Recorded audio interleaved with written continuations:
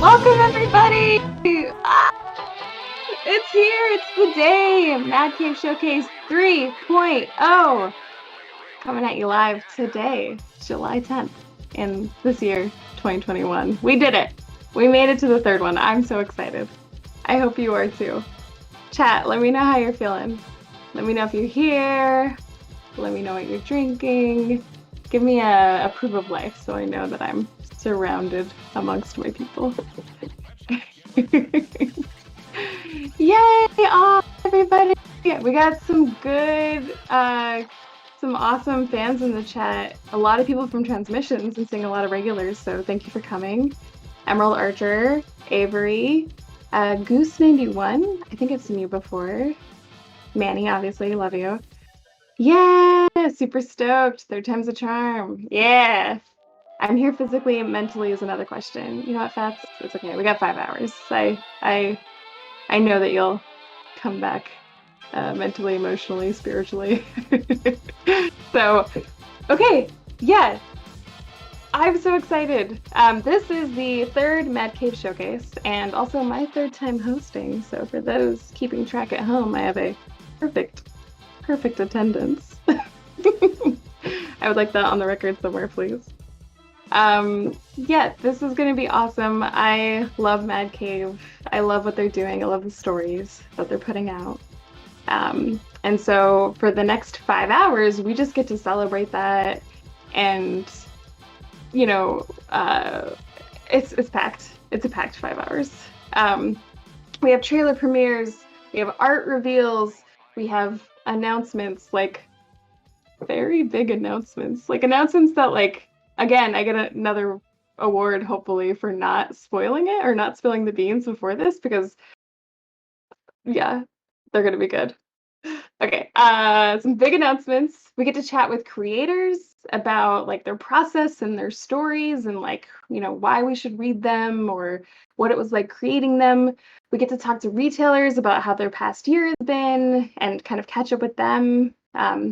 Any tips that they have or any things that we can do to make their lives easier. That's going to be really fun. We have 6 giveaways, like really awesome giveaways, 6 of them kind of sprinkled throughout the 5 hours.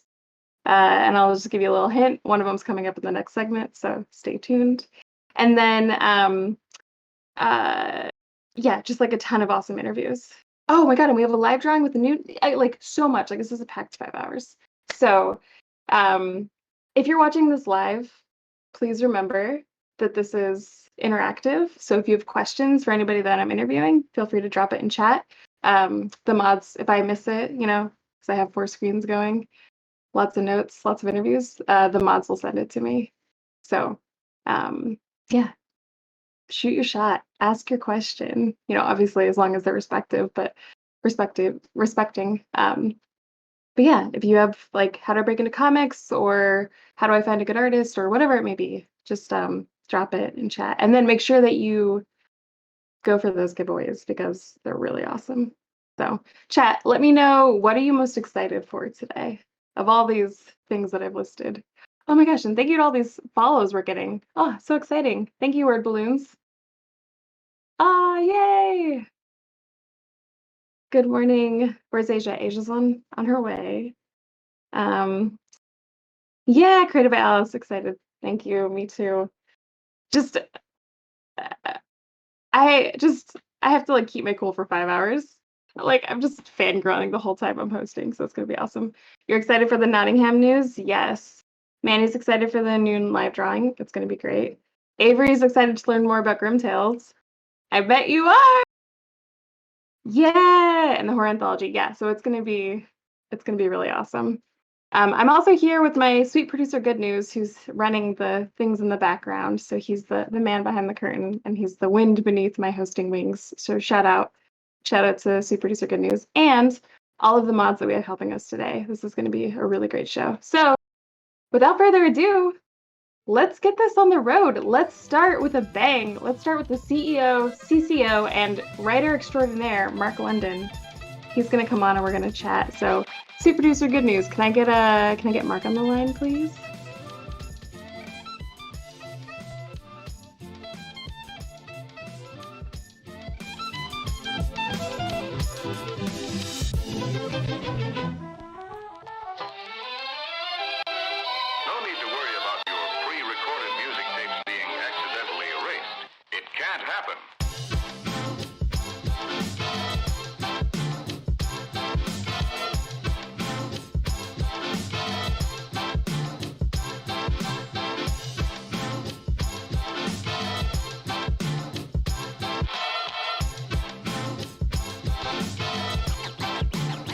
Get scratching.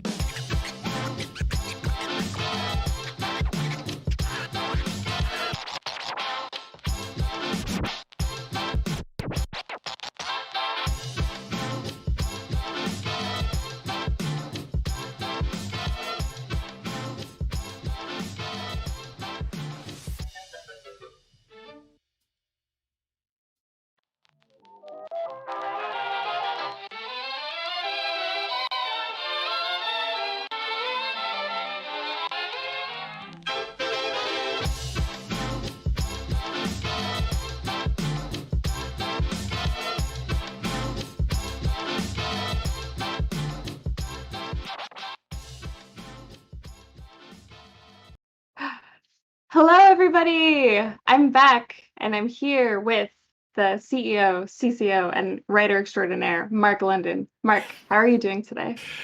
Good, Jess. How about you? I'm so good. I've been so excited for this for like 6 months, so it feels good to have it here. I know. It's that time of the year. So, I mean, I'm also super excited for it. Good. What are you most excited about for today, of all the things that we're doing? Well, always is fun to see how much more we're doing at Mad Cave.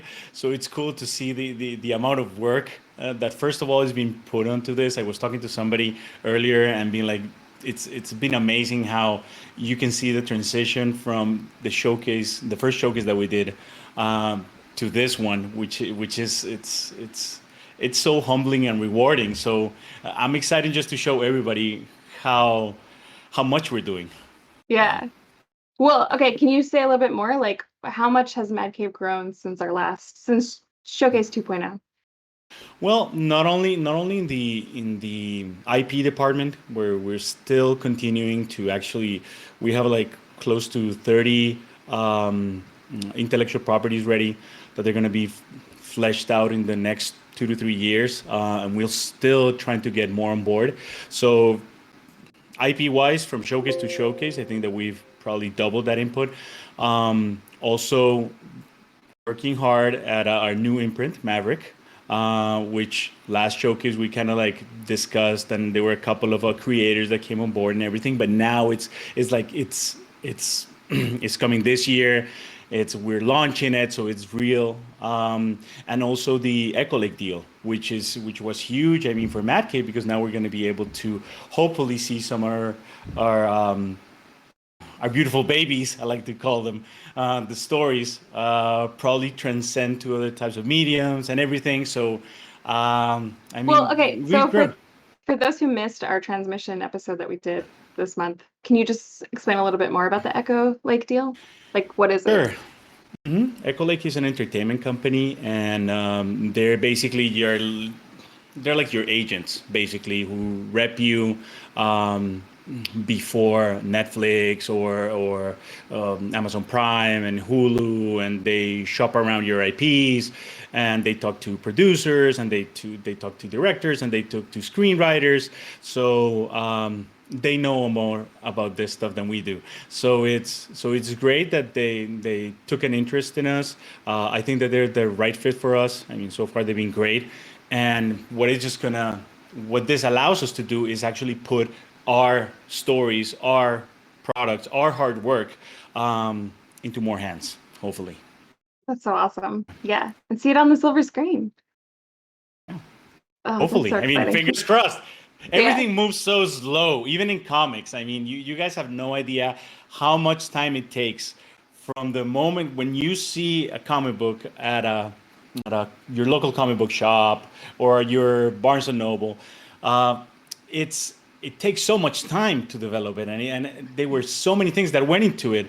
Same thing, I mean, for Hollywood, I guess. So silver screen, I don't know. I mean, but at least we're in the wrong way. No. This is a hopeful show, Mark. You're gonna see your stories or Man Cave stories on the silver screen. We're speaking truth to power. We're manifesting it.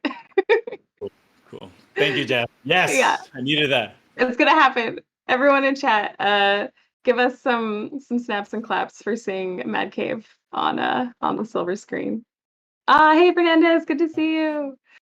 Okay, so this is something I like asking guests on the transmission show, but what do you think that Mad Cave is doing differently than other publishers? Well, aside from the fact that we're working with the best talent out there and that we're producing fun, entertaining, engaging stories, I would say that the fact that Mad Cave is also want to be very, very close to its fans and want to be very close to the community, especially with our echoes from the cave or our transmissions from the cave.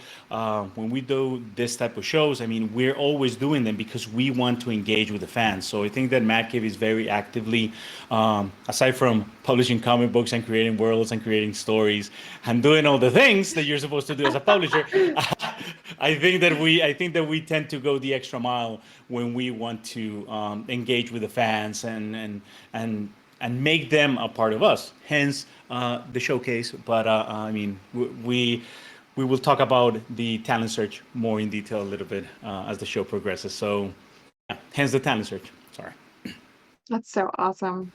Yeah, I agree. Okay, and so switching roles a little bit. So you also write, obviously, and Wolvenheart Volume 2 is coming out soon, correct? Correct. Mm-hmm. Yeah, and We've been. so I think we actually have a trailer premiere for that. So, sweet producer, good news. Do you mind playing the Wolvenheart trailer?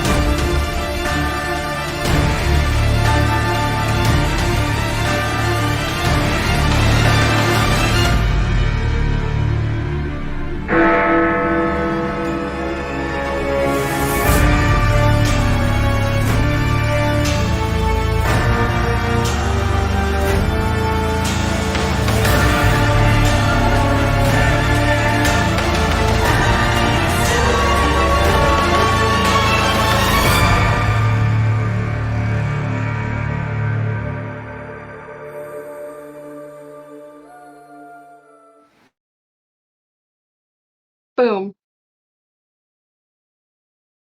How was that? You like Did you it? get? Did you like Yeah. it? Yes. Are you kidding me? Yes, it was so cool. How did you like it? I loved it, but actually, it was the first time that I'm seeing this. I mean, they actually kept me in the dark. I mean, you see, that's the production team, so I knew that they were working on it. I know that they were working with Nicolas and also Allison and Chris. I mean, that they were working their magic, but I mean, I hadn't seen it. I mean, I even got goosebumps and everything. So Oh, it's cool. So, that's awesome. Oh man, I thought for sure that you would have like snuck into the showcase drive and like watched it ahead of time. So congratulations to you for thank you. not. You know what? Sometimes I also like to.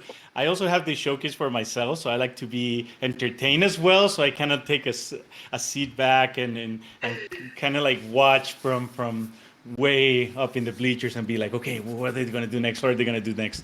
That's a good sign. So That's a good sign that you're yeah, also fanboying for your own company. of course. Yeah, you got to do it. Okay, You got to do. So now that Wolvenheart's heading into its second volume, which is available for pre-order, by the way. Yeah, thanks, Manny. Manny just dropped the link. What can readers expect from this new volume? Like every new volume that we release, I mean, we're upping up the stakes. We are going to have very cool new characters that we're going to introduce in this story, where at the end of the day, it's a time traveling story.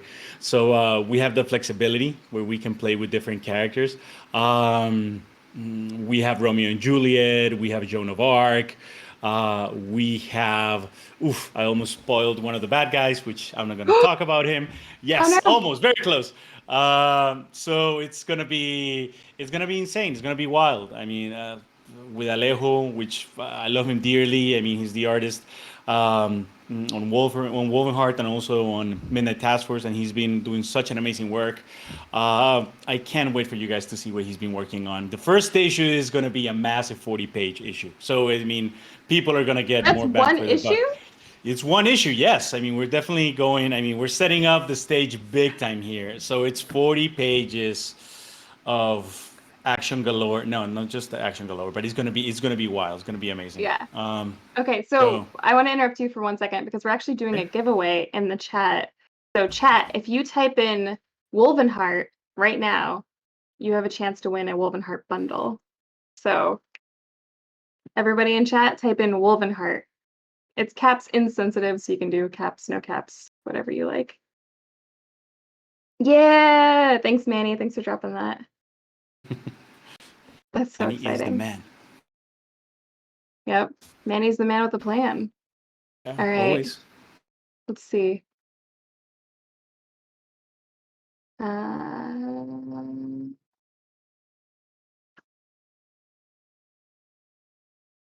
Let me see. Is it working?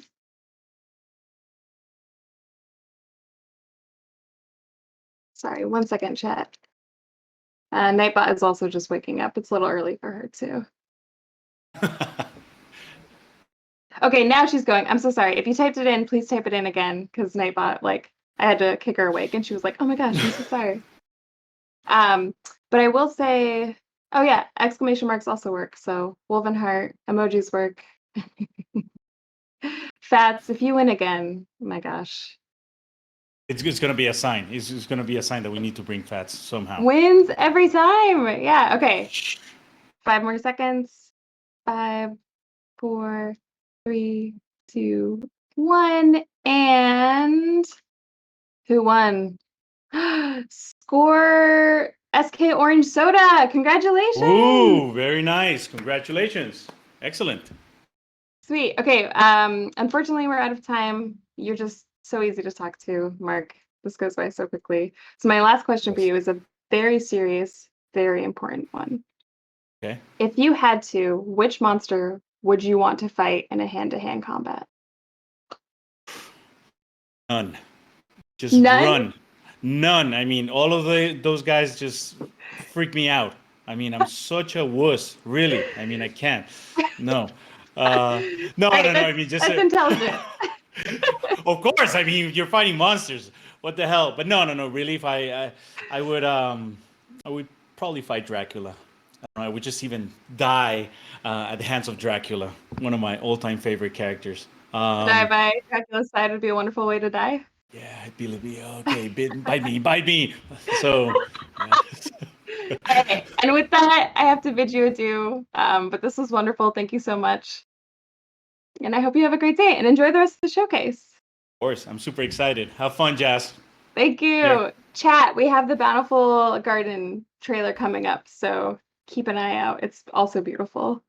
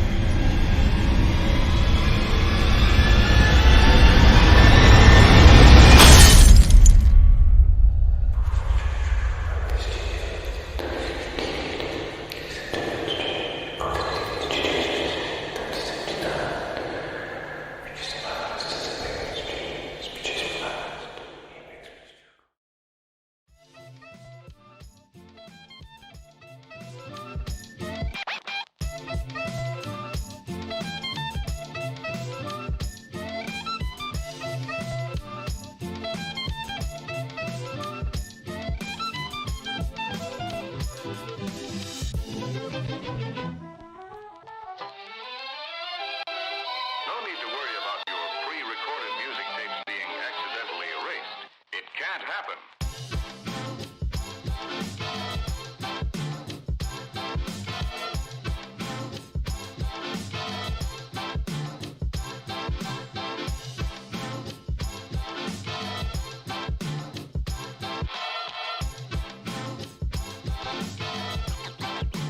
Let's get scratching.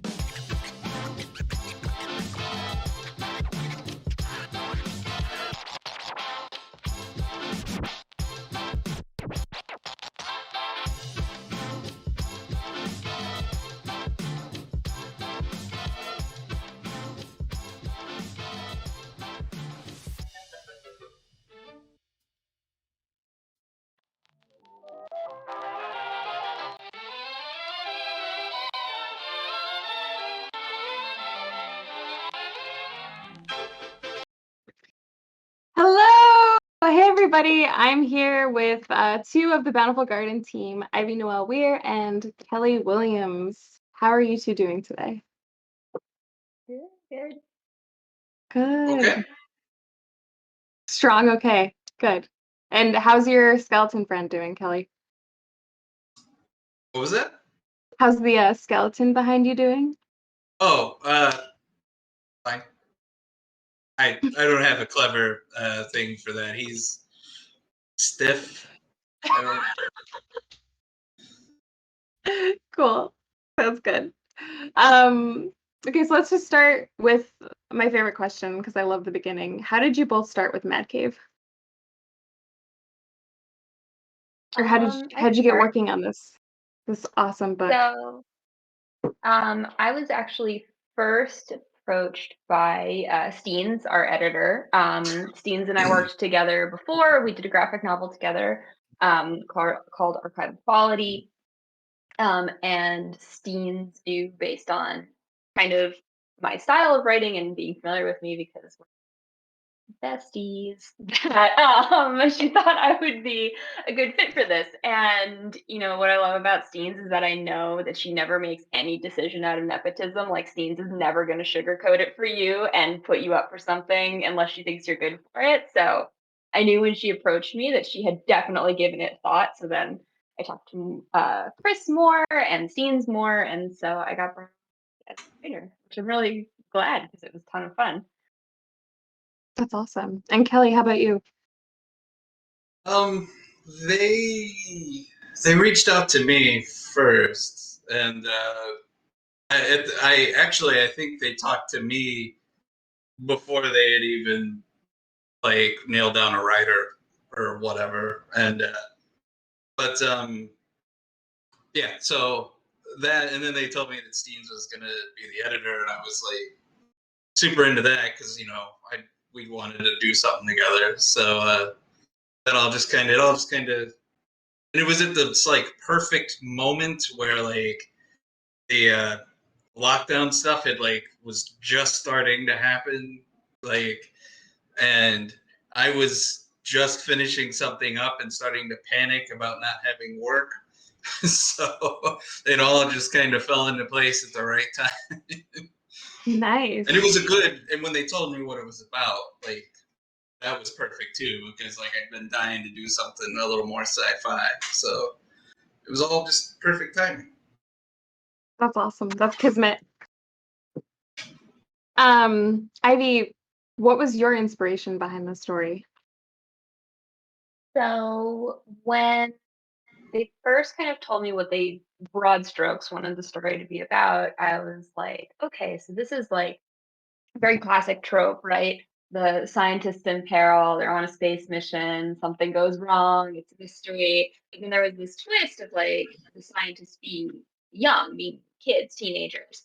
And so really like what I wanted to dive into with it, and something that really fascinates me as a writer is that trope and those stories that kind of persist, and those same things that we mine for sci-fi.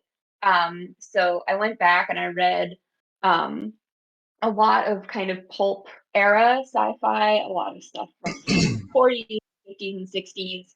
Um, the biggest probably inspiration, and you can see it kind of in the homage of the way I worked on describing the planet to Kelly, and Giorgio is The Long Rain by Ray Bradbury, which is about kind of a science research mission gone wrong on a planet that it's always raining, and how that can affect your psyche. So it was definitely like a love letter to a lot of the old school sci-fi tropes, and then being able to work with Kelly and being Giorgio and Justin and Steens, we were able to kind of update those tropes and make it something unique. So it was a really cool opportunity to sort of pay homage to the things that have always inspired me. The sci-fi stories, Bradbury Ellison, Yeah.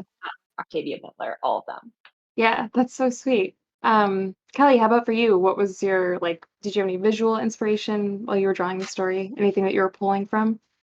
Well, sure, because this is so well, the tropes and everything. Like, I mean, it's all there's just a long history of anything to like pull from. But I've noticed a lot that like a lot of sci-fi stuff, like when you get into the I guess the mechanics and the spaceships and all that kind of stuff, like it seems like a lot of stuff tends to go real sleek and clean, nowadays, and which is cool. But I've always, preferred the more junky, kind of just blocky, like industrial idea of it, especially for something like this. And obviously, it made me. One of the big things I pulled from, like in the beginning, was like Alien and Aliens, because I mean, it's like miners in space, and like it's dirty, like it's not all clean, and like the Yeah. ships are they have a purpose. They're not just these like cool looking things to transport people. Like, I mean, they use every aspect of these ships to do stuff. So I wanted to try to keep it as like kind of junky as possible while still giving it its own. Like, I didn't want it to look like I was just drawing ships from Alien, and like Yeah. so I tried to mix the idea of like sleek and junky, like in the different types of like vehicles and stuff, and like so in that respect, like there was a lot of pulling from Alien and Star Wars, because you have like Star Wars has A lot of junk. junk, but it also has a lot of like sleek, like good looking stuff. So Yeah. but those work real well for that. Those were probably the two main visual things I pulled from in the beginning. What was that conversation like with the colorist when you were like, I'm going for something that's a little bit more like junky, organic? Because there's a lot of like plant life and a lot of dirt, I feel like, in the spaceship. So what was that conversation like? I don't remember.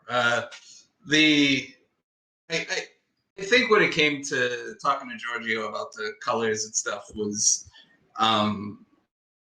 I do ink wash and stuff on my pages, so like I feel like that alone kind of sets the tone for like this is dirty, Okay. like it's not real. Like there's not a whole lot of direction you have to give in that sense. Like Giorgio did real good at like picking up on everything, and it was great because he didn't need much time to figure out like what worked with the way I was drawing and stuff, which That's awesome. That's isn't kind of a good team. always. It's not always the case. Sometimes, like, you can have the best colorist in the world, but if you just don't gel together, you just don't gel together. It's nobody's fault. It's just the styles are too different or whatever. But he got it. He got the idea of keeping it simple, and the idea of like I think the idea like letting the ink wash kind of do the majority of the work in terms of making it dirty. Texture. Yeah, one thing I was struck by while I was reading was that like everyone's like the lettering is just flows so well with the art, obviously, and the scripts, and just like you all worked really, really well together. And so I'm wondering, like, did Steens get you all together on a call, or do you think this is just like the magic of a great editor getting everybody to flow well? Like, why I'd say did it work so well?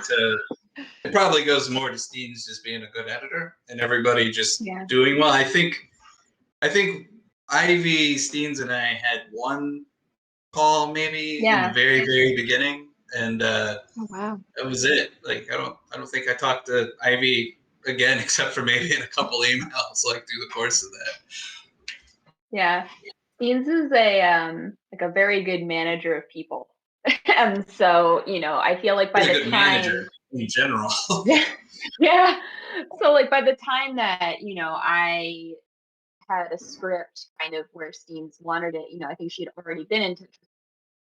She was talking to everybody, kind of rolling, and then, I see things, and we were all seeing each other's work. It didn't require a lot of us like actually sitting down and like hashing it out face to face, because by the time that everybody got what they needed, Steens had already really polished things. The communication was like great. It was an incredible experience for me as a writer. It made it very easy. That's awesome. Shout out to Steens. Chat, let's get some claps and snaps for Steens and going in the chat. President of comics. Yeah, President King, Pope. Okay, so go ahead, Kelly. Well, I was just gonna say, I think during the course of it too, like there were certain there were little moments where like where I got the script and started laying pages out and stuff, and like might think about doing something a little differently or something, and just like little things, pacing, whatever, and like I think those were really the only times that there was any form of real communication, like, and it usually just kind of went through Steens for the most part.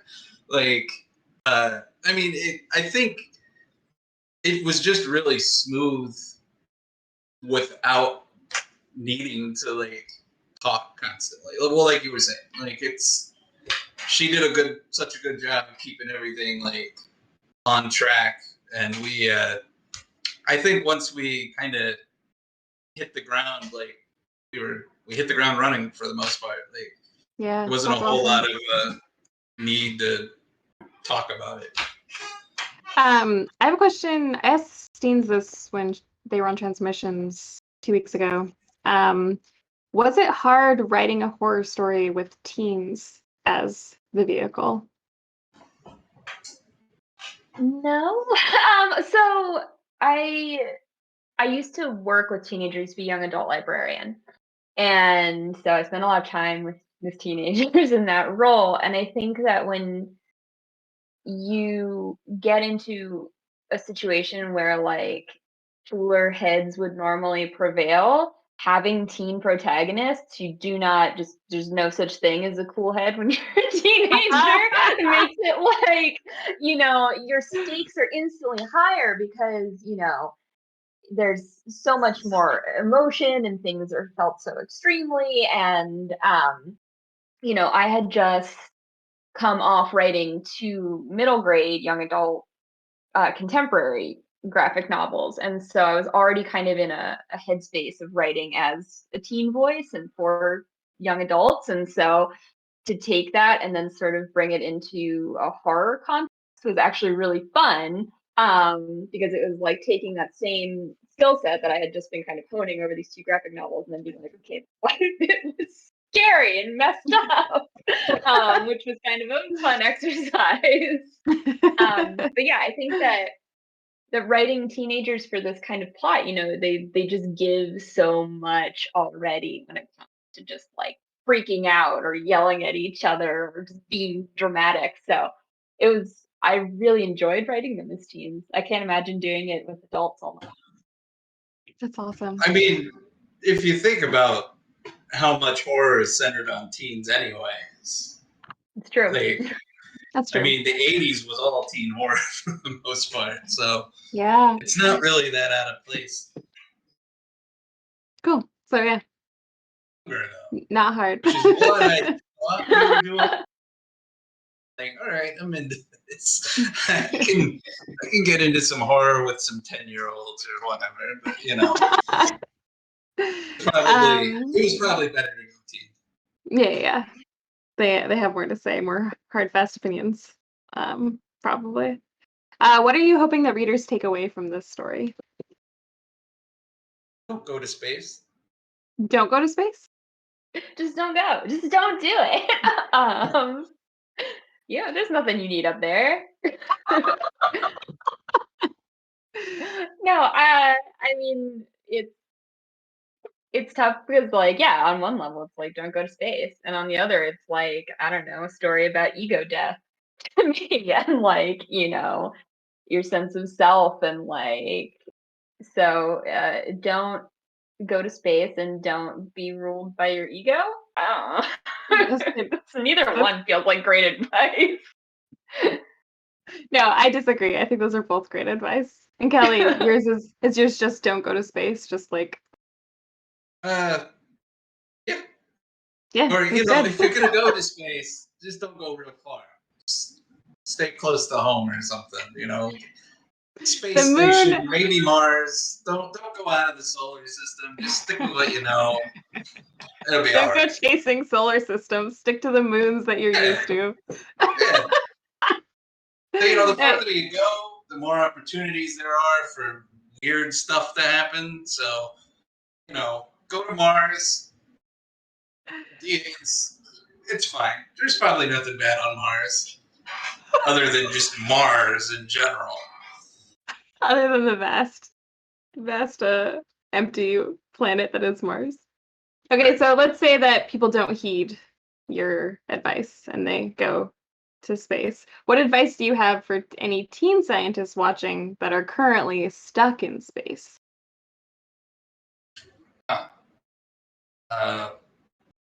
Why did you go to space? You messed up already. This is on you. My advice is you should have listened to me in the first place, and then you wouldn't be in this situation. Oh man. Don't follow any disembodied voices that you hear while in space. Stop touching stuff.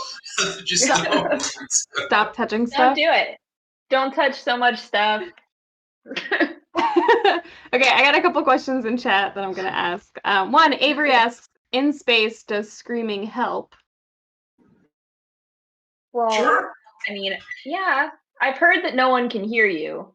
So I don't, that seems to be a popular opinion. Literally in space, though. Yeah. You mean if you're in a situation where the vacuum of space is not taking away the sound, then maybe. Would it help? Okay. There you go, Avery. Maybe it's cathartic. I mean, you might feel better. Yeah. Okay. Jed35 asks, did you all collaborate and pitch to Mad Cave, or did they approach one or both of you to work? They approached us. Yeah.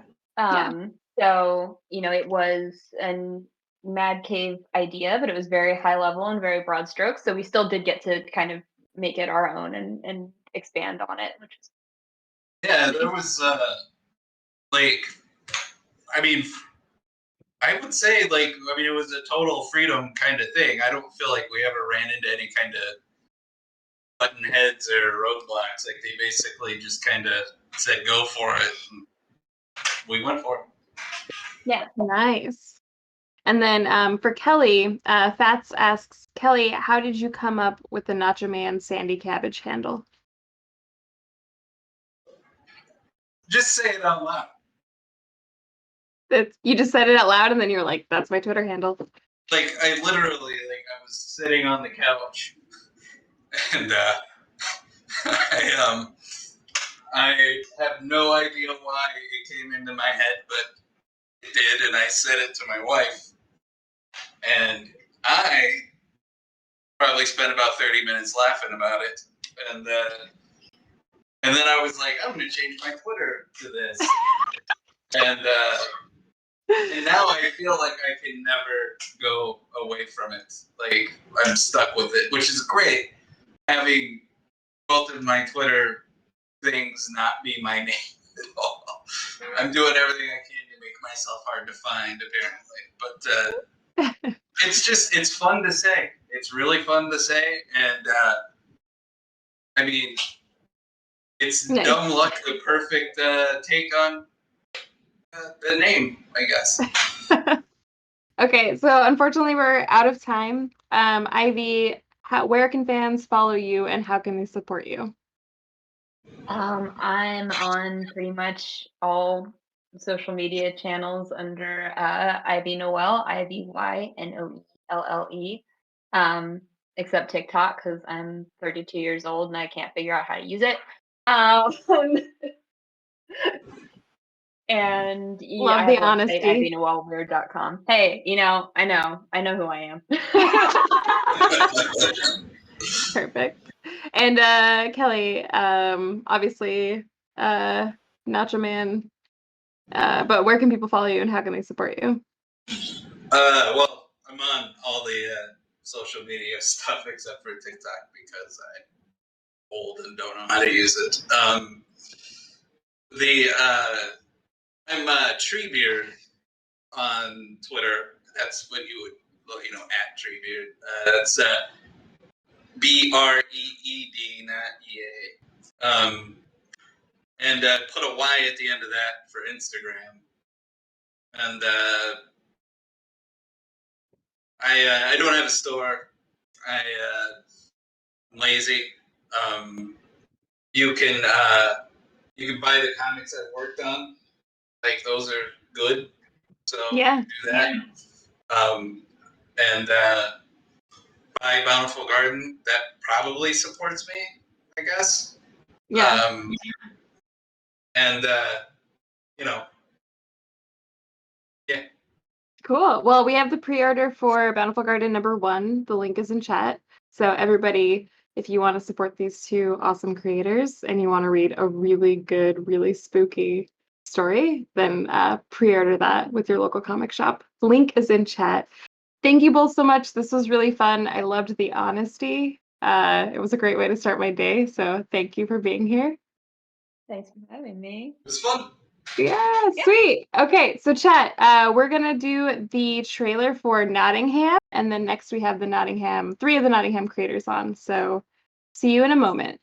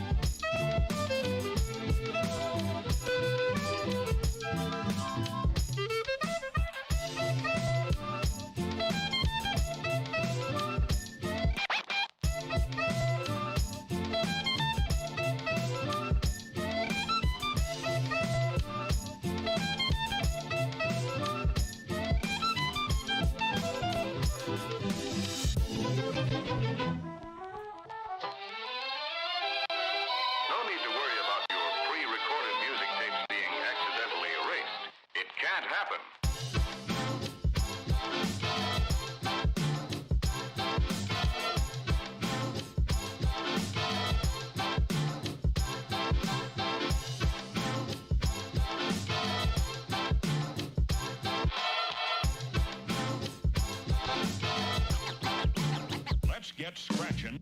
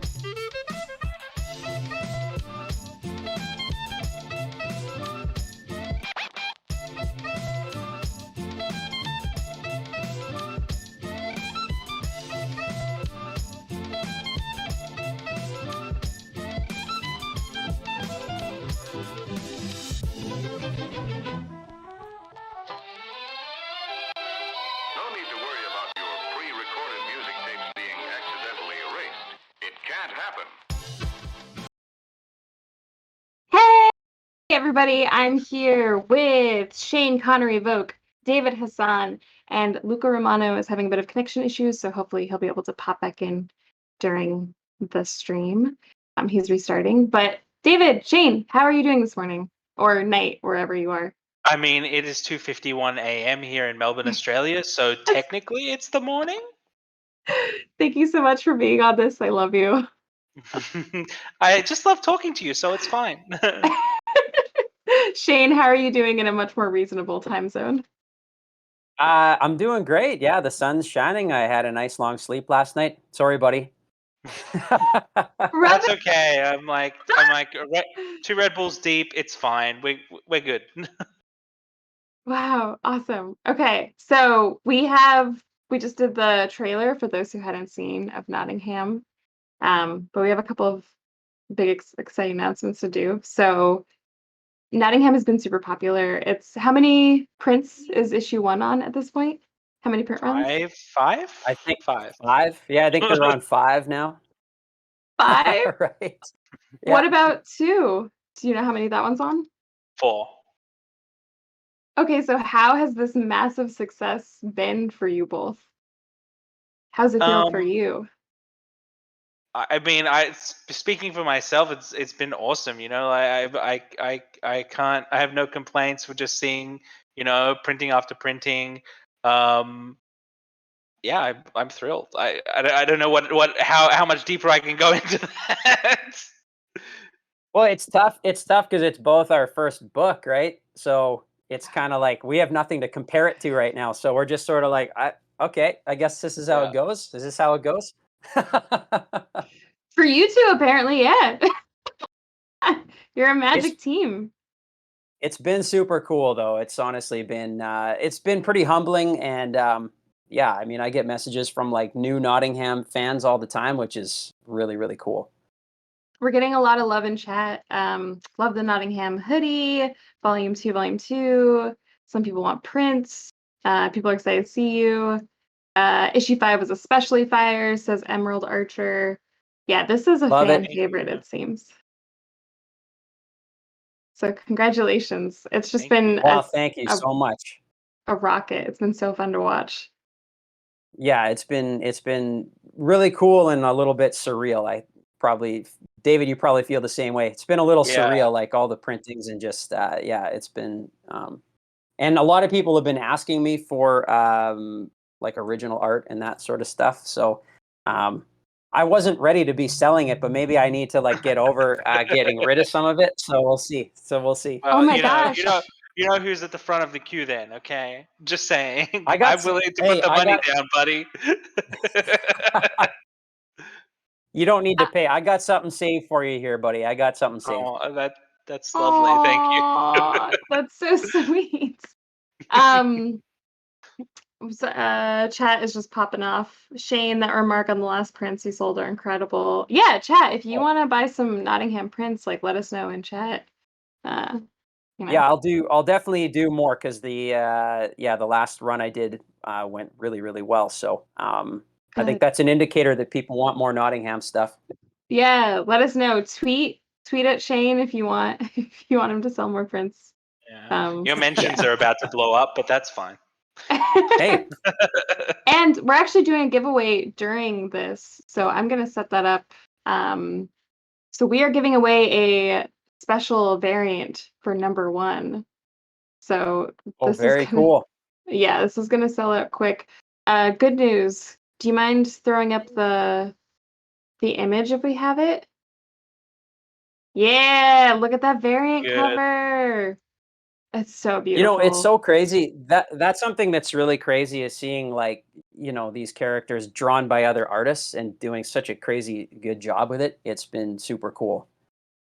That's awesome. Let's keep it easy. Let's do Nottingham. No, actually, let's do no, we're gonna do Nottingham. I'm gonna keep it easy. Did you have a crazy idea in mind? Yeah, but yeah. Okay, so chat, type Nottingham in chat if you would like a chance to win this showcase variant of number 1. This beautiful variant.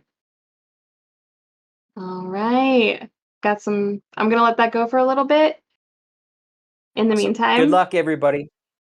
We have an exciting announcement. Some people may already know. I've been seeing some chat in the chat. Can I get a drum roll from chat, actually? David, do you want to tell us I get to do it. Yeah, take it away, buddy. You're up at 3 a.m. You get to make the announcement. Shane and I are hard at work on Volume 2 of Nottingham. Yes. Yeah. Volume 2 of Nottingham! Yes! Sorry, I'm just cheering because chat is going off. Yeah, I'm literally drawing it right now. Could you show us a sneak peek? Could you show us a corner? Here, look. Here's a corner of something. Look, you can't see it. That's it. That's it. I think there's an. Here, I'll give you a sneak peek of this because this is not really anything, but it's just a sneak peek of like Robin Hood doing cool stuff. That's so beautiful. That may or may not be something. It may or may not be something. That's what I'll say. Okay.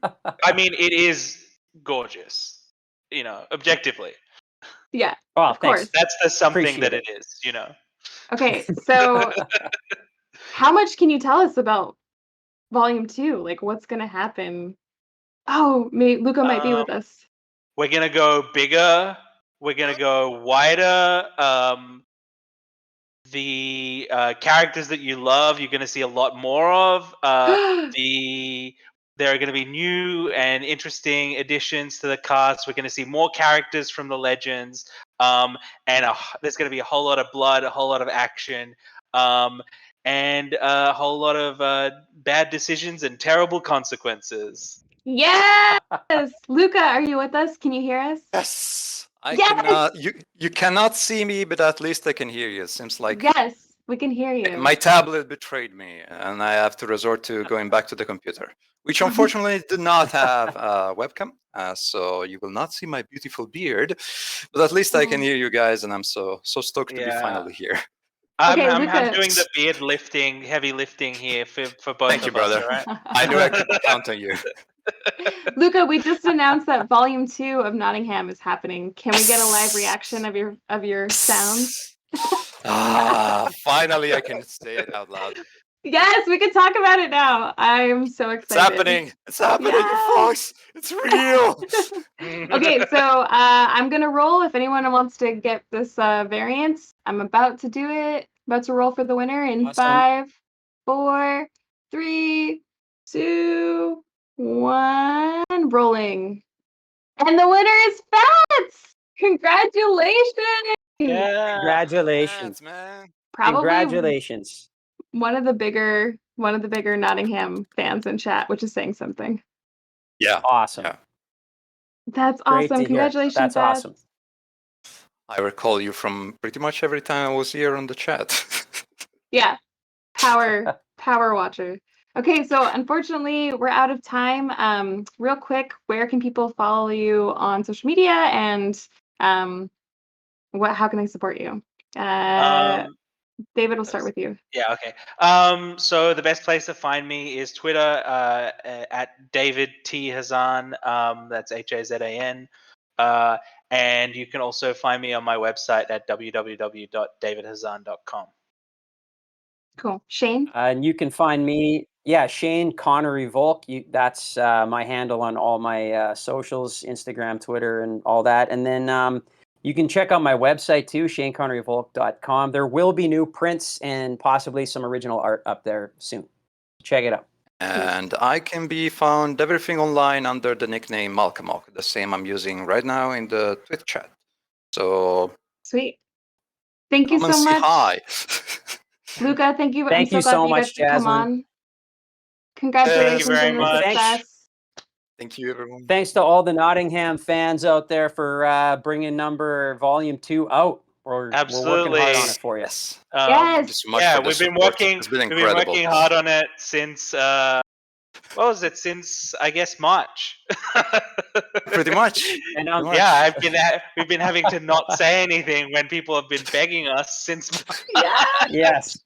And now we can talk about it. So everybody go tweet how excited you are. And have a great day, guys. Thank you so much. Thank you. Bye See ya. bye. Bye bye. Cheers, guys. Next up, we're going to See ya. have the Needle and Thread trailer, and then I'll be right back with the Maverick Writers panel. So stay tuned. Yo, this is your boy, Hiroki, coming at you live from Green Lake High. At the top of the food chain, we got Azuri. She has the dopest clothes, the coolest friends. She's even the head cheerleader. I mean, this girl's got it all. Then there's my guy Noah. He's definitely not at the top of the food chain, but he's my best friend. He likes to do weird stuff like watch old monster movies, read comics. My man even sews his own clothes. Crazy, right? He's got this dream of working in film, making costumes. I don't know. Could be kinda cool. But his parents don't seem to dig it. I know he's applying for Stonewell anyway. Hope he gets in. I just don't want to see my boy sad, you know? Like, it's senior year. It's supposed to be the best year of our lives. Anyway, I gotta get to class. Hiroki out?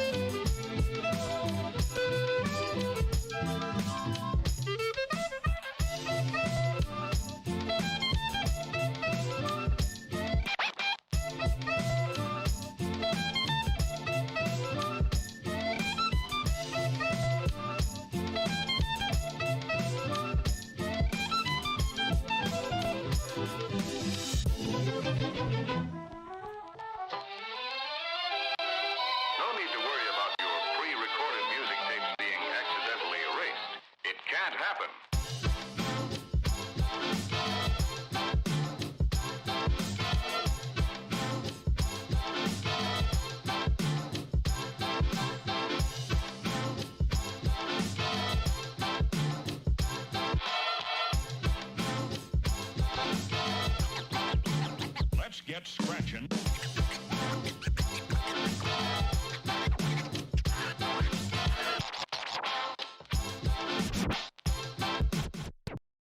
Welcome back, everybody. I am here with the Maverick Writers panel. I'm here with Jay Sandlin, Rachael Smith, and David Pinckney. Did I get that right? Pinckney. I'll answer to all of them. That's fine. Sorry about that. Thank you so much. You're good. Thank you for being here, everybody. How are y'all doing today? Doing pretty good. Yeah, Very well. I'm delighted to be here. I'm excited to have you. And Jay, how about you? I'm wonderful. I'm hanging out with my my soccer buddies, and well, it's soccer over here. So if you're in Europe, it's football. Yeah, Football. football. Yeah, Football. that's exciting. Okay, so so you're all writing graphic novels for the new Mad Cave imprint, Maverick. Can you tell me what it was like to work for a new imprint that hadn't been announced yet? Yeah. You know, it was kind of exciting, honestly. There's this, you know, since it's a new imprint, there was kind of no like preconceived notions. We kind of got to like build something new, and especially for, you know, targeting, younger audiences. A little bit nerve-wracking since we're kind of like pioneering that, but you know, it was definitely a lot of fun. And Rachael, how about you? Yeah, definitely exciting to. It felt a little bit like paving the way for more stuff, I suppose. And I always love writing YA stuff. It's my favorite. So.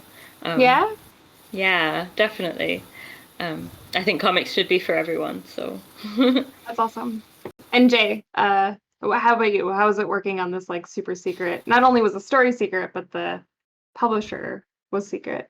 Exactly. Rachael said it very well, that comics are for everyone. There should be no gatekeeping in comics. There should be no must be this geeky to ride. And when it comes to YA, I had not written YA before. I don't really even know why they wanted me to do it. But what I know about YA is that it's not a rating. It's not we're intending this for an age of audience. YA is a point of view. And through these pages, you'll find lots of point of views.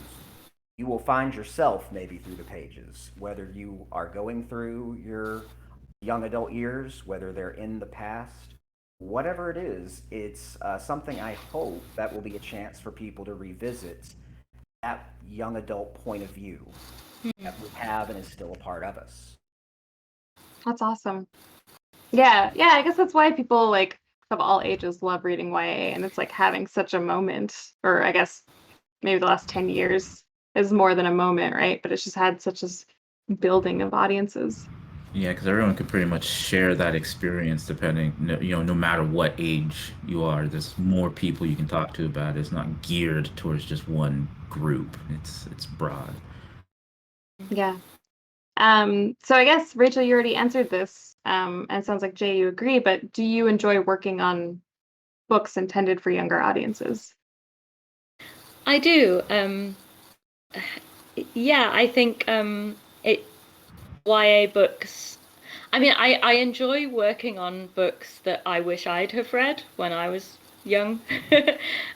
So my book, Good Game, Well Played, is a book that I wish I'd have read when I was, a young person, because it kind of talks a lot about the value of friendship and it talks about like change, and I think kids go through a lot of change in their lives, whether it's their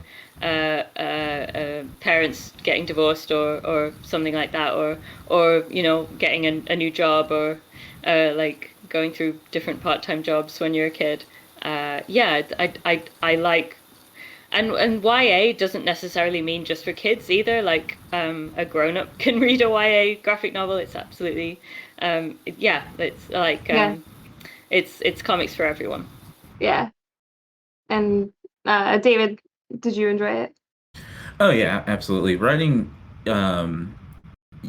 writing for like the YA, I guess genre, um, is a lot of fun because, and it's a lot of there's a bit of a challenge there too, right? Because you want to make sure that it's not so targeted that only one age group likes it. You want the whole Mm. span, to like it. So whether it's the theme or the jokes or the characters, what have you, they all kind of have to resonate through all the age groups, right? Um, and for me as a writer, that's a fun challenge to make sure that like as you're writing a piece, especially like in Needle and Thread, when we're dealing a lot with you know self-reflection and being who you want to be, you can kind of find yourself into heavier themes that resonate naturally with adults, but then also finding it in a space that it resonates with a younger audience as well, and kind of hitting that sweet spot. um I haven't done too many young adult. I think at the time that I was asked to do it, I had only just done like one young Oh, adult wow. piece. And so kind of like Jay, I was just like, I don't know why you're asking me, but yes, I'll try this out. And it was a fun challenge, and I'd do it again. It was definitely a lot of fun. That's awesome. Changing gears, Jay, you'd brought up soccer. So your book, World Class, do you just want to give us like a short, Yeah, a couple, get ready. Well, what is get it ready. about? February 2022 is the release for World Class. And this is a book that, in a lot of ways, is opposite of my experience as a young adult and middle school and high school. Because I was always the one picked last for sports. I was, Mm, I was the one told to stand on the sides. You're not any good at this. Go read your me Star too. Wars books under the tree. Yeah. Yeah, I But mean, also, same. that being said, I got to present a wonderful protagonist named Adrian Molina, and Sanchez came up, I think, with his nickname, the Colombian Cannon. He is Mm, a huge prospect and heavily recruited by an elite London prep school to come and play and make their team great for this European tournament. So there's going to be a sports aspect, there's going to be competitions, there's going to be tournaments. But I think the real story is going that will, as David said, resonate is Adrian's battle with his anxieties and mm, his inferiority complex, his imposter syndrome. Do I belong out there? Am I supposed yeah. to be there? So you said you didn't grow up with like a lot of team sports. Did you have to do a lot of research on like soccer to write the scripts? And same question for you both. Like David, I don't know if you do a lot of cosplay, but if you don't, did you have to do a lot of research into cosplay?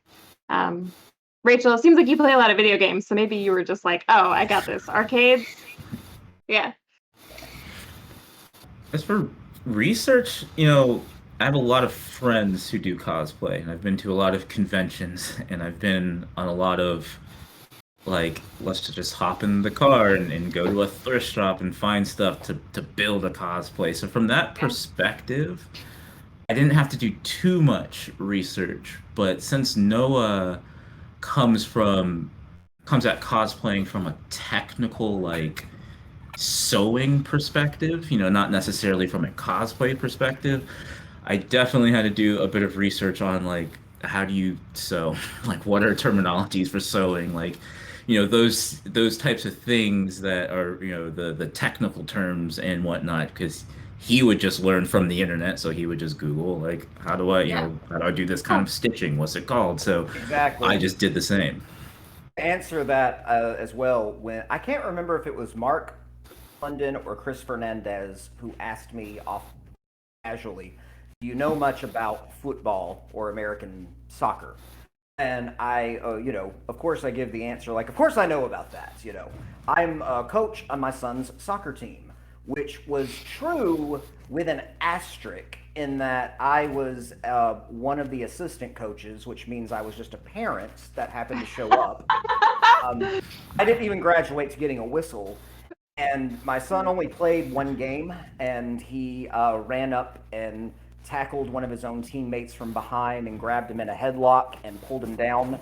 And that was that was the last game. It's a different kind of football. Made a mutual parting of the ways after that with the team for creative differences. I think my son was more geared towards my other Mad Cave book, Over the Ropes, the wrestling stuff. Yeah. That makes sense. He went for the reverse chin lock with a cross-faced chicken wing underhook, which I'm very proud he learned that.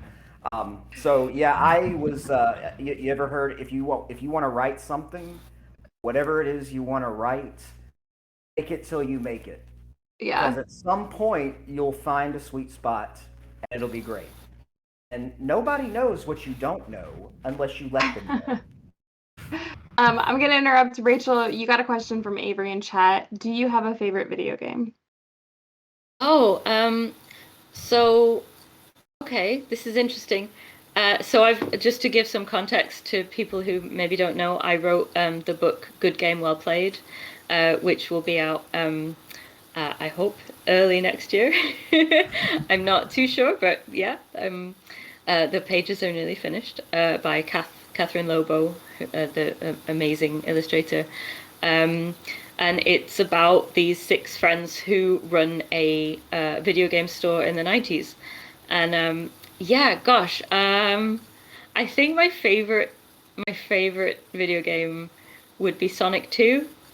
I have a lot of memories of just being so happy playing that game as a little girl. Yeah. I remember, there was one night my dad told me that I could stay up as long as I wanted, and I was so happy because I was on a level that I'd not got to before, and I think he recognized my excitement, and he was just like, you know what, just stay up. It's fine. It's a Friday. You can get it whenever you want. And I just remember feeling like, oh my goodness, this is amazing. Like, so, probably Sonic 2. Obviously, there have been many, many better made games since then, but those are my favorite memories of playing Sonic 2. Avery asks, the one with Tails? Was that when Tails was introduced? That was Sonic 3, I think. So it was with Tails. Yeah. Pre-Tails.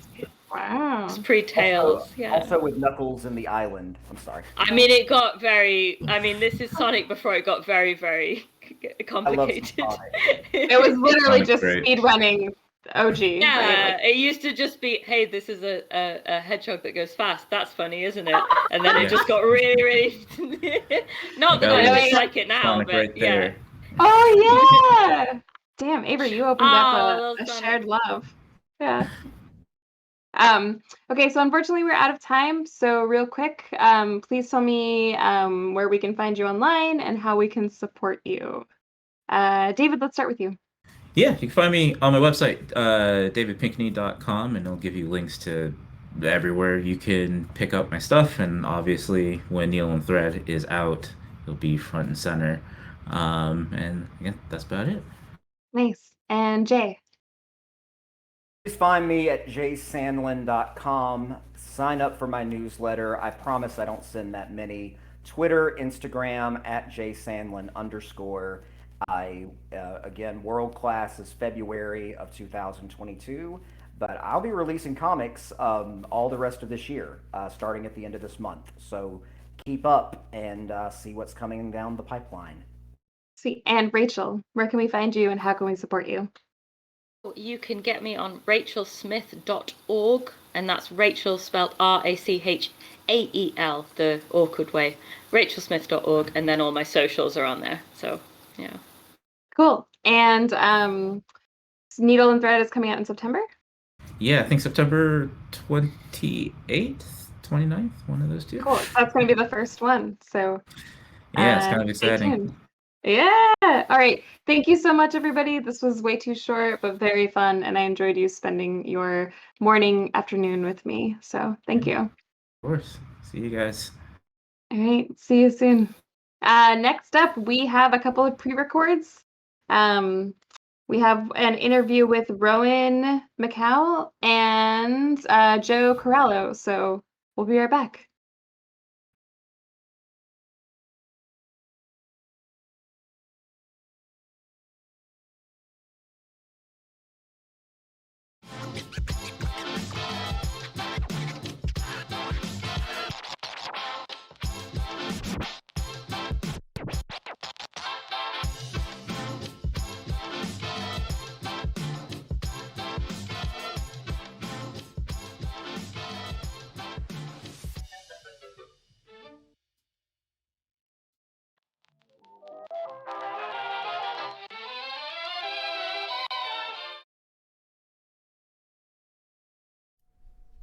Hi, I hope you're still having fun. I'm here with Rowan Maccoll, the artist of Nightmare in Savannah, which is a beautiful, spooky, incredible book that's coming out this fall. It's coming out from Maverick, which is the YA imprint from Mad Cave Studios. So if you've never heard of it, Nightmare in Savannah is Alexa moves to Savannah to get away from her past. Too bad her past is a Google search away, and her parents' criminal acts quickly make her an outcast. Good thing Faye, Chloe, and Sky aren't high on the social ladder and give Alexa a group to feel comfortable in. But after a long night of debauchery, they transform into the town's worst nightmare. So we're here with the artist, Rowan Maccoll. I'm going to bring her on. And boom. Hi. Say hi to the future, Rowan. Hello, people for the future. Hello, people for the future. I like your like future welcoming voice. It's so hopeful and high, and you're like, ah. Perhaps a little too hopeful. No, it's good. It's good. Thank you so much for doing this pre-record. I'm really excited that you could be a part of the showcase. Super excited to talk to you today. Yeah, thank you for bringing me along. It's great. Okay, so always happy to talk about this. Yeah. Okay, so Nightmare in Savannah, incredible. Yep. I'm super excited. Love your art. We have 10 questions to get through, so let's see if we can do it. Okay. All right. Okay. First question: what are you reading currently? Jingo by Terry Pratchett. Part of the Night Watch series, but really, you can never really go wrong with Terry Pratchett. Yeah, for real. Nice. Yeah. Okay. I'm taking notes on everyone's answers, so I'll watch this back and write it down. You will all be tested. What can people expect from Nightmare in Savannah? You can expect a dark fantasy horror story about a couple of high school kids realizing who they are and why they are, and not taking it the best way possible. Oh my gosh. It's all the things I love. Yeah. And again, I cannot stress this enough. Beautiful artwork. Beautiful. Thank you. Can you describe yourself in 3 words? Quiet. Creative, sure, why not? Intense. Woo! Yes. Quiet, creative, and intense. Those are great ways to describe yourself. I've been told that, sometimes not always kindly, but I'm willing to take it. No, I think that's a compliment. I love intense people. What is a hidden talent that you have? Probably baking. I really like baking. I also really like making my own recipes. That's really fun. Oh, wow. Yeah, like I took this class a while ago all about doing that, and I made this basically. Sorry to get off topic, but I'll be quick. It's a chocolate. It's like a coffee pudding pie with this Irish cream whipped cream on top. That's really fun, really nice. That sounds incredible. Yeah, it was really fun. It's probably like I think of going into it as like I don't like pie. It's not gonna be good, and it turned to be the best thing I made in that class because of course it is.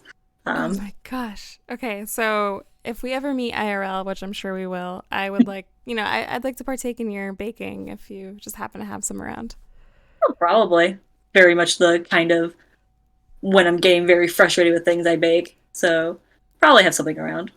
Okay. I'm excited. What's one thing that completely changed your life? I guess an easy answer for that is going to art school. I went to RISD, Rhode Island School of Design, and not only for like the obvious like career art, I also met my real first group of friends there. Like, I grew up not really having much friends, and so actually having this group that I could very confidently say I cared about and they cared about me was a very fulfilling thing for me. And I still talk to them. We have a group chat. That's awesome. Yeah, we play D&D on every Sunday. Oh Yes. my god. The friends that play D&D together stay together. The friends that campaign together stay together. If we can all meet at the same time, it's great. It works out. So impressive. Can you tell me a couple of your favorite songs or things that you're listening to right now? I guess like some like easy answers is Mountain Ghosts in general. Cry for Judas is a pretty solid one I really love. And Orville Peck is one I also love every song from. I guess one No Glory in the West. That's one I really like. Yeah, that's a good one. Those are good choices. Yeah.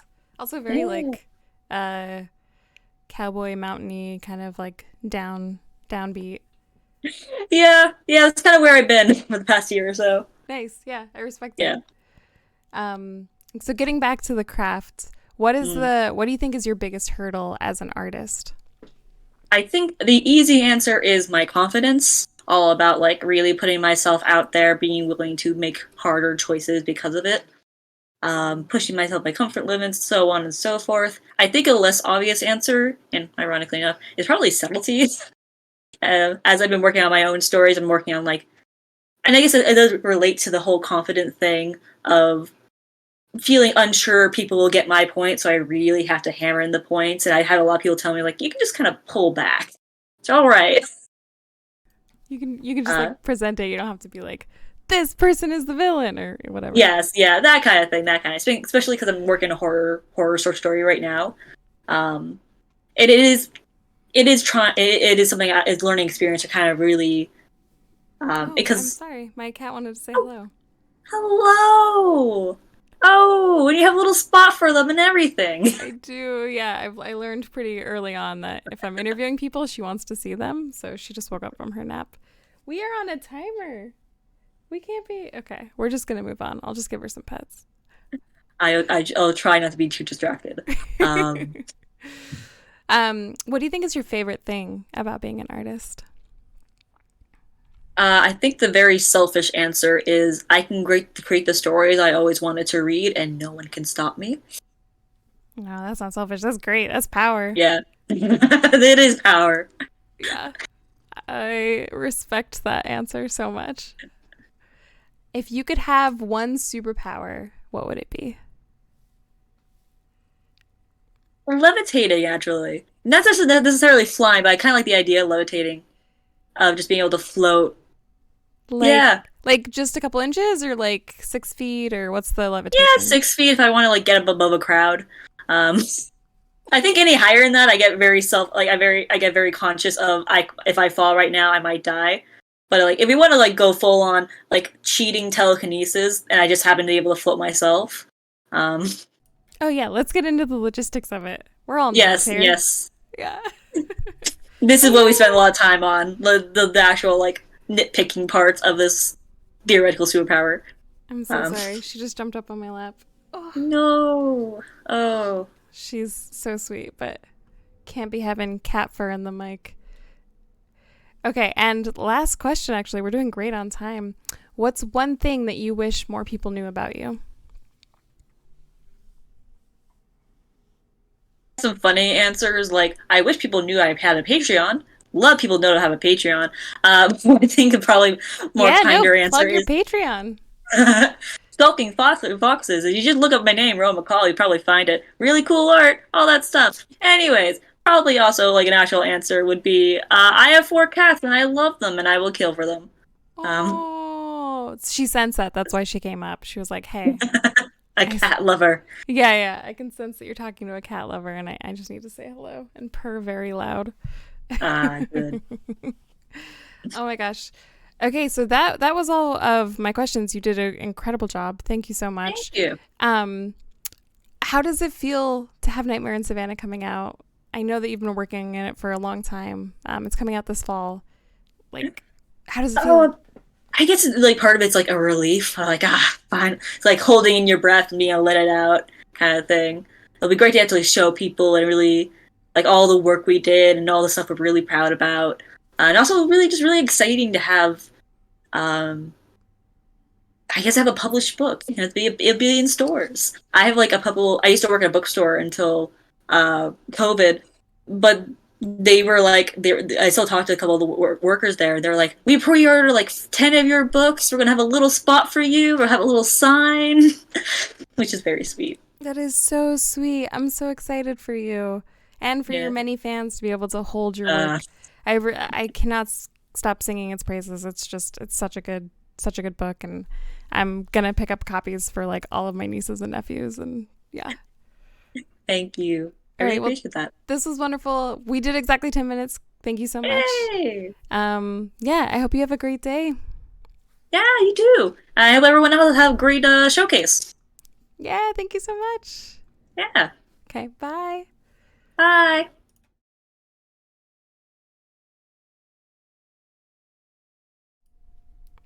Hi, welcome everybody. I hope you are enjoying the showcase so far.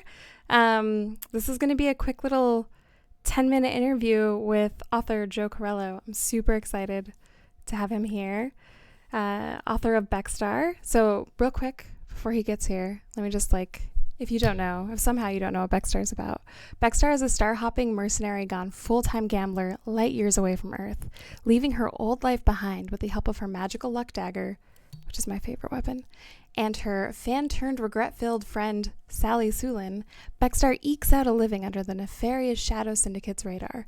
But when a mysterious girl appears with grim news and an urgent quest where the fate of the universe hangs in the balance, Beckstar has no choice but to join. And regret it immediately. So let's get Joe in here. Quick couple of questions.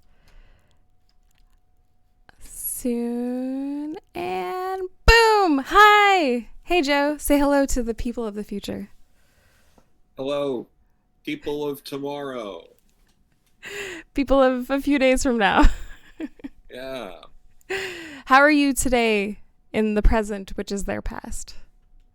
It's fine. It's hot. I presume it will likely be hot in a few days from now, as we are in the summer seasons in this part of the world. Yes. Well, it's cold here, so who knows? Who does know? Weatherman. Okay, so we have 10 questions to get through. We have less than 10 minutes, so I'm going to speed us along. Joe, what are you currently reading? Silver Coin, Ultra Mega, Robin, Beta Ray Bill, Nottingham, By the Horn. Nice. So a lot. That's enough. Yeah. That's a lot. Yeah.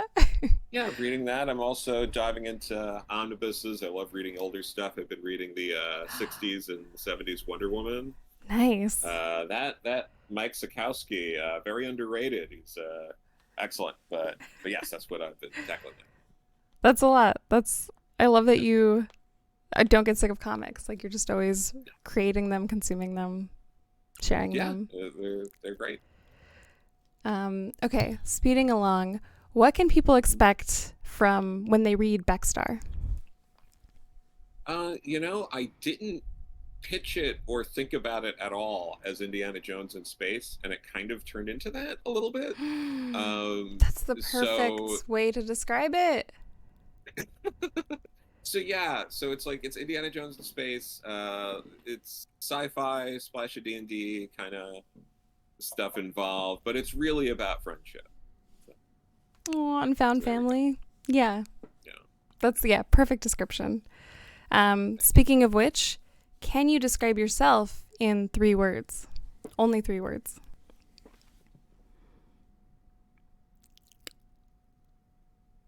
Writer and editor.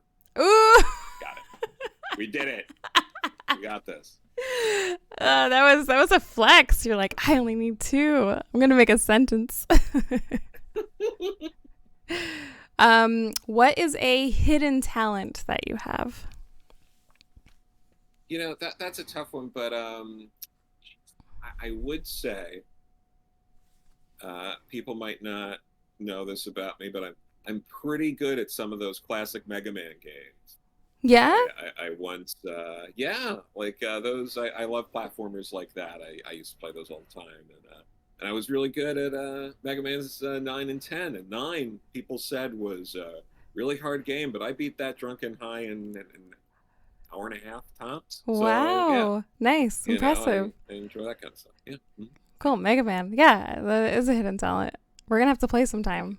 Maybe at NYCC. Well, we could try. What are some of your favorite songs?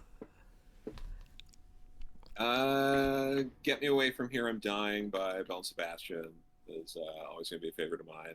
Debaser by the Pixies.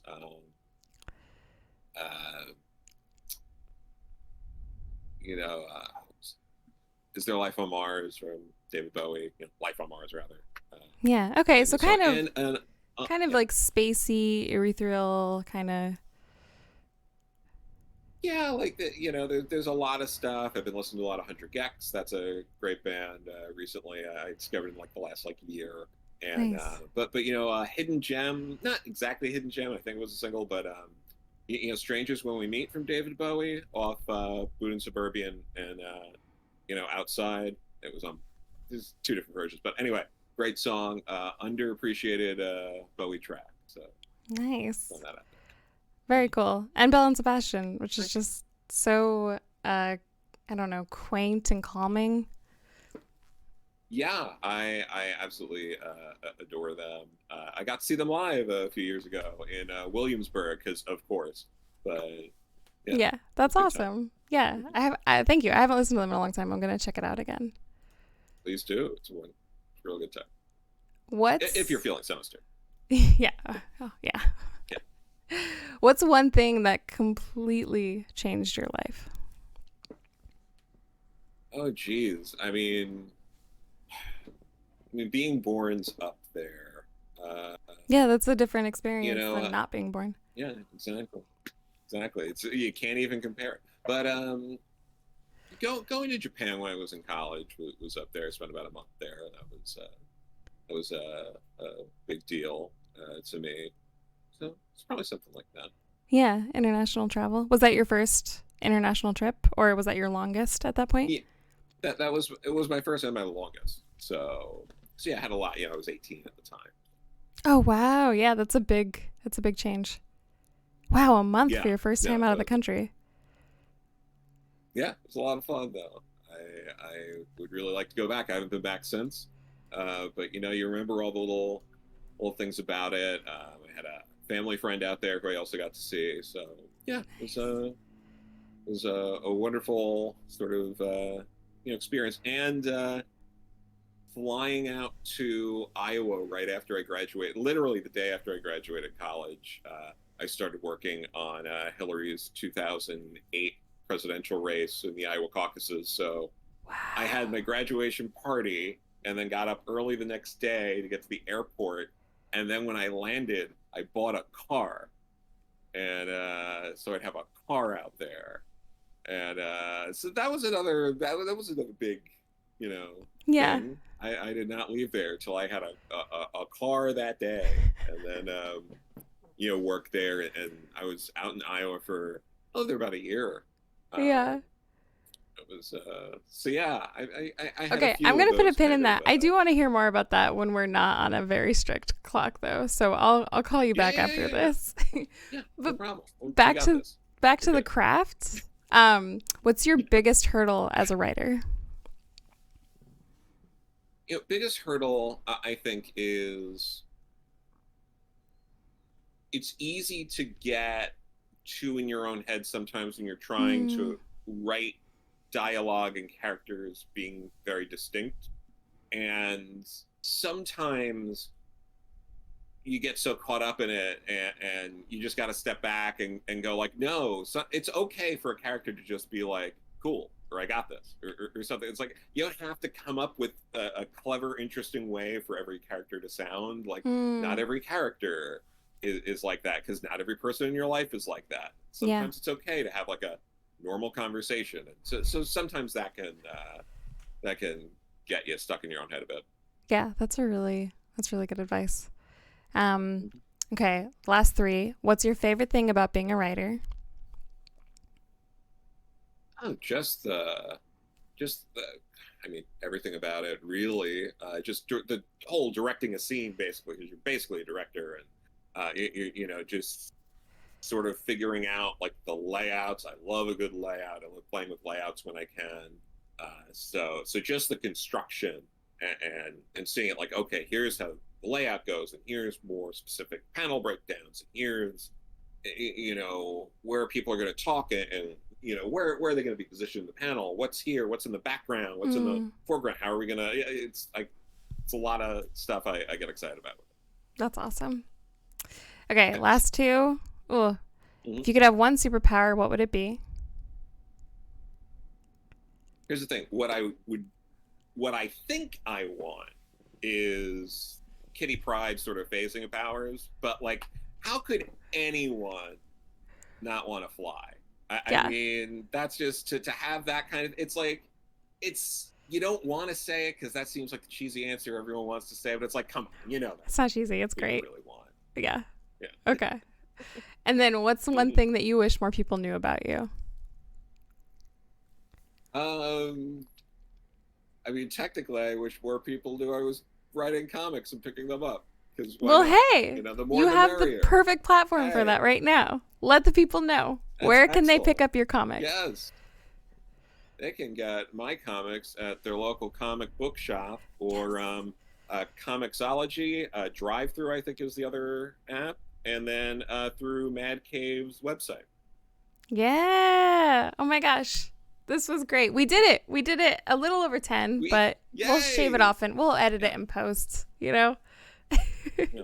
All right. Thank you so much, Joe. Oh my gosh. Actually, one second. Oh my gosh. We're doing a giveaway. How could I forget? Boom. You can't see it, but we're actually doing a giveaway right now. We're doing a Beckstar variant from Fabian Lela and a Stargazer cover from Liana Kangas. So one lucky person right now, if they type Beckstar in the chat, Beckstar, Becstar, you know, capitalized or not capitalized, it's not cap sensitive, you could win this awesome giveaway of 2 incredible comics. So, Joe, let me get your reaction from that photo you couldn't see. React. Yeah, perfect. All of the feelings. Okay, perfect. Thank you so much, Joe. Have a great day. Thank you. Bye. You too. Bye.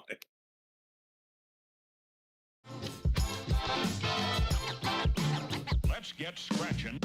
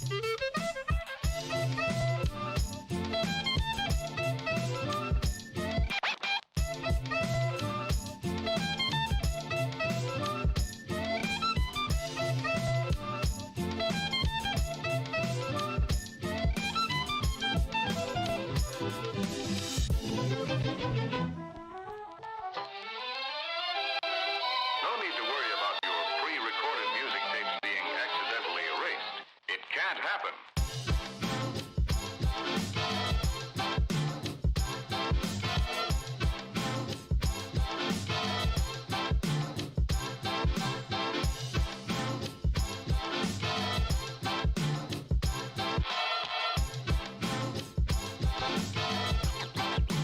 Let's get scratching.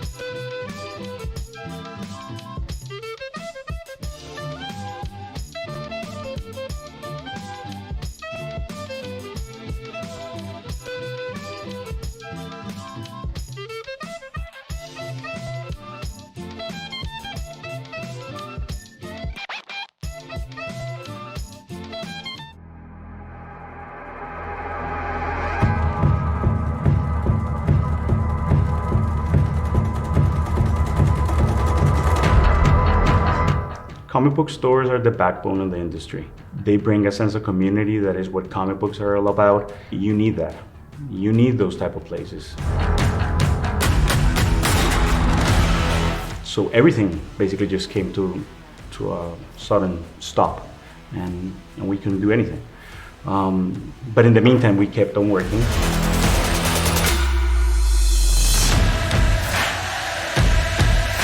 You know, there's comics for everybody out there, I think. So whether you're just learning how to read or, you know, you're 98 years old, there's something for everybody. There's a lot of publishers like Mad Cave that are really coming out with content that speaks to people outside of Superman.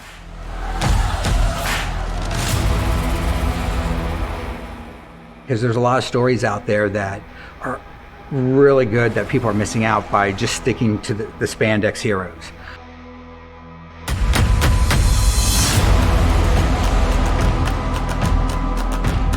We put it out there for a reason. It's because we believe in the stories. We believe that they bring something to the table. Again, whether it's a personal story or whether it's just action, fun, escapism, for you to actually have a good time. We just want to matter. I don't think it's going anywhere. I don't think it's dying. I think if anything, it's becoming more healthy and it's becoming more of like a mainstream form of entertainment.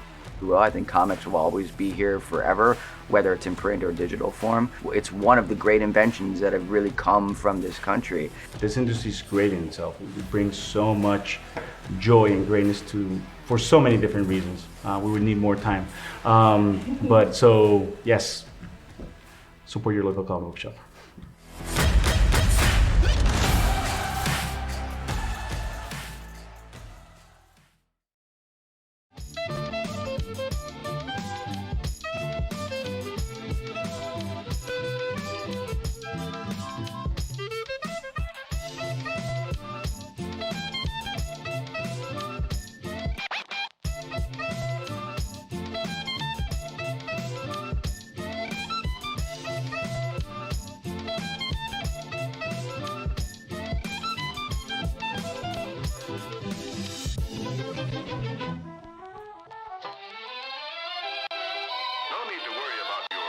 recorded music tapes being accidentally erased. It can't happen.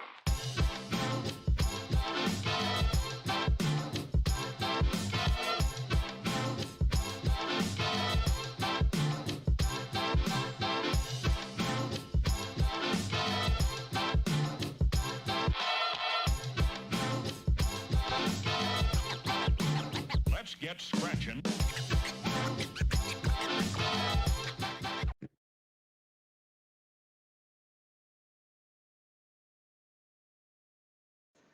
Hello and welcome back to Mad Cave Showcase 3.0.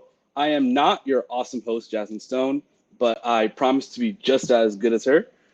I am Manny Castellanos. I'm the director of sales here for Mad Cave Studios, and part of my job entails talking to retailers, connect with retailers, make sure that they got Mad Cave books in their stores and a lot of good stuff.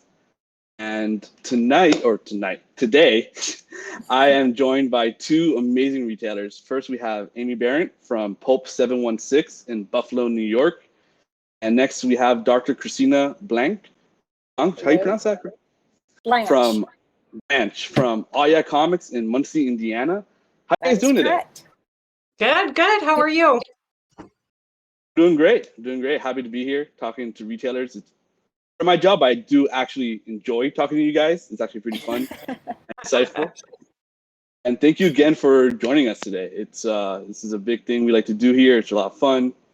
And really what the point of this is to kind of make our viewers more aware of comic book stores, retailers. And because I've talked to hundreds of you guys, and I want to visit every single shop. Right. I look at your like Facebook pages, your websites. And I'm just like, man, I want to like visit their cities just so I could like shop at their stores. And I want everyone in this that's watching to do the same. And I just have a few questions for you guys on just like what it means to be a retailer, what you love about it, some of the challenges.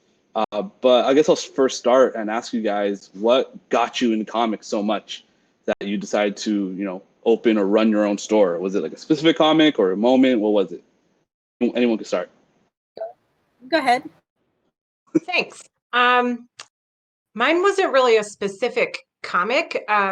It's not very exciting. I hated my old job a lot and was really sick of doing it. And I knew I wanted to do something on my own and open my own business. And my husband had introduced me to comics, and we decided to open our own shop and decided to fill it with all the stuff that we liked the most. So obviously comics were number one. So we decided on that and just kind of hit the ground running. Awesome. With you, Christina? Mine's a weird story. I never intended to do this. I used to teach at a university, and I used comics when I taught.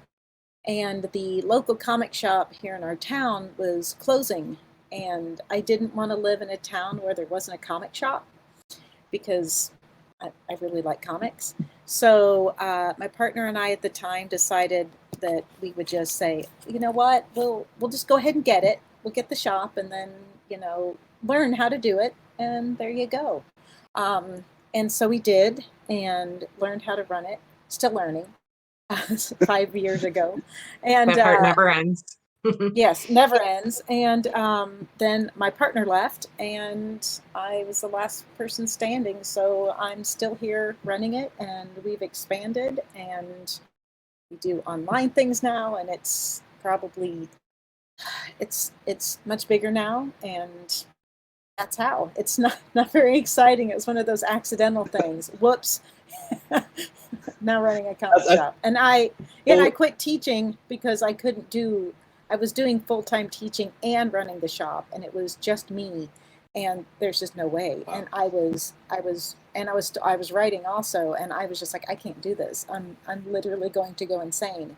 So I had to decide one way or the other, and this one. So, ta-da! I know. There's always like this famous like phrase like everyone gets into comics differently, and like I've known talking to so many of you guys that like it's really a full-time job. Like when you run a store, like you're dedicated to that store and nothing else. And I noticed you guys also have multiple locations instead of just one. So how was that? Like, what were some of the challenges you faced? When did you decide that, you know what, it's time to like expand and Pulp?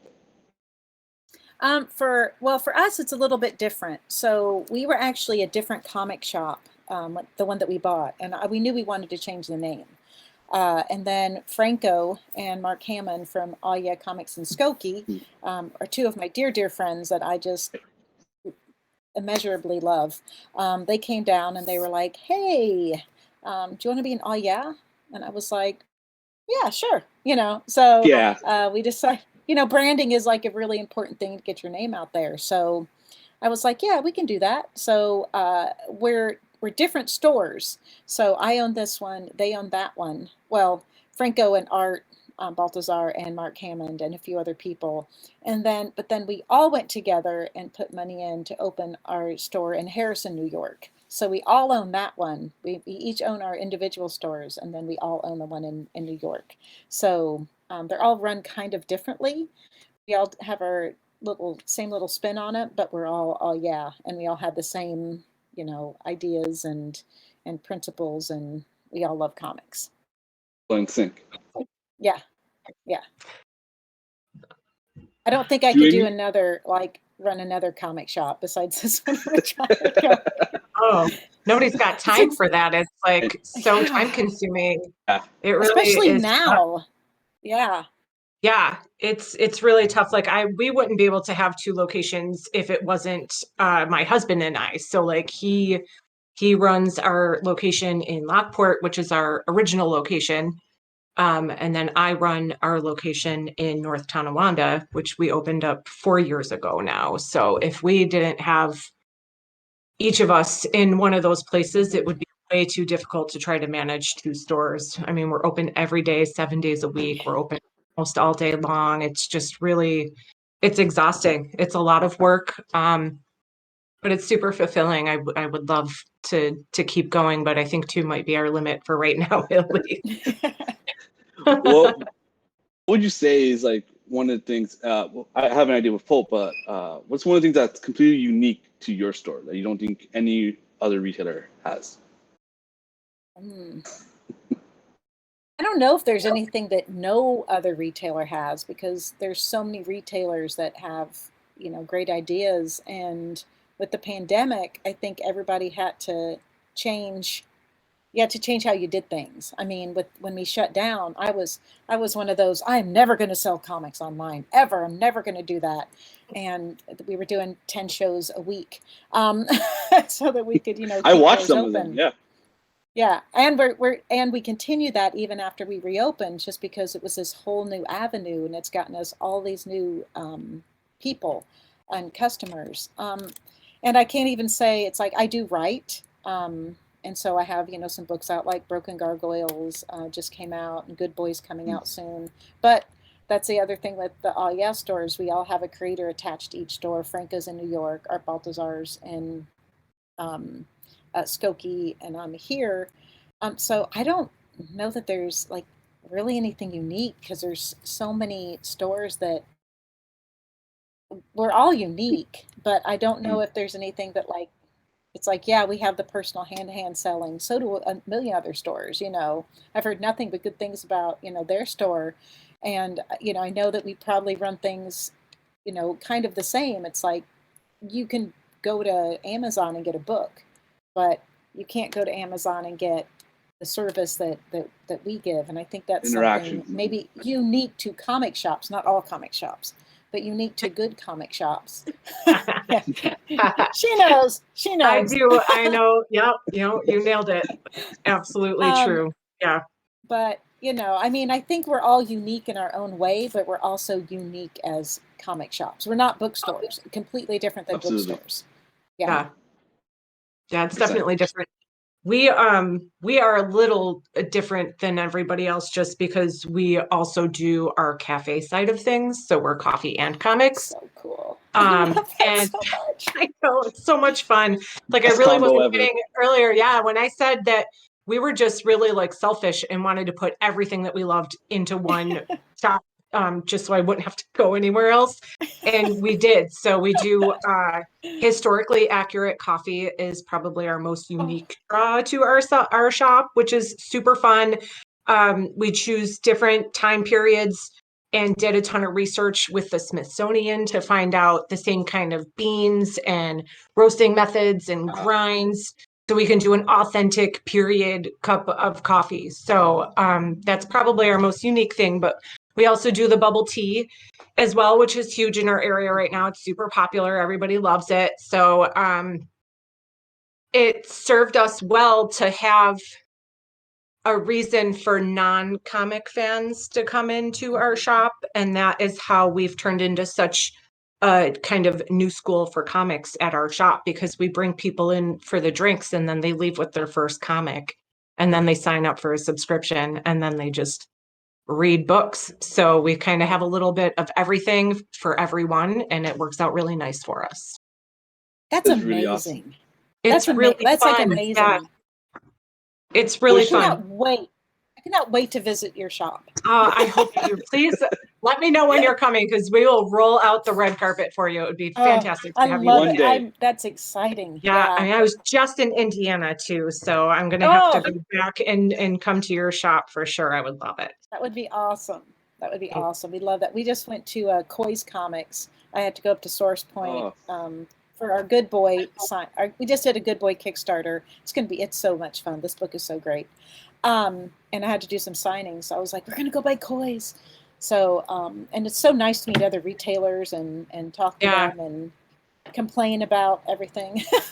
Because we understand. And this and this. And it's my job to listen to that complaint. It is, yes. And thank you for doing that too, because we appreciate With pleasure. it. Seriously. With pleasure. Yeah. I will happily listen to you guys all your complaints. That's not a problem. But what are some of the challenges you face? Probably not specifically with the pandemic, but like challenges you face, like in starting your store specifically, and what are current challenges you face now? You would say. You want to go ahead? Sure. That's a challenging question. Probably when we opened our first location in general was kind of challenging, because we were opening in a town that didn't already have a comic shop. We were the first comic shop in our town. So we have this like really old building from the 1800s that used to be like a dairy building. And it was never really set up for a cafe. So it was kind of challenging to get the cafe section set up in there. But my biggest concern was knowing what to stock my shelves with, because we couldn't like go off another location. So I didn't know if people were only going to want to read Thor or Captain America, or if they were really just going to want to read Batman, or like we had no idea what the ground base was really for stocking the store. So we kind of just got a little bit of everything. But now that we're like 6 years into it, we're really known for being a indie supporting store, and that is the majority of the books that people want to read. Yeah, that's a really hard thing to do, especially I know when DC decided to do their change in the middle of the pandemic. That was fun. And a lot of stores are like, do we need to carry these books? Do we need DC? And I mean, I thought about it and I was like, do we really need to? And then I was like, well, Batman, So we decided to continue, but I know some people didn't. And I actually am helping supply their customers with those books. But it's super challenging to know, especially that between like the big two and superheroes and the indie books. Because we're a college town. So, but we don't have the college students aren't the ones that come in because they don't have any money, so it does take, yeah, we don't have beer. So, not that all students drink, but it's hard finding that balance of what people like. And one of my best friends owns a store in Indianapolis, which is 1 hour from here, and we have completely different customer base. It's 1 hour, it's a 1 hour drive, completely different customer base. It's like I am also more of an indie person. I love indie books. You know, I mean, I write for Source Point Press, so I mean, obviously, I like indie books. But I mean, that's what I love.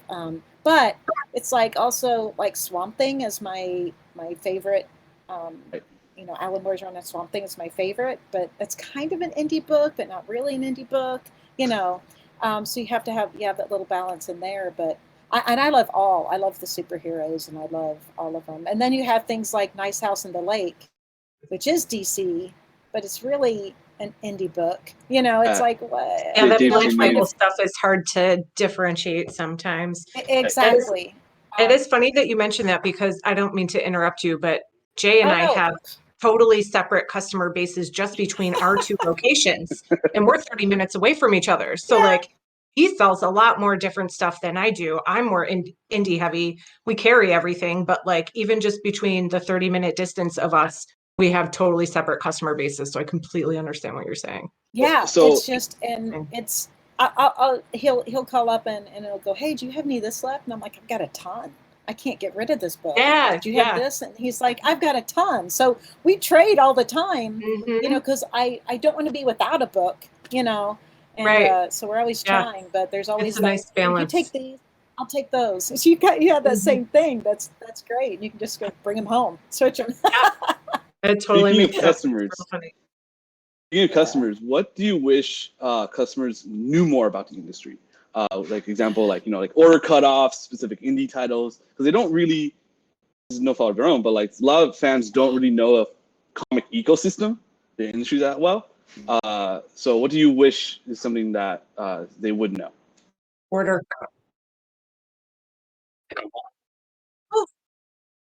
Oh, okay. Okay. Order cutoffs One for minute. me because people don't pre-order enough. So if they could pre-order they more, do not. Yeah, it makes our job easier. Stray dogs, for example. People Oh come my in, they're like, gosh. hey, can I get that number one of Stray Dogs? And I'm like, well, yeah, for $200. You know, I mean, it's one last they question I don't have. understand. We have to order so far ahead of time. So that's absolutely it. Yeah, for sure. One last question. This is a quick one. What Mad Cave title do you enjoy the most? Just Nottingham. simple answer. Nottingham? Show's End was one of my favorites. Oh, that's a good one too. Oh, I really had so much fun reading that book. It was fantastic. They're my top 5 personal favorites. Awesome. So before we head Nottingham out, was just so dark. I loved it. It was just so dark and gritty. Yeah. So before we head out, we are doing a giveaway. We are doing one giveaway on Bountiful Garden, giving one poster to a lucky winner.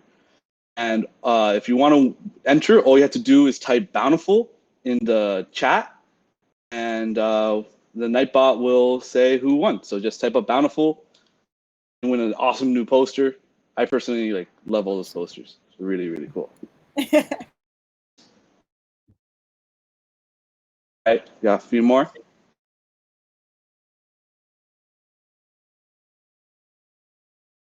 Anyone else? Wonderful. We got a winner. P422NY, New York, has won Bountiful. Oh, in New York. poster. All right. Here you go. Congratulations. Awesome. That's awesome. Guys, It's always fun. It's Free been stuff. such a pleasure talking to you guys. It's always a pleasure talking to retailers, but you guys are just awesome. I can't wait to visit your stores one day in the near future. It's going to be a lot of fun. Thank you again. Yeah. Thank Awesome. you. Thank you for having us. Bye-bye, Amy. Bye. Good one, everyone. You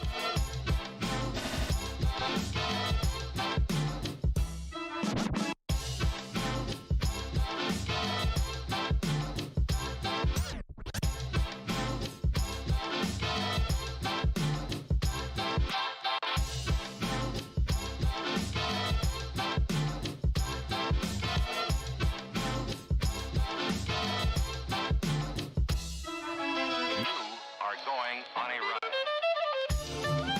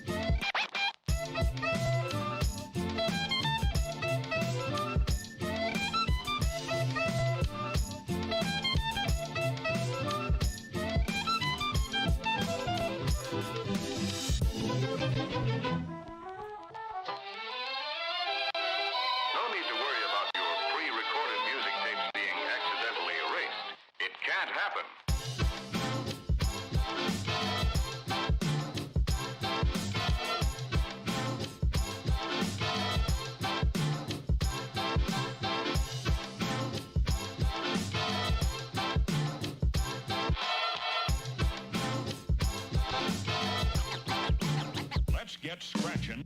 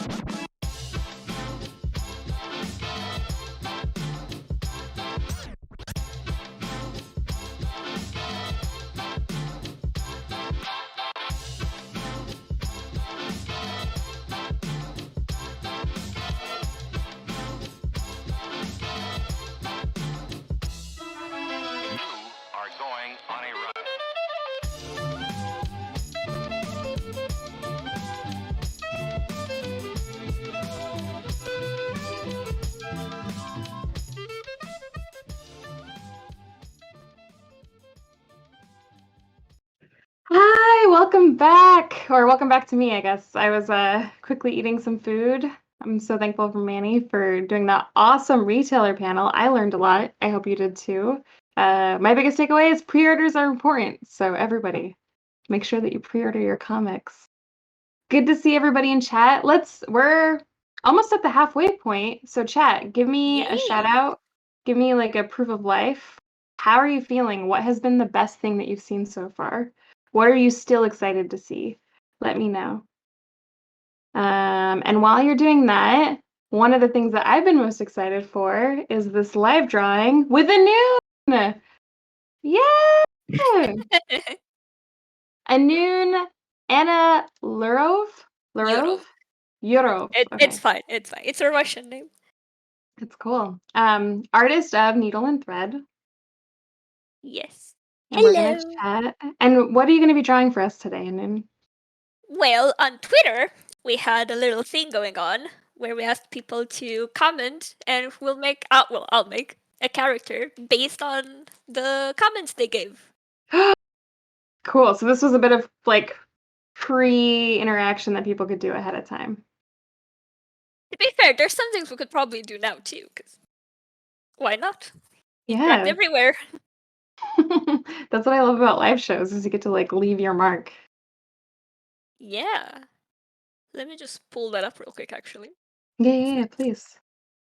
And while you're doing that, I'm gonna read some of chat's, excuse me, things that they're excited about.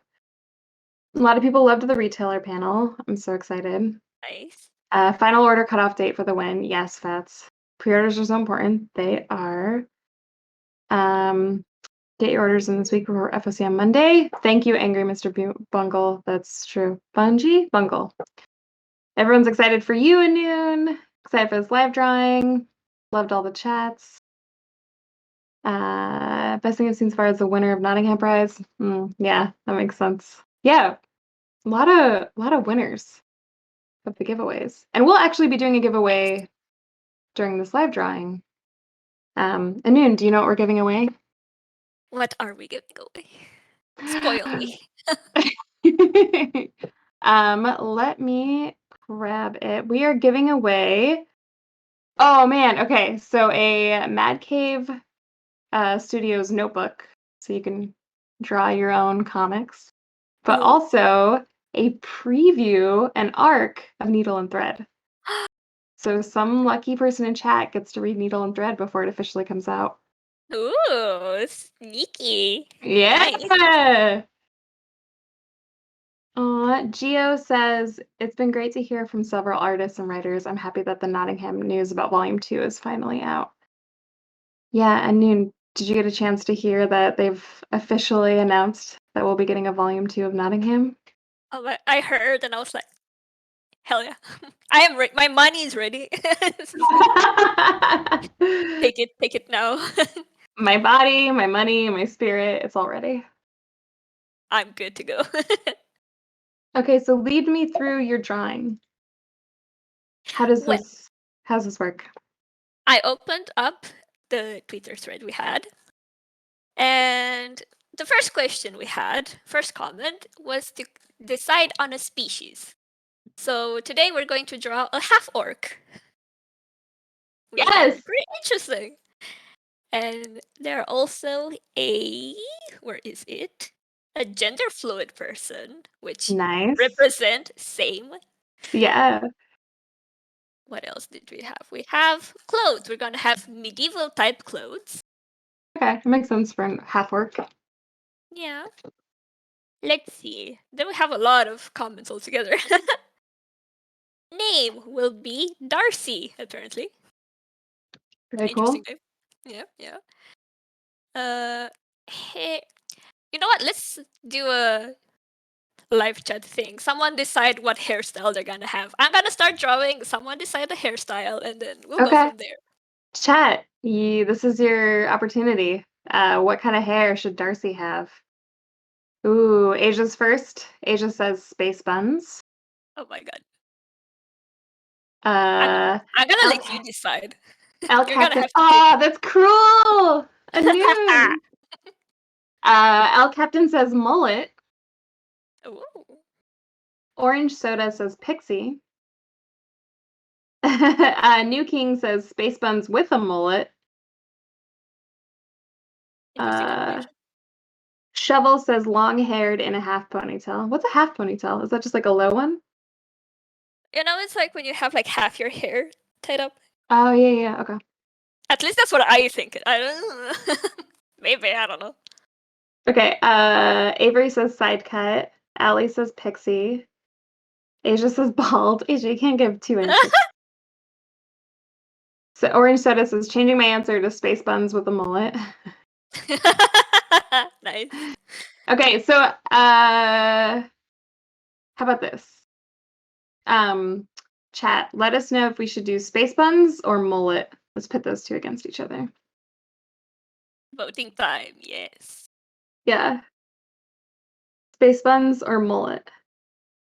Let us know in chat. So both. I see a lot of yeah, both. getting a lot of both. A mullet on their buns, both space buns. Okay, so I'm getting a lot of space buns, but I'm also getting a lot of both. So Ennun. Okay, let's go with space buns then. Space buns. Okay, Final decisions. done. And voting has closed. We're gonna do a cute little space bun. Wow, I looked away for a second, and you're already have drawn so much. Yeah, Look at this draw really proud fast. dance. Hell yeah. Wow, Ennun. Yes, hello. I draw very fast. I've been told a lot. Yeah, but this is like okay. I'll slow down. right. I'll slow down. No. You live your life. I'm just impressed. Half work, half done. Yes, Avery. I'm just speechless. I'm in awe of the power that I'm seeing before me. Thank you. Yeah, please. Okay. So I'm gonna try to ask you some questions while you're drawing, if that's all right. Sure. So you said you're really Going fast. to try and answer. Yeah. This is gonna be like rubbing your stomach and patting your head, but answering questions and drawing quickly. Yes. Let's do it. I'll try my best. What is your drawing process like? Like, do you think about it and form an image in your head and then draw it? Do you like to kind of like figure it out on the page? How does that drawing process go for you? I'll say it depends on what I'm drawing. Because, like, for example, if I'm drawing a commission, let's say, Usually by the time I finished reading, I already have the image in my head. Okay. And then if I'm drawing something for myself, sometimes I have it in my head before I start. Sometimes it just kind of, I have a basic idea and it edits as I go because I'm like, oh, actually, this would look pretty cool or stuff like that. So yeah, a bit of a That's mix, awesome. let's say. Yeah, that's cool. You're getting some love. Very quick, and I just love this style. Around the world in 180 drawings. Hey. Ennun would make Sergio Aragonis jealous. Shen says, like an hour is so much time. We could have our mole after this one, boys.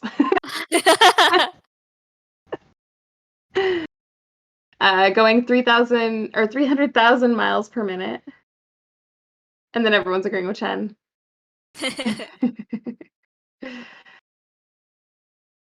That's good. So Chris Sanchez was your editor on Needle and Thread, yeah? Yes. How was he impressed with how quickly you could draw? I don't know if he realized because when I had to send stuff over, it usually was after sketches. I think I sent the sketches pretty fast, but like line art and stuff like that took a while because some stuff needed to be edited as well. So I'm not sure. I hope. I don't know. Like as long as he was happy with me, then As long as you made your deadlines. yeah. Yeah. Which due to the pandemic, some of them fell through, but That's pandemic for you, though. yeah. That's so Stuff impressive. happens. Yeah, a lot of people are in awe of watching you make this, of how effortless you make this seem. The amount of details are always A+. The skill and expertise of Anna is unmatched. And you knows how to include buffer time.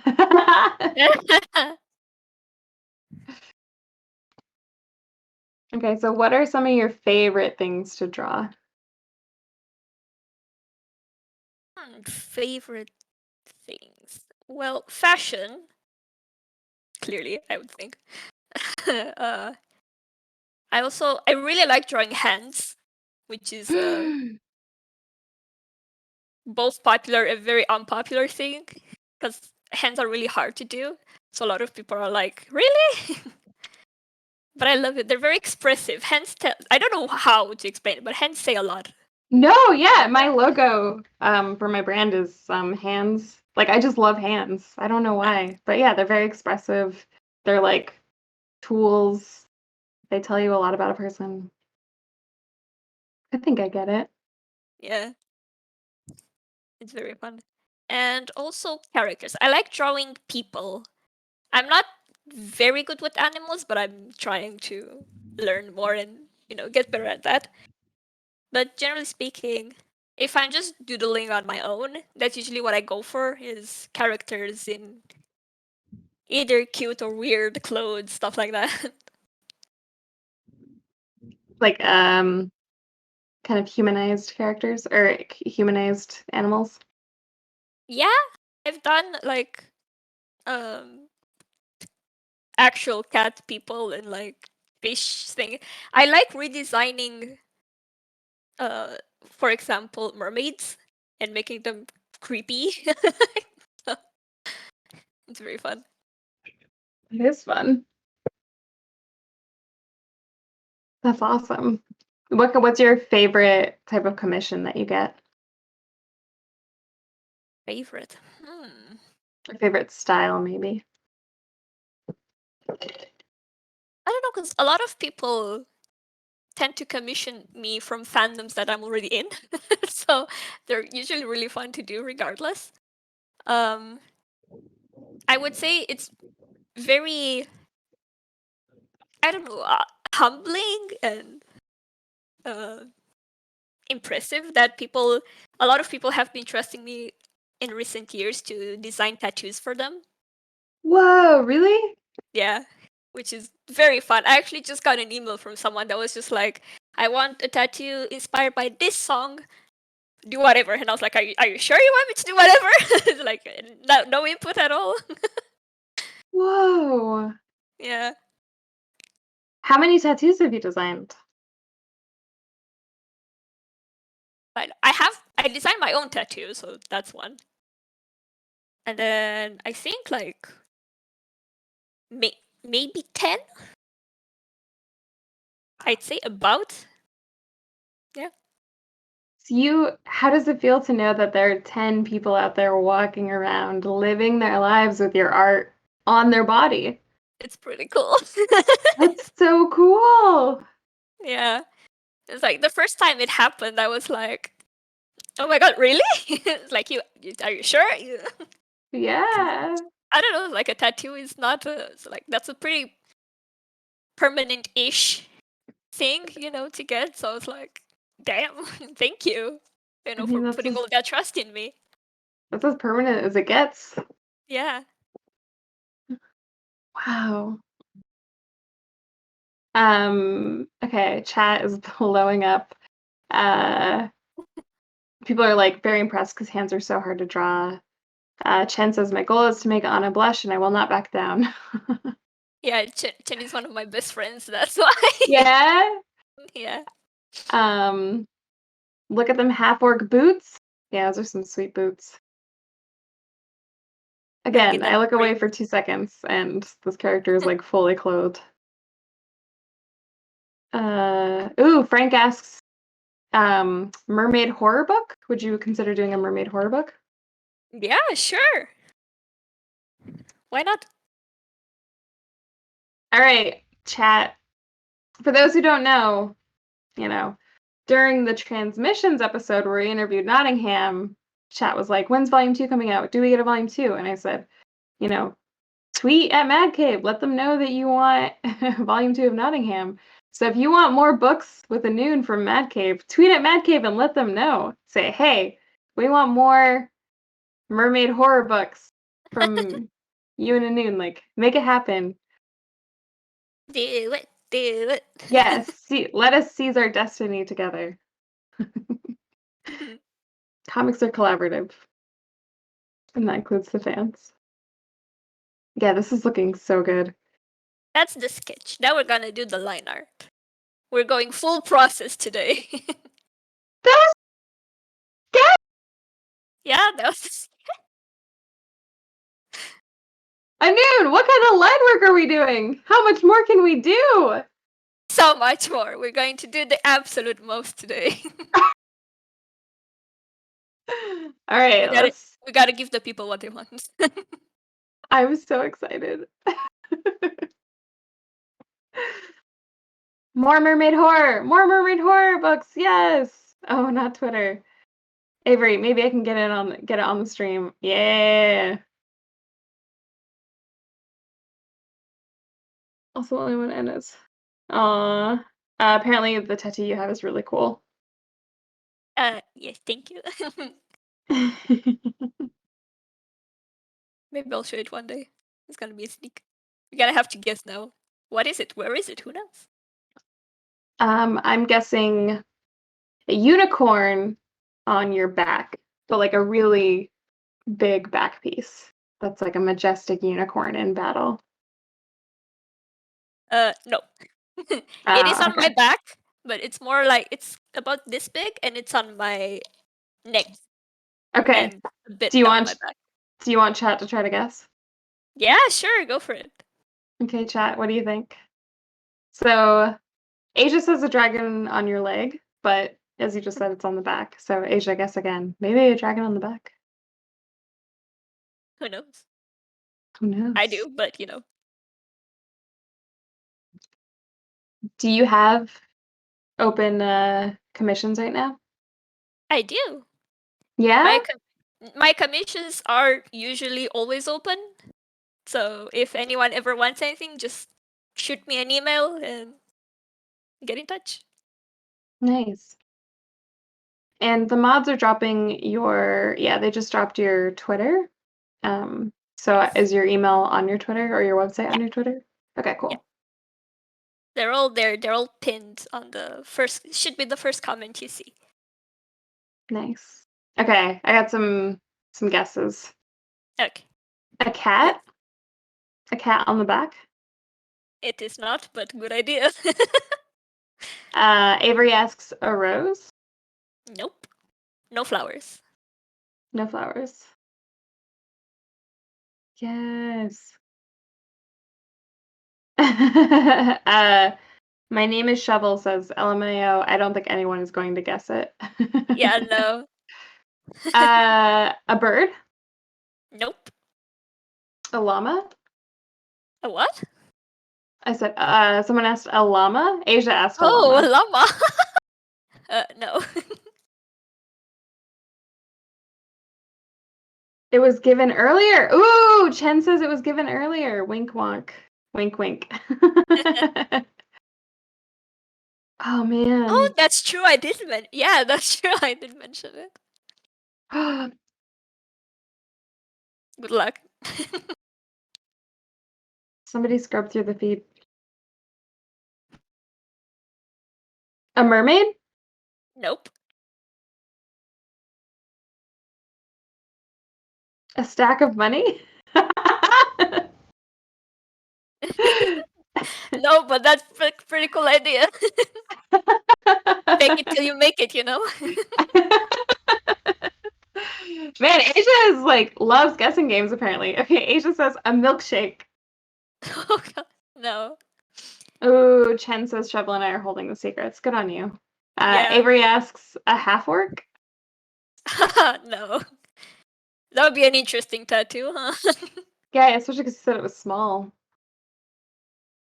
All right, so this is your line work. And what is the difference between the sketch and the line work? Can you explain for those of us who don't know? It's a bit cleaner. It's just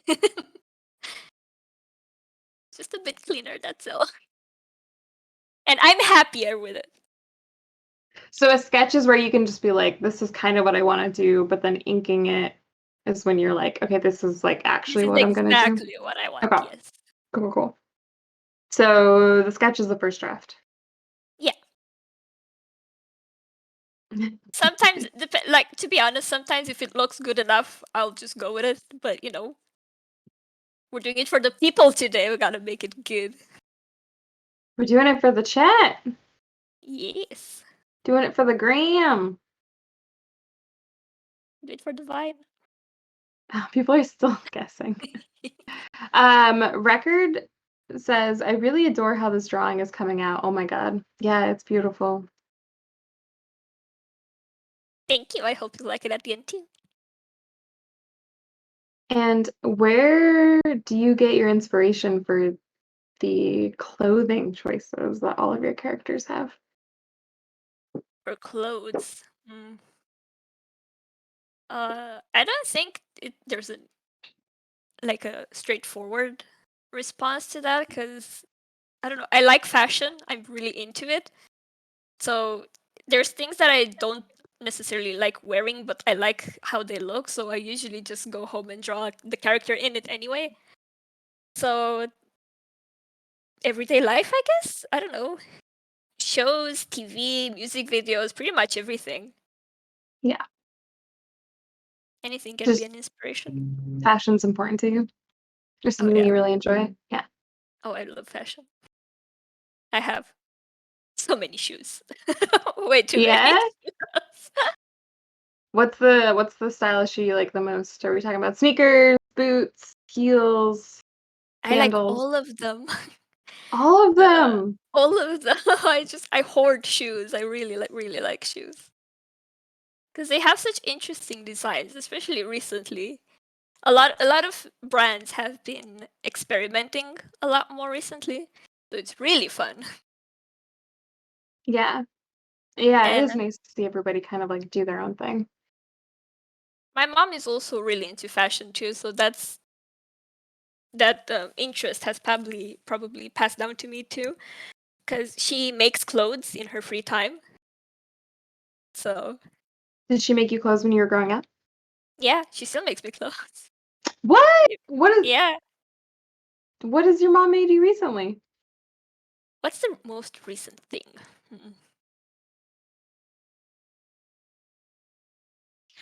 A dress or a skirt? No, a dress. My dress. Yes, she made me a dress. A very cute one. And she's making me Wow. another one, but I was too lazy to try it on, so later. Yeah, That's she really likes awesome. making clothes. It's great having a parent who makes clothes for you. Yeah. So maybe you get you come by some of your artistic talent naturally. Or like, it's inherited, I should say. I think it's a mix, because I'm the only one in the family who does like proper illustration. But a lot of people in our family did or do artistic things. Like my parents are architects, and my grandmother on my mom's side used to work in animation for a while. Wow. Your grandmother? Yes. That's cool. And my grandfather on my dad's side also did architecture. Wow. Are they excited, proud, supportive of your illustrious illustration career? Very. Pretty sure my parents are watching because they asked me to send them the link, so I did. Hello, Ennun's parents. If you're watching, great job. Look, my mom TV. Yeah, great job raising Ennun. They're just a joy to work with. Oh. And very cool. If you need an extra model to send clothes to, hit your girl up. I'm in the Pacific Northwest. I'll pay for shipping and materials and time, just like let me know. Nice. You need extra models, But yeah, here we have the line art is complete almost. Let me do an earring. Let me do an earring. A real quick earring. We need accessories. We cannot have a character without accessories. People are very excited and saying hello to your parents. Thank you. My parents are great, yes. Please show them a Hello, lot of Mama love. and Papa. There we go. Another cool or half orc. Oh, this is so cool. There we go. And now we Okay. shall color. This But is yes, the you were full saying. process. No, I'm Yes. just, again, I'm speechless. I'm so excited. We are going through the full thing step by step today. Everyone's so excited. Avery says, hi, parents. I think making homemade dresses is the best. Orange Soda says, like, yeah, I'm jelly. Everyone's saying so great. Oh, okay. Chen asked, who is your fave designer? Fashion designer. Yeah. Well, I don't know if they're my favorites, but I absolutely love Dolce & Gabbana. Yeah, it's a good one. Good house. They make very simple, but at the same time intricate clothes. I love it so much. And also recently I discovered, I think they're Australian, if I'm not mistaken, a fashion house called Zimmerman that makes some adorable clothes. Zimmerman, like with a Z, a Z? Yes. Cool. I'll have to look them up. Andel says, does Ennun always use this red color to sketch? I do. I use it to sketch and I use it for the line art as well. Is there a reason that you like using red to sketch with instead of like blue or black? I like, well, I mean, I draw with it anyway, so it doesn't really matter which color I'm, it's like if I'm gonna color with it, I'm gonna do the sketch in it as well. And I like using this one specifically because with the layer effect I use for the line art, it makes the colors look the best without, I don't know, making it look too strong. I don't like drawing my line art with black because it comes off too strong, I think. Okay. So using it with red, it mixes with the colors very nicely. Yeah, as we're seeing right now. So With his it's beautiful green skin. Can we choose a color, or can chat choose a color of like the shorts or the pants or something? You can choose a color for the pants and for the scarf over here. Okay. So chat, what color should we make the pants? Let us know. I love this. This is so fun. Interactive sketching. Hey. This is the magic of live streaming. Only on Mad Cave Studios Twitch. And also, Ennun, you do Twitch as well, right? I don't. I should. Oh, you don't live stream? Honestly, I should, and I kind of want to, but it's just I think the setup is so complicated because I used to live stream a few years ago on a really good website, but since then they have a paywall and a lot of stuff changed. And then my old laptop wasn't strong enough to hold the live streaming or recording. I don't know what you call it, program. OBS. Yes. Right Yeah. now, my computer can, because this is a new computer that I'm drawing on now. This one should be able to, no problem. But I just never took the time to actually Set it back up. set it up. Yeah. So like maybe one day, I don't know. Fingers crossed.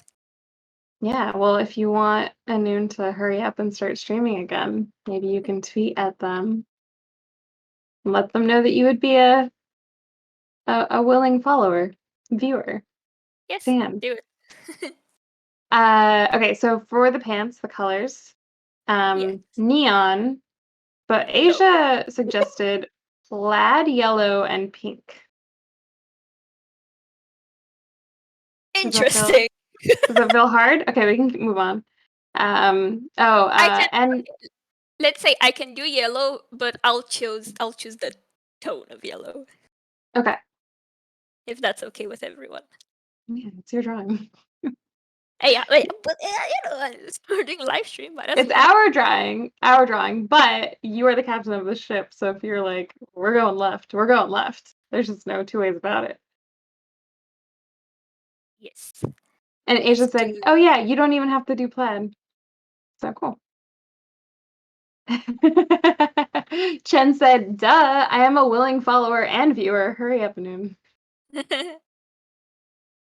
And then we're getting a lot of teal for the scarf, or we're getting 2 teals for the scarf. Teal works.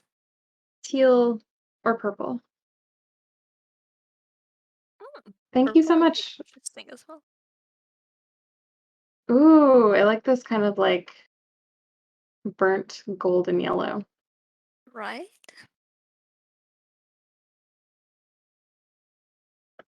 It's yellow, but not too yellow, so it's a nice. It contrasts well with the green. This is beautiful, and it's so fun to watch it happen. Okay, so your mom maybe can help you with this, but when I was reading Needle and Thread, I realized that I had to like read it twice because I read it for the story, and then I had to go back and just like kind of take a walk through all of the outfits because I want to wear everything that everybody is wearing in that. So when are you going to start designing clothes, and when can I wear them? And if your mom's in chat, maybe you can help Ennun. Okay, not gonna lie. I've been talking with mom about clothes and actually doing something. So it's not a complete like impossible thing to do. Oh my gosh. Yes, I don't know. What do you need? Do you need people to test your clothes? Do you need somebody to just text you once a week and be like, keep going, I'm excited? Like, whatever you need, I'm here. It's we'll get there. We'll get there. That's so exciting. Also kind of feels like breaking news. Ennun might be working on some clothes. I'm so glad that mom's helping though. That's exciting. Yes, I like working with mom. She's made a lot of clothes because I like drawing clothes, but I don't necessarily like working with unintended needle and thread. So, I know how to make them technically speaking, but it's just not like I prefer drawing them. So yeah. Yeah. I just want to wear anything that you come up with. Like it's just everybody has such like exquisite style, including this half orc with those beautiful earrings. Yeah, speaking of the half orc, who wants to choose the hair color? Because we haven't decided on that. Chat, what color should we make this hair?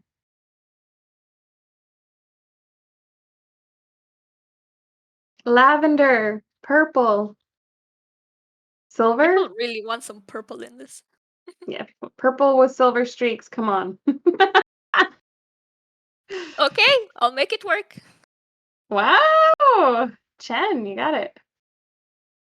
I'm gonna run the giveaway because we're about 15 minutes from the end, so this is gonna run a little bit longer. So everybody, if you would like to win a Mad Cave Studios notebooks, you can draw your own clothes and/or comics, and a arc of needle and thread to get to read it before anybody else. Put needle in the chat. So everybody, if you would like to win this giveaway, type needle in chat. You can do it. And I'm gonna let this one run for a little bit longer since we have some time.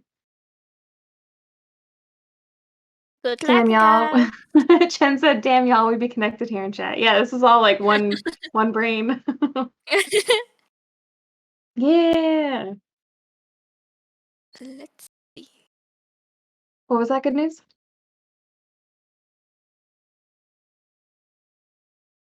It's okay. Sorry, I just heard the voice of the producer talking to their dog, which is so sweet. Oh no. Oh my God, I man. want that. Chen, I think you might know somebody who can get you a copy if you want an advanced reader copy. Why ever would you say that? I wonder. I don't know. I just feel like maybe they know somebody on the team. Maybe. Can you tell me how you got started with Mad Cave? Like, did you approach them? Did they approach you? How does that work?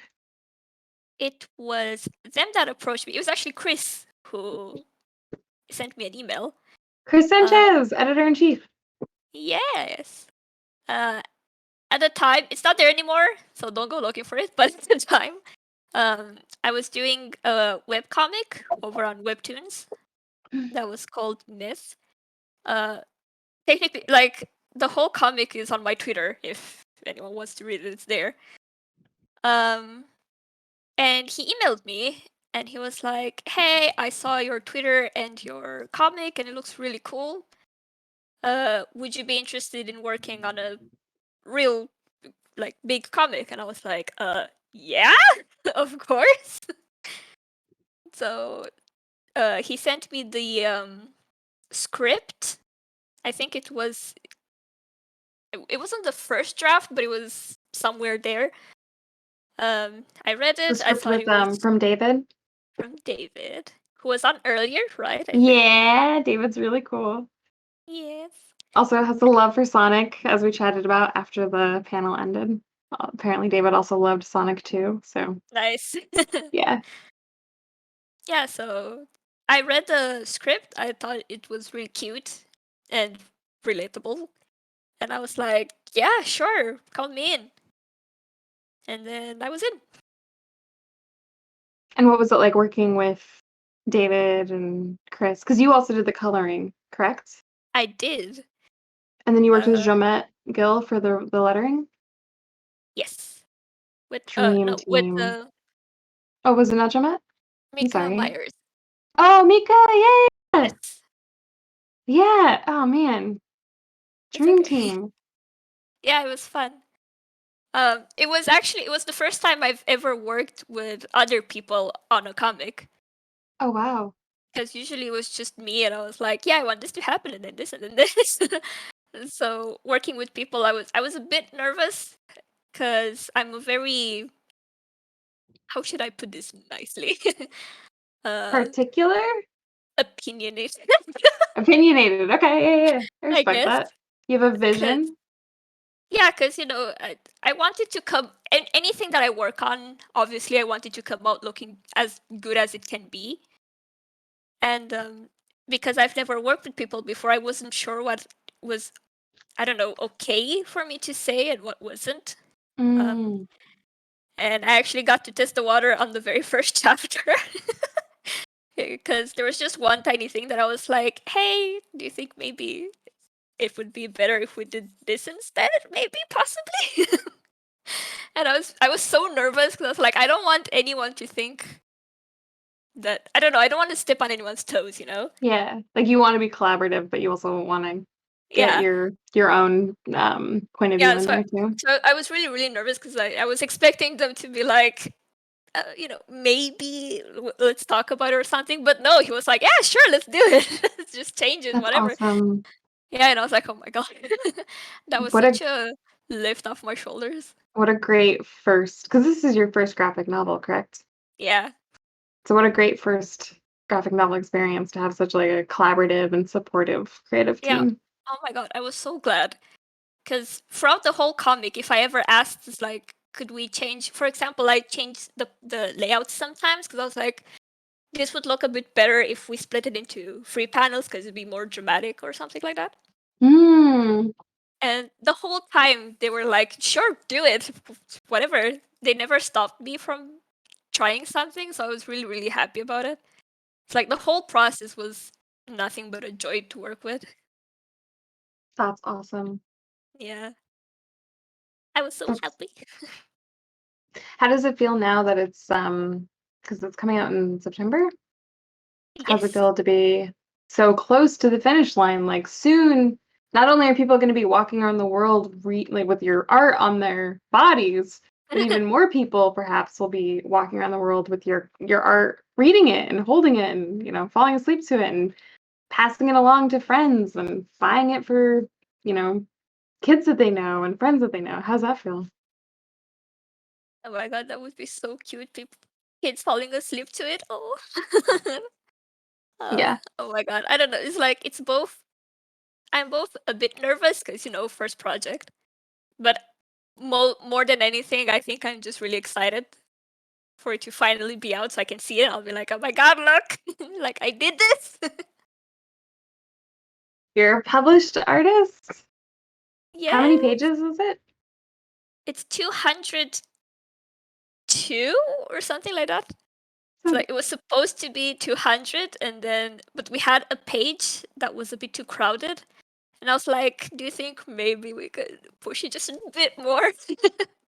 And we split it into 2 more extra pages.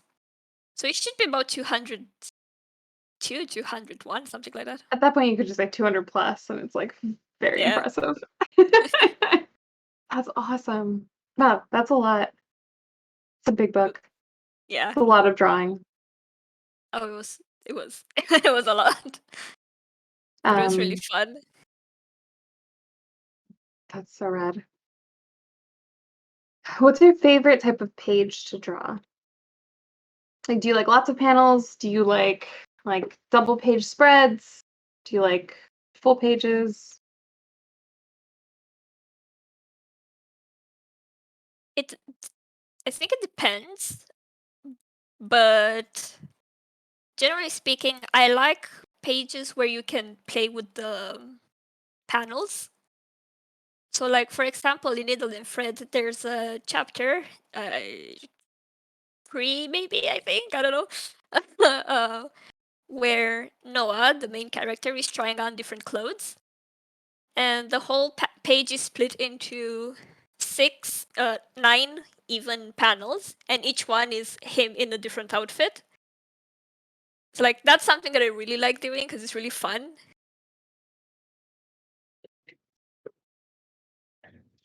That's awesome. Yeah. And Spreads are also fun.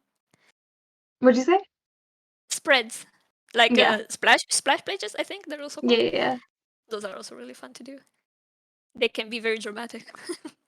Okay, let's get a check-in on this half orc. How are they doing? Oh, they're doing. Darcy is so cool. Somebody said earlier, I think it was Avery, maybe? Maybe not. Somebody said, I don't know if I want to be with Darcy or be Darcy. Honestly, what a mood. Yeah. Do both. Who's stopping you? Live your best life. Yeah, if Loki can do it, you can do it.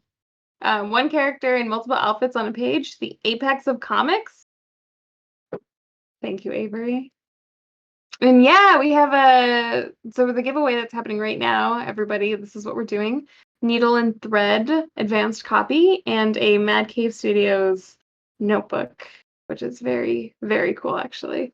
So if you haven't, type in needle in the chat, and then we will we'll pick a winner. We're actually going to pick a winner in about 2 minutes, so get in on it. Our orc, well, half orc, is done. Yeah? Okay, 1 second. Let me flip back over. Avery! All right, let's get a zoom in. Let's see some of these details. Let's look. You wanna go top or bottom first? Handsome face. Oh my gosh. Look at this handsome half orc. Yes. With gold accessories Ennun. because I like me my gold. Yeah? So beautiful. All right, let's do a pan down to the pants if we can. Look at this sweet belt garter situation. Scarf. Oh, and these boots! These boots are exquisite! Yes! Oh my gosh, they look so good. There you go. That's Darcy. Oh, are you gonna post that online after? Yeah. Tweet it out? Okay, cool. So we can just all like revel in their brilliance. Fats asks, do you prefer drawing digitally or traditionally? If I'm drawing for work, I prefer digitally. If I'm drawing for myself, a mix of both. I like drawing traditionally, but I like experimenting and playing around with materials and stuff, so I don't really like doing very exact drawings traditionally. Mm-hmm. But digitally, yeah, all the way. Nice. That's awesome. All right, I'm gonna roll it. Will you give me a drum roll for the winner? Pete! And the winner is? Wait, did Pete win already though? Pete, did you win? Is it their lucky night? Or did you win twice? They? Yes, you already won. Well, congratulations. Let me ask if I can do a second one, because I don't want to take Pete's prize away, but I also want to give it to somebody else too. Ooh, multiple winners. Aren't you yeah. guys lucky today? Let me do a quick little check-in. And That's then probably fine. yeah. All right. Let's go for it. I'm gonna roll again. Drum roll again. Give me that drum. Chat, give me a drum roll. I'm going to. All right. Roll it. And Final Fantasy Feels. Yay! Aw, Pete said yes, already won. You can re-roll. Please do. Aw, thank you so much, Pete. You're so sweet. Congratulations to Final Fantasy. Also great game. Yeah, Final Fantasy Feels. Congratulations. You have won a advanced copy of Needle and Thread and a Mad Cave Studios notebook. So you can draw your own comics and sketch out your own cool half orcs with space buns that are lavender and silver and Hell yeah. golden. Yeah, so great. Make it Congrats. as crazy as you can. All right, Ennun, this went by way too quickly. This was super fun though. Thank you so much for being here. Where can people follow you and how can they support you? All of my links are on my Twitter if you wish to go there at Ennun Iurov. And you have my website, my Instagram. You can email me for commissions. You can buy Needle and Thread if you so wish. Please do. Thank you. And please look forward to any other comics that may or may not be coming soon. Woo! All right. Thank you so much, Ennun. This was really great. Chat, please stick around. We are going to play a sweet, sweet trailer for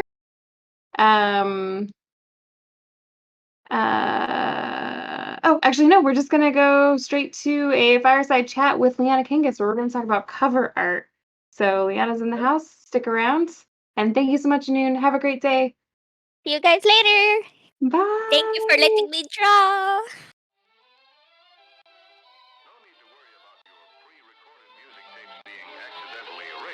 It can't happen.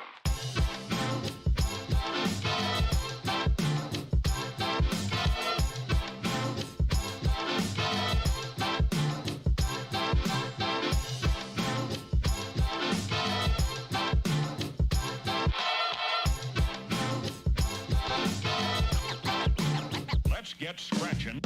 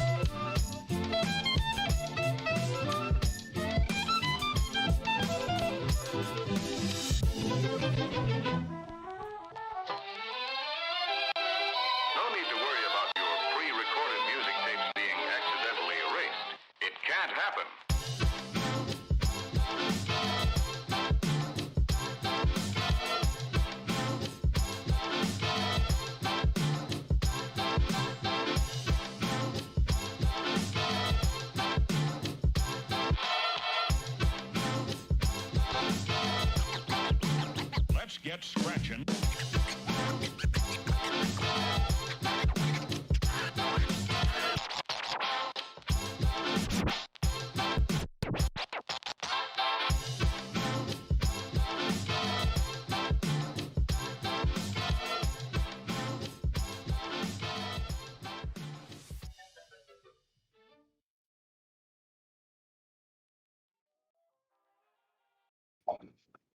Hey, and we're back with the illustrious, the creative, the kind agent of chaos, Liana Kangas.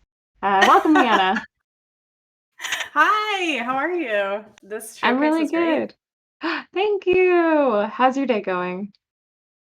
It's really good. I had right before stream, my keyboard died and my internet went out, and I was like, this definitely would happen. This is, but on time. So gotta plan ahead. You're awesome. Thank you for being here despite the universe trying to keep you back from your glory, hold you down. Yeah. But it's good. It's a beautiful summer day in Memphis and can't complain. Nice. Yeah, same in Seattle. It's like surprisingly bright today. Yeah. Okay, so we're going to talk about covers. So you were on transmissions and we talked about your writing and your drawing, like interiors, but today we're going to focus specifically on covers, which I'm really excited. Me too. It's my favorite thing to do. Okay, so can you tell us a little bit about, I don't know, like, do you like doing, let's start basic. Do you like doing covers?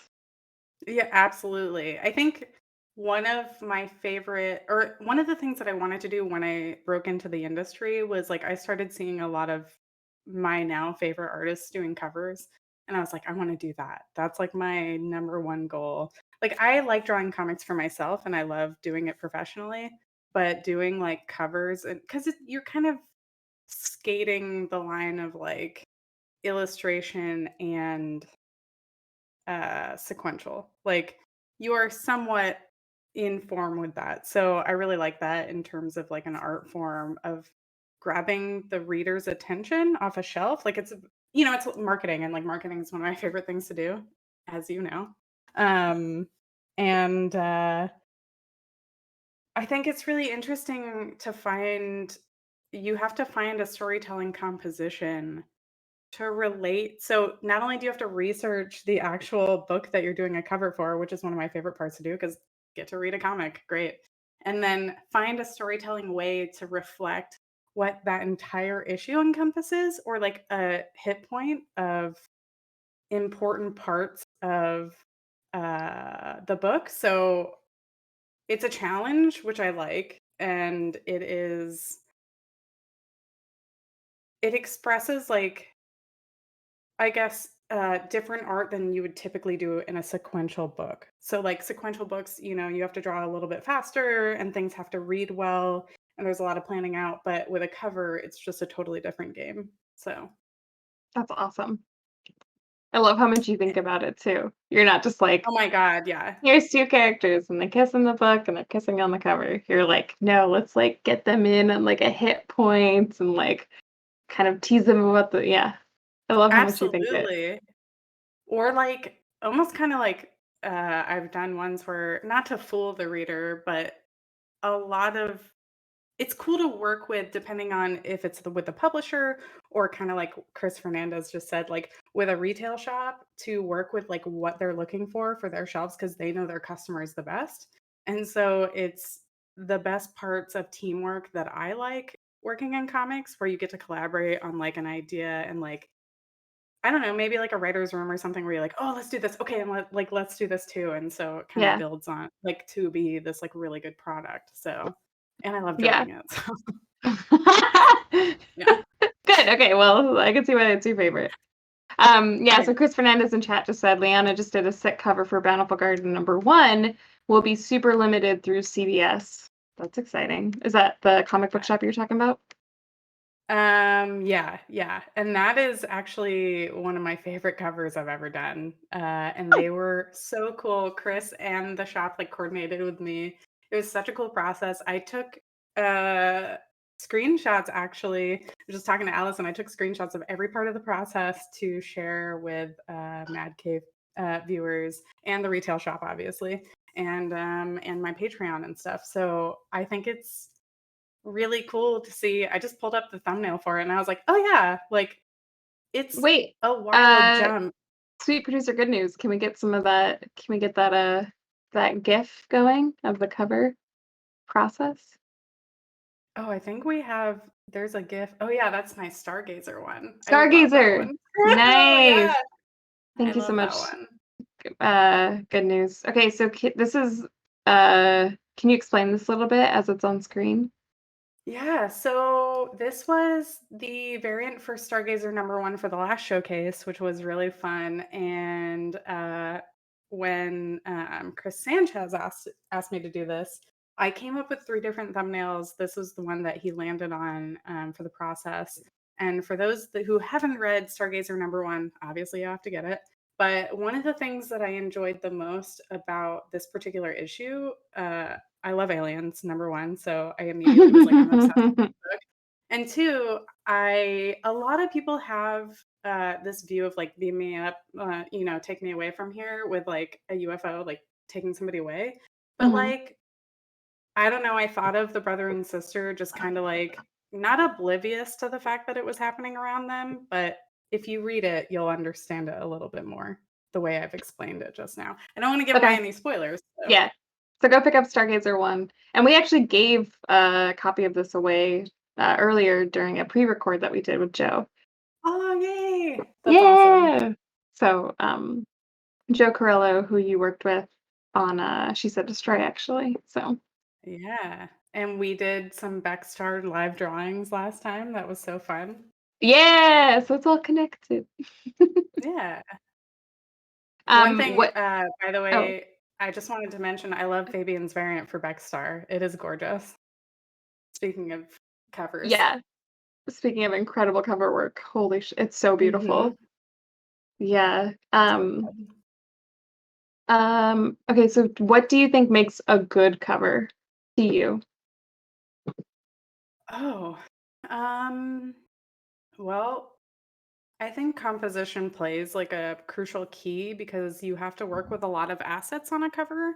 You have to work with the title, the UPC code, the publisher's logo, many things like that. And you have to make sure whatever your details that you don't want lost are in a main part of the cover. So depending on what publisher you're working for, you have to kind of focus on that. And it has to tell a story.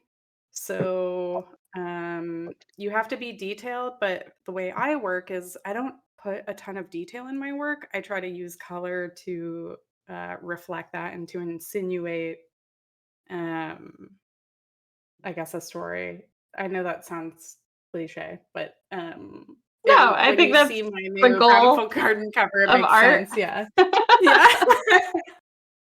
So I think placement, being as bold as possible, taking risks is a huge part of doing covers because it is, literally one of the reasons why it'll sell or not.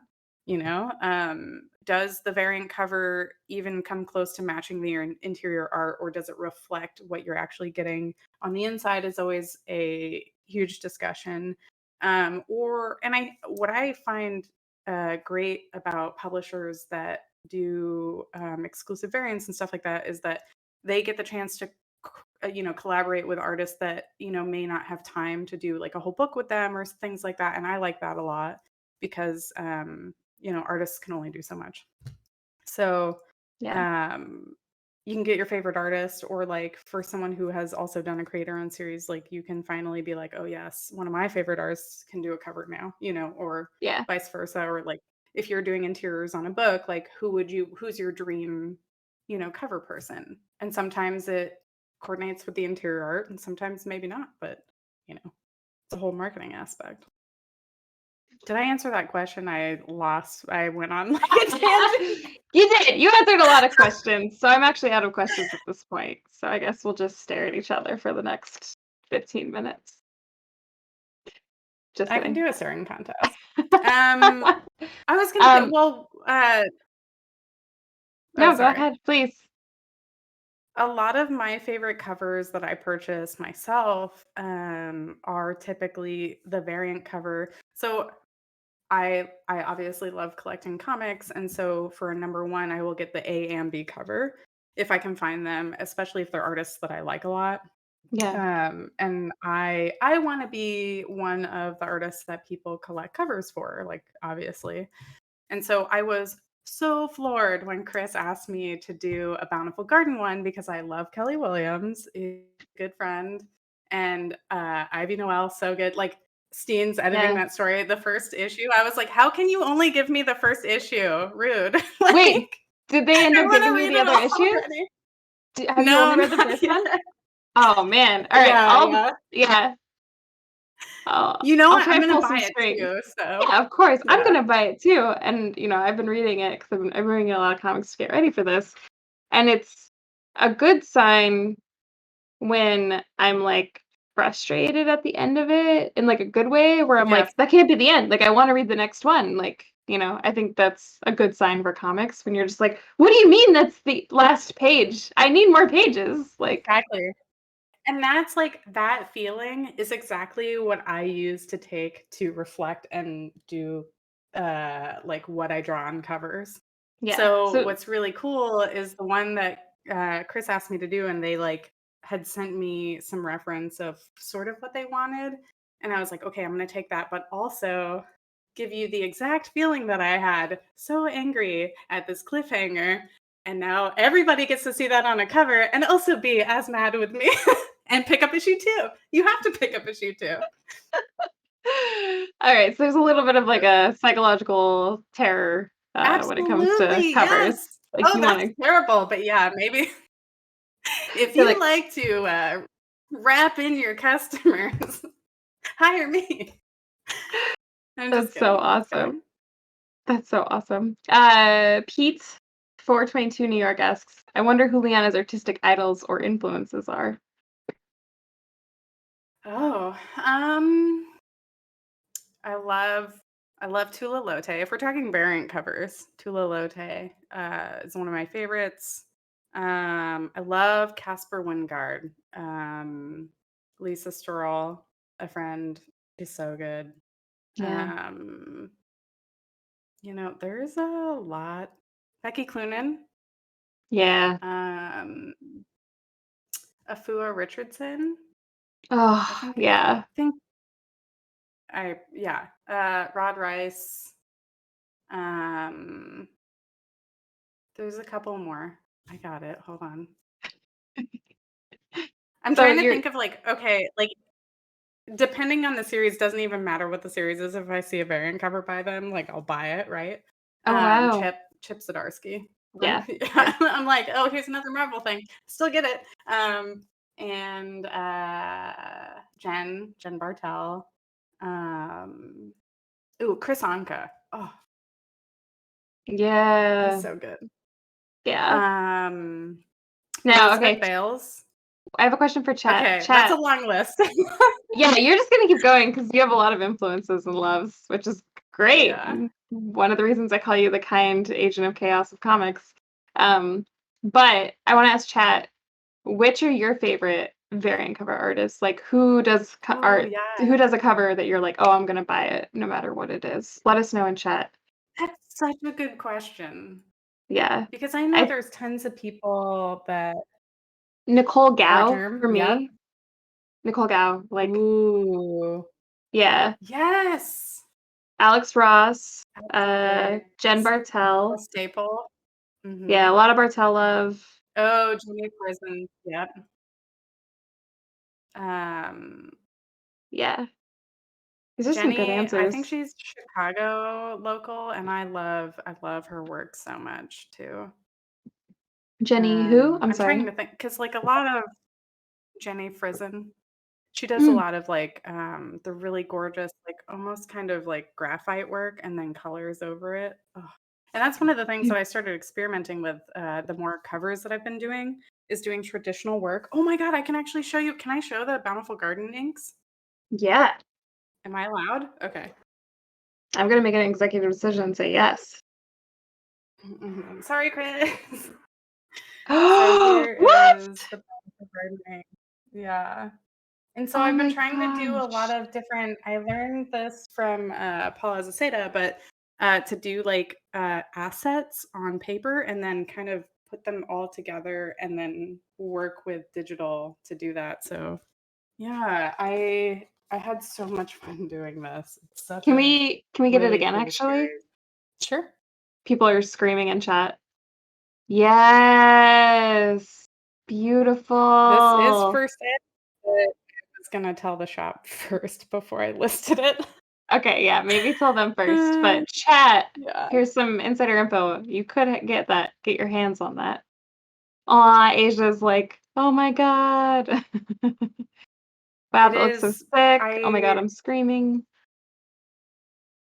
I just love that I get to experiment shops and publishers that let me experiment. Especially Stargazer was a big experimental variant for me, and it's kind of gotten me into doing heavier shadows and things like that. I love it. That's so rad. Yeah. Love you, Mad Cave. Aw.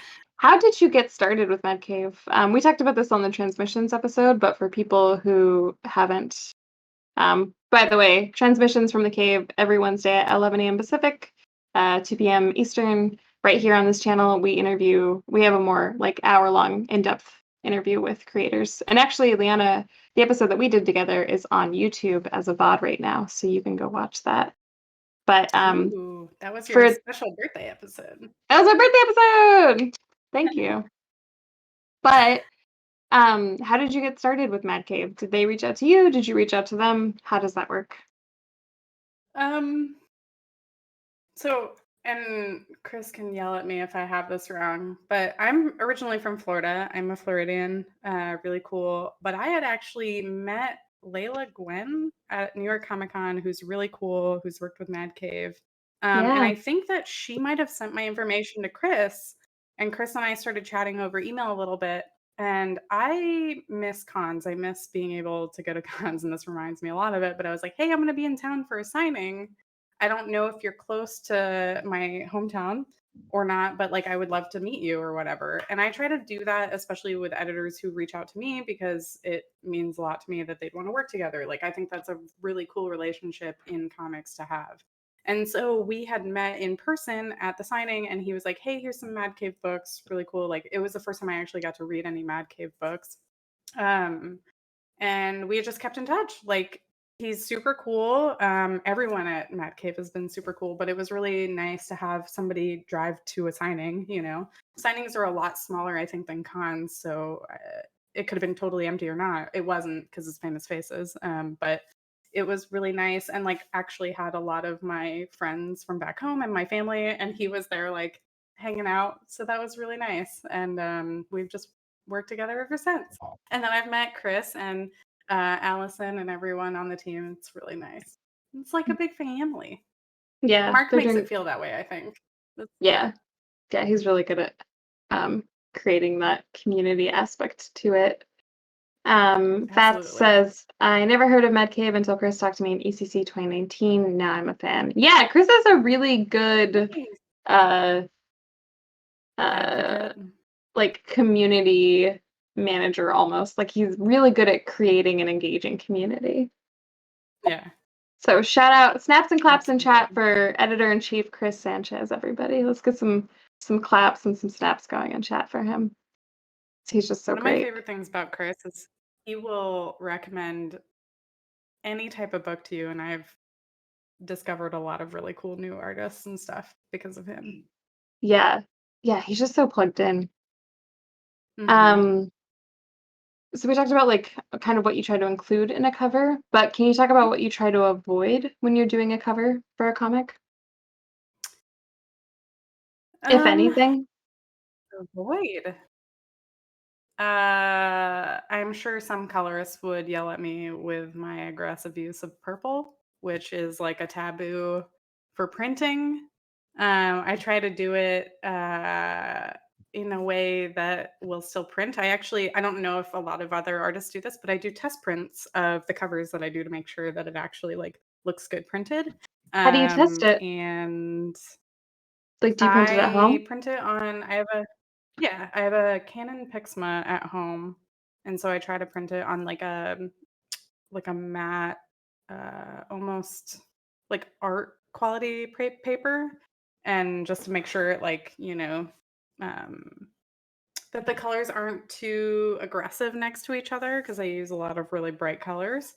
And I'll play around with the values and stuff, and because no matter what, if it looks good on the screen, that's great. But what matters is how it prints on paper. And a whole bunch of comic publishers use different types of paper, and some variants have different paper regardless, because it either has foil or cardstock for like drawing or like painting over, or things like that, sketch covers and stuff. So and then some series are like not I'm trying to think of the word, like it's a different type of, like it's not cardstock, it's the same as the issue paper.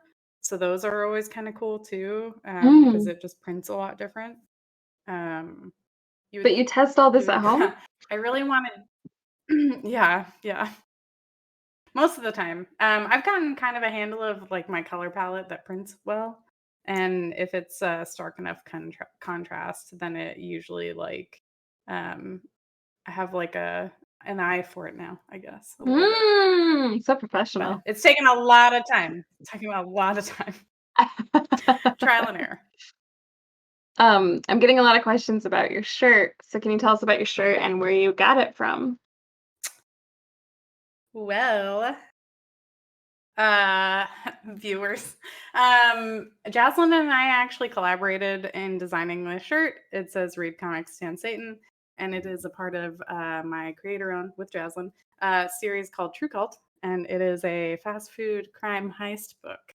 So, if there you go, you Fats. follow me on Twitter and Instagram, yeah, you can follow the Gumroad and/or our website has a mailing list. So next time we do a store drop or anything like that. I only wore this because I was going to wear my Mad Cave one, but it didn't arrive in time because Memphis's mail is a little behind because we are a hub.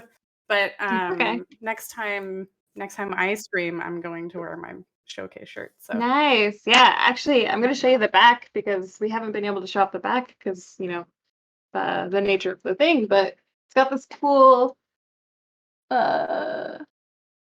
is that Driven by Madness? Yes. Driven by Madness. I love Yeah. the design of that. Yeah. It Love looks that. like it's also very comfortable. So good job on Mad Cave for these shirts.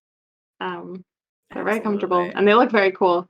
And thank you for giving me an opportunity to show off the back because I'm like, how do I get people to look at the back of this shirt? Yeah. My webcam is pointing at my face. I had to wear something. Yeah. I had to wear something that was like at least,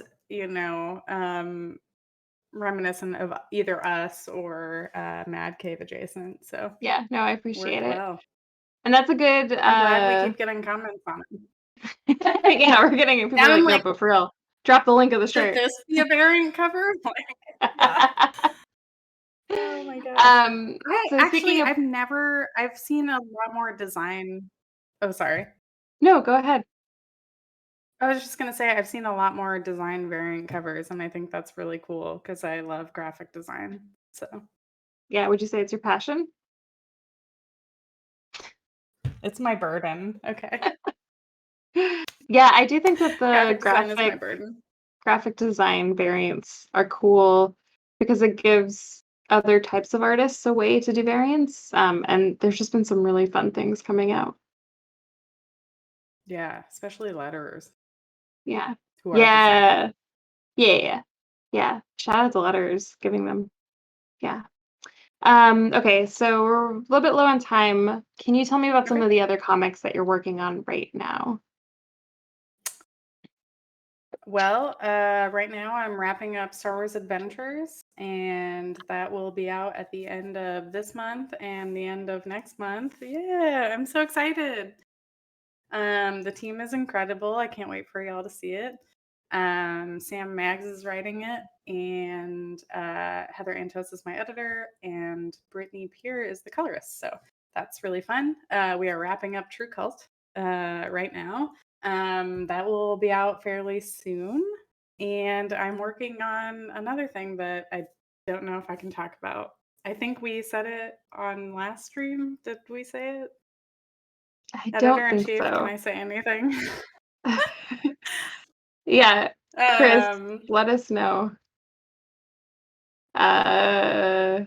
He might be a little bit busy. He's helping.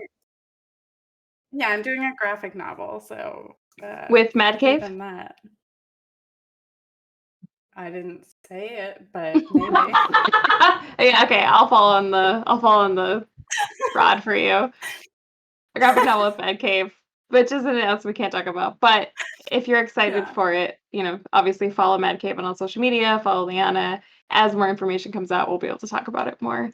I don't know what it's about, but I know a couple of the people that are on the team, and I'm very excited because it seems very, very cool. So stay tuned. You will absolutely love it. I guarantee you. Avery, I know that you're already salivating. Back, but I don't know if I can afford that. I know that Avery's in chat salivating and wanting to break the story, and to you I say, not yet. Yeah, I see those eyes, Avery. Oh my gosh. Yeah. So good. So where can people follow you and how can they support you? they can support me by buying all my variant covers by Mad Cave Studios. You can also support me by following me on Twitter. You could join my Patreon, which I post a ton of work in progress, such as the variants, as well as mail, which is really fun. And you can support me by signing up for either my newsletter or the True Cult newsletter, or follow me on Instagram. Tons of different ways, or follow me here on Twitch, which is also fun. And thank you so much for having me. I love talking about variant covers. I didn't realize, I think I could talk more about it. So maybe that could be another Yeah. stream one day.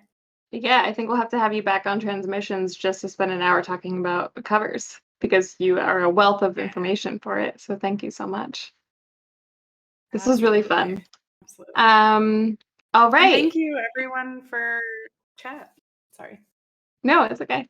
Next up, we have our Maverick artist panel. We're going to bring Ennun back on and Patrick, and we're going to chat about some of the cool graphic novels that we have coming out soon for Maverick. So I'm going to go away for a hot sec, and then I'll be right back. Thank you so much, Liana. Thank you for having me. Have a great day, everyone.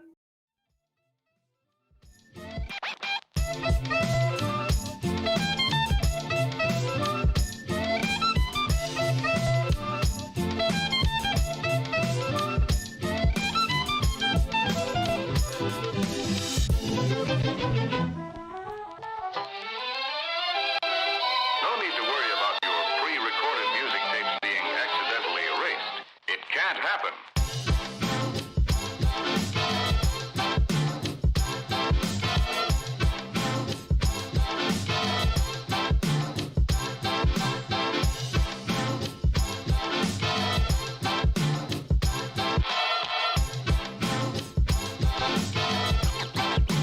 Let's get scratching.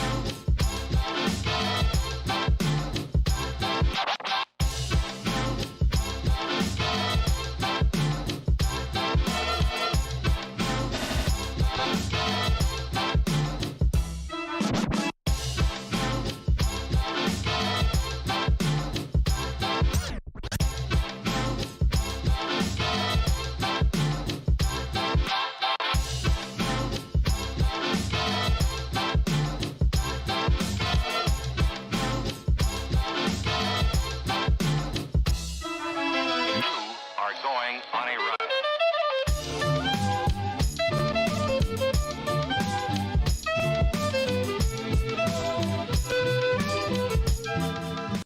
Hello, and welcome back. I am here once again with Ennun, but we also brought Patrick. Say hello to the fans at home. Hello, fans at home. It's been a while. Wow, I haven't seen you guys in ages. Great. Okay. So, yeah, I don't know. Have you either of you had a chance to watch the show Cave on your own? How's it been? It's been great. I've had it on. But I was doing some stuff earlier on, so it seems like I saw the retailer panel and the live drawing, which is really good. It's awesome. Yeah. Ennun, how was your 30-minute break? It was great. I got everyone was messaging me. It's like, oh, I watched you. So like, thank you. You're like, keep watching. I'll be right back. Yeah. Like, give me 5 minutes. You'll see me again. Yeah, Okay, I've been so- watching the showcase. It's great. Oh, thank you. I appreciate it. Shout out to Sweet Producer Good News, who's behind the scenes making this all work. So snaps and claps for Sweet Producer Good News chat. Please give him his flowers. Okay, Well so you're both working on graphic novels for Maverick. Patrick, can you tell us a little bit about the one you're working on for those who don't know? Yeah, so my one is World Class. It's by Jay Sandlin with Rebecca Nolte's doing the colors. I'm doing the art. It's a sports-based story about a young boy from Colombia who has to go to a new environment or a new school to join the football team there, like football as in soccer, as in football. And they he has various challenges and successes and failures along the way. So it's more of I treated it sort of like a sort of sports manga type thing rather than just because that seems like you feel like if who's doing sports in comics or graphic novels, it doesn't happen as much here, but it's a big genre in Japan. So I sort of looked up to that for inspiration when I did it. So I mean, I could keep going on, but anyway, so it's world class and it's about football and it's sort of a teen voyage of discovery and that kind of thing. So That's awesome. That's really awesome. Yes. And Ennun, can you describe Needle and Thread for those who missed our earlier chat? Yeah, so Needle and Thread is a comic about two different teenagers who each want to pursue their dreams, and they kind of have to fight their parents over it because one of them is from a political family who is all about image, and the other one is from parents who work in the force, who are firefighters, who want their son to do the same kind of career path. And they become friends and bond over cosplay and nerd culture. So it's a lot about rediscovering yourself and pursuing your dreams. Very relatable, everyday stuff. Yeah, okay, so both of these are about kind of going for your dreams and honing your craft, sometimes literally, sometimes, figuratively. Patrick, do you play a lot of football, soccer, or did you have to do a lot of research about the dynamics? I didn't. I mean, because I am from Northern Ireland, so there's a lot of just around the UK and Ireland. There's a lot of like sports culture. So I've seen loads of football matches, like World Cup, of Ireland gets to the World Cup, which is very rare.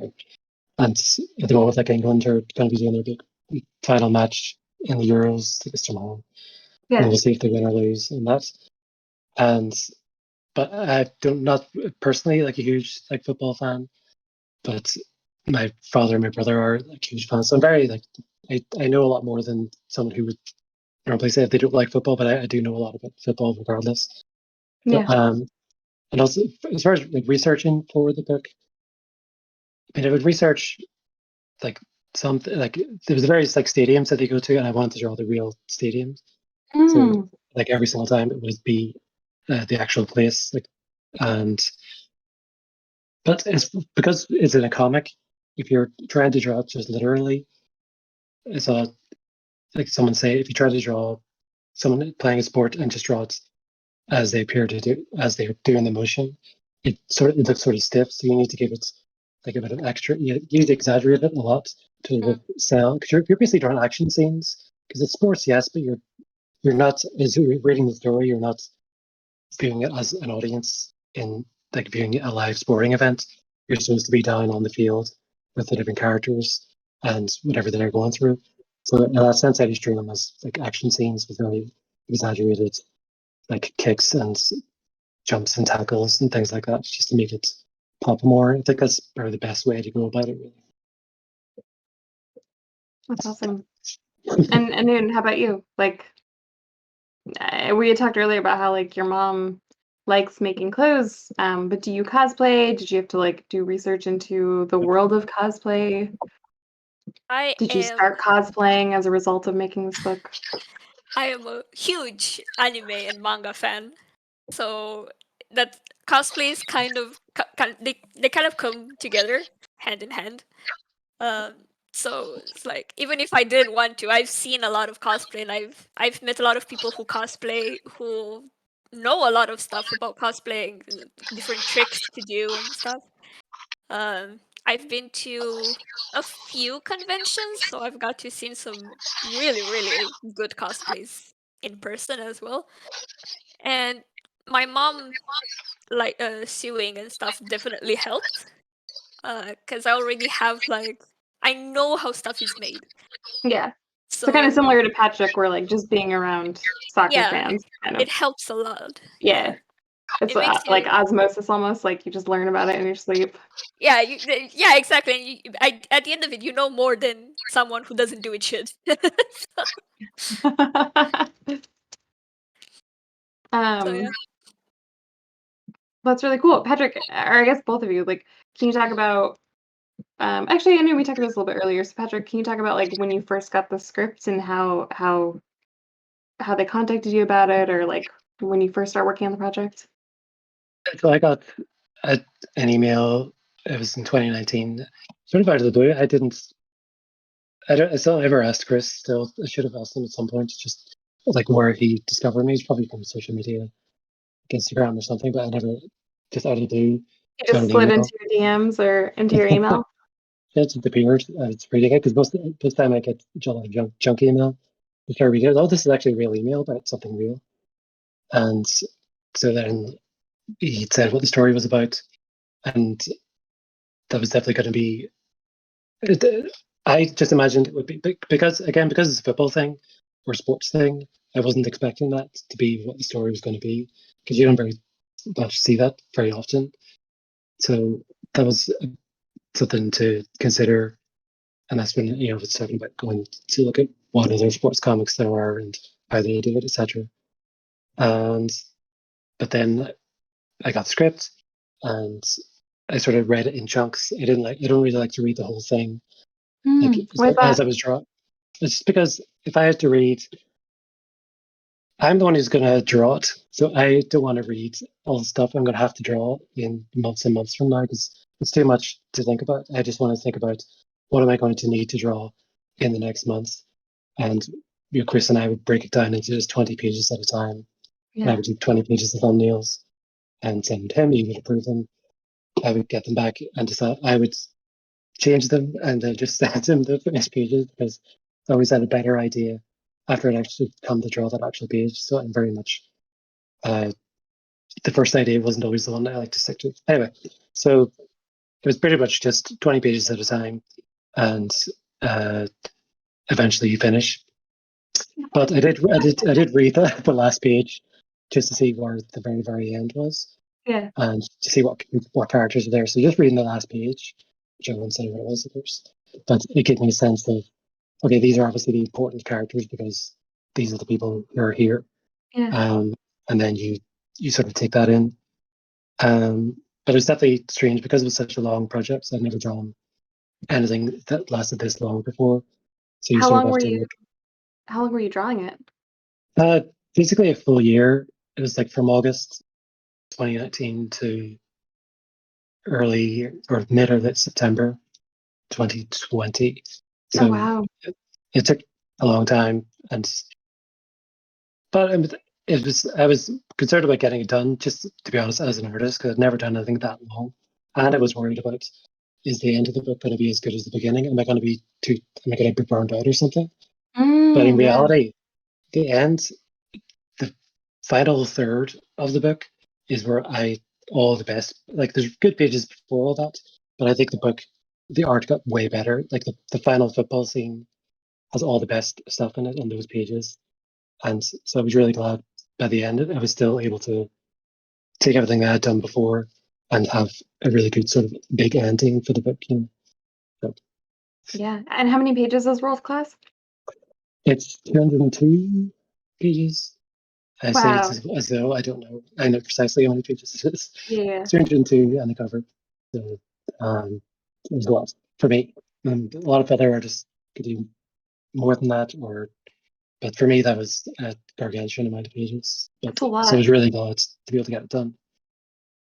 Ennun, you said yours was also 200. Did you do something Yeah. similar where you kind of like took it 20 at a time, or did you take the whole thing? Like, what's the planning process like for you? I kind of mixed it up. Um, I would do a chapter at a time, and then at I think the last 5 or 6 chapters, I kind of took all of them and either sketched all of them, and then at some point I line arted some of them, but colored the other ones, and it was a bit of a mix. And I told Chris, it's like, I hope you're ready because they're gonna come out of order. Yeah, I mean, I assume that he was okay with it though. He's a good Oh editor. yeah, no problem. He was like, yeah, sure, keep on coming. What was it like working? Because now Maverick's like announced and your books are announced, so you get to like talk about it. But what was it like working on these huge 200-page books that took you over a year before you could even talk about it for a imprint that you couldn't talk about? Like, how did you have like a close friend that you shared that info with, or did you whisper it into like a teddy bear or something? Like, how did you keep those secrets? Well, for me, like I would send people, like my very close friends, and give them examples like, oh, here's what I was working on today. Because you just want, when you're doing something like that, it's good to just show it to someone, even though like it's just going to be in a WhatsApp message and they're not going to like leak it onto the internet or whatever. It's gonna. So it was. I would just do it that way, share, or like I checked with Chris early. Like sometimes I would post like faces on my Instagram. It's like little. I didn't give any context in a sort of public post. I didn't post anything about football. But if I drew like a face and I just wanted to share on Instagram just out of context, like, oh, here's something I did, I could do it that way without sort of giving away what it was, who it was for, or what story it was. So that was basically what I did. That's cool. And Noon, how about you? I mostly talked about it with my friends and my parents. My mom didn't want to read it when he was ready because she was like, I gotta wait until the book is here and then I'll read it properly. Oh, like she wanted like the physical Yeah. reading experience? Yeah. Okay. It's really cute. Otherwise, yeah, I mostly talked with my friends and I would send them like Snapchats. It's like, oh my god, this page is so annoying. It's not working properly. Stuff like that. Yeah, how do you get over those problem pages? What do you do to exercise those problems? I think if it's a small thing, usually I would just move ahead and do the rest of the chapter, and then I'd come back later. Because by that point, your brain kind of loses focus on it, so you come back a lot more fresh. And usually, that's all you need, really. Patrick, any suggestions for artists who are like, I hate this page, I want to quit comics, I can't get over this problem?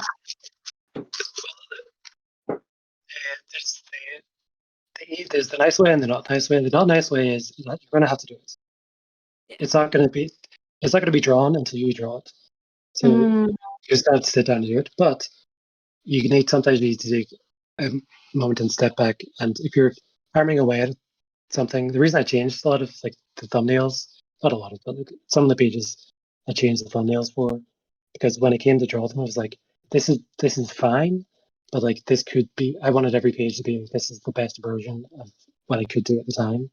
So I just need that one panel that's like, this is the panel that I would want to show everyone, and I want to have at least one of those panels on every page, and then like link it all together, and also insert, because you're drawing action and stuff. If you can insert like little interstitial panels of like beat to beat sort of action that aren't necessarily in the script.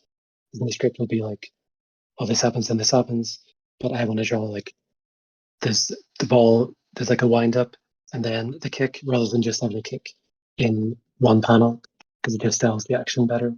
So you're sort of like solving all those problems. But anyway, so the way to do it, I think, is to take a break. And if you're really struggling, don't keep struggling on the same idea. If you really are struggling on it, then go back and think, is this the right idea then, if I'm having such a hard time trying to crack it? And if you still think it is, then you can go back to it. But sometimes it's better to just re-examine what you're doing and do it that way. I did that loads in real class. Nice. Did either of you draw like Easter eggs in the background or throughout the story? Like any like nods to your friends or any like nods to maybe the places that you were drawing? Are there any Easter eggs that we can look out for in your books? Oh my god, so many.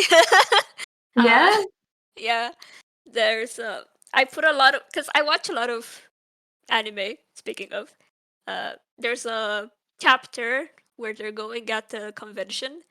There's so many anime and gaming characters in there. Oh my god. They're all over the place. I'm a very big fan of Critical Role, for those who know, D&D. And I think I put them almost anywhere I could. At one point, I was playing a game with myself. I was like, when will Chris tell me to stop? Because he would notice them too, because he's a fan as well. And he was like, he always pointed them out. It's like, hey, I see what you did. And I Like was the like, oh, characters or nods or something? yeah. I made like characters cosplaying it or like small references. There's a chapter where you can see them on the laptop screen. Aw. Yeah. But he never stopped me, so there's a lot of them. How about you, Patrick? Any little secret Easter eggs in the background? There was a scene in a pub set in Dublin, and it's anyway. So on one of the tables, I put like people I know because I was trying to think of you just draw a lot of random people. Like what do people just draw this one face once, and then they're never going to be in the book again. So I just put in for my friends sitting around one of the tables, and there wasn't a ton of opportunities to use like any sort of pop culture things because you weren't in a lot of settings where you would see that. But early in the book, there was in the game store. I put I was like one of my part. I put on the cover of a game one of my characters that I had done a comic for ages ago, and so that was like these sort of Easter eggs. These are like Easter eggs for me only that I put in. So they're not like no one reading the book would ever really know. But it was more Special fun. to you. Yeah, it's basically. That's awesome. That's like a fun, I don't know, little like side reward for like creating worlds and stories as you get to be like, one day I'll look back at this in 20 years and laugh because it's, you know, that one beer at that one bar or something. Yeah, exactly. Yeah. Oh, that's awesome. What was the most fun character design from each of the books? So, like, what was the most fun in Needle and Thread? And I know Chad's gonna say probably the waffle costume at the beginning of Needle and Thread because we've Oh been my getting a god. lot of love for that waffle costume. But Oh so really? besides Waffle Man, what was the most fun character? The most fun to design was Mrs. French, who I don't know if people have seen her yet, because only the first chapter was put out, right? But she's one of the kids' teacher, and she's amazing. And I got to do such fun clothes for her. It was great. That's awesome. And Patrick, how about you? Well, I liked drawing Adrian, the main character, because I drew him specifically to give him a face I would like to draw because I knew I was going to draw him a lot. So I didn't Yeah, want to give that's him smart. anything difficult. So I was making it easy on myself. There's also a character, he's one of the commentators called Nigel, who I gradually made more sort of extreme in the way he acts, given the commentary. So at the beginning, he's sort of like, I decided like I'm going to make him like a really sort of manga character. So like he would always be, like pointing and stuff. Or at the end of the book, he's like freaking out, so he's just like looks crazy. Yeah. So he was the one I sort of like gave a little project to along the way, because he seemed like he would have the most extreme reactions to things. So I tried to take advantage of that. That's awesome. Wow. Yeah, the character design aspect seems really I like what you said about like you knew you're gonna have to draw him a lot, so you wanted to give him a face that you would like drawing because yeah, you are gonna spend a year plus with these characters, um, 200 pages with these characters, so you don't want to draw somebody who's like you hate them, right? Or like they're really intricate and you're like, why did I give them this, intricate face or yeah. So when sometimes if I've for other things where I've done character designs and you sort of draw them one way and you realize that like to go back to like what were they wearing a belt before or did I have to go back and check? Yes, they had a belt. Like why did I give them a belt? Now I have to draw a belt every single time. And it's very lazy, so I don't want to have hero belt. But Yeah. glasses can be a pain. So but people in my books don't wear glasses very often. Oh yeah, that's a good one. Okay, so Patrick, do you know when World Class is coming out? I think it's February of 2022. Yeah, so February 2022. I don't know the exact date, but we'll be talking about it as we get closer to the release. And it's going to be really strange when it is out because we've been working on it for so long, and I finished it, last year. Yeah. But it's going to be really interesting to see what people think of it. And Rebecca did a great job with all the coloring, and it's been a great story. So I'm really looking forward to it coming out. What do you hope people get from it when they read it? I think it's for younger readers, which is, the imprint is kind of aiming at younger YA. sort of YA sort of audience. I think to be able to, you always want to have characters that people relate to. I think people can relate to Adrian in this story. Because he's someone you can imagine like if you're starting in a new school or a new job or going to a new force or meeting new people, there's a lot of anxiety around that, and you have expectations on yourself or other people expect things from you. And so this is a story about someone going through that kind of thing and how they come out of it at the end. I think it's going to be relatable for people. I hope. That's awesome. And Ennun, what do you hope that people get from Needle and Thread? I don't know. I hope for people who do have to deal with parents who won't really, allow them to pursue the career paths that they want to pursue, that they can take it as a push to maybe try still. Like, I know it's hard and you're gonna butt heads a lot, but at the end of the day, it's your life and you're gonna want to do something that you enjoy, or you're gonna wake up in like 20 years and realize you hate your life. So, you know, You want to it's let like, them know early. Choose a good yeah, path. I don't know. Try to do what you like. Even if you can't do it professionally, you can still do it as a hobby. Just don't completely give it up because, you like it for a reason. And that's a good segue into my last question, which is what advice do you both have for people who are trying to get into comics, drawing comics? Do it. Yeah, exactly. Well, do it and don't try to draw a 200-page graphic novel as your first thing. What? Yeah, no. Don't do that.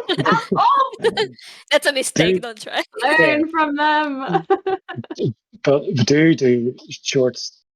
Like the first things I did was very short, like 4 or 5 page stories.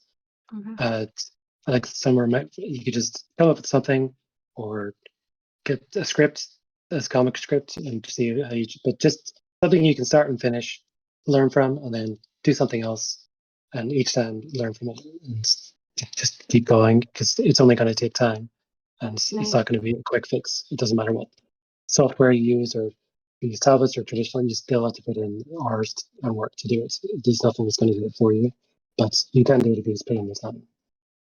Yeah. Cool. As long as you want to do it, as long as you're dedicated enough to want to pursue and even just try it, yeah, go for it. You can take a short story, a fairy tale maybe, if you like them, and just try to transition it into a comic and see how easy, how hard that is. You can learn a lot from trial and error, right? Yeah. Oh my gosh. This is such good advice. Thank you so much. This went by too quickly.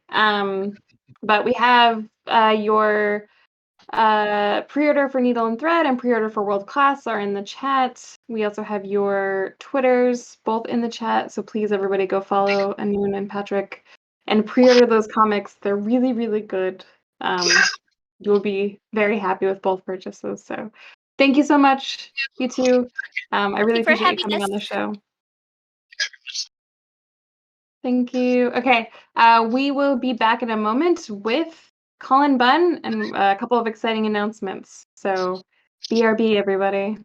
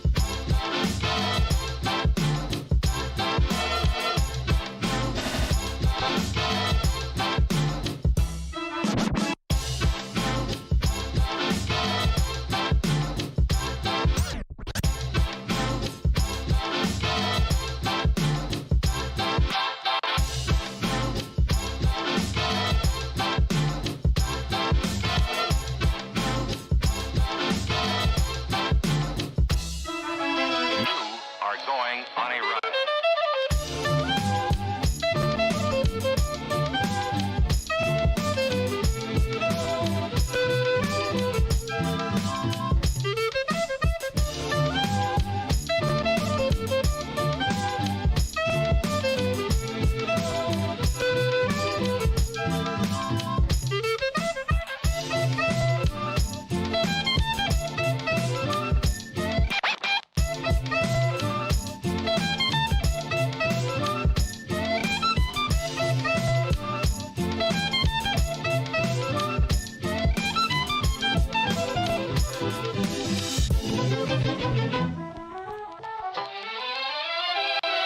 No need to worry about your pre-recorded music tapes being accidentally erased. It can't happen.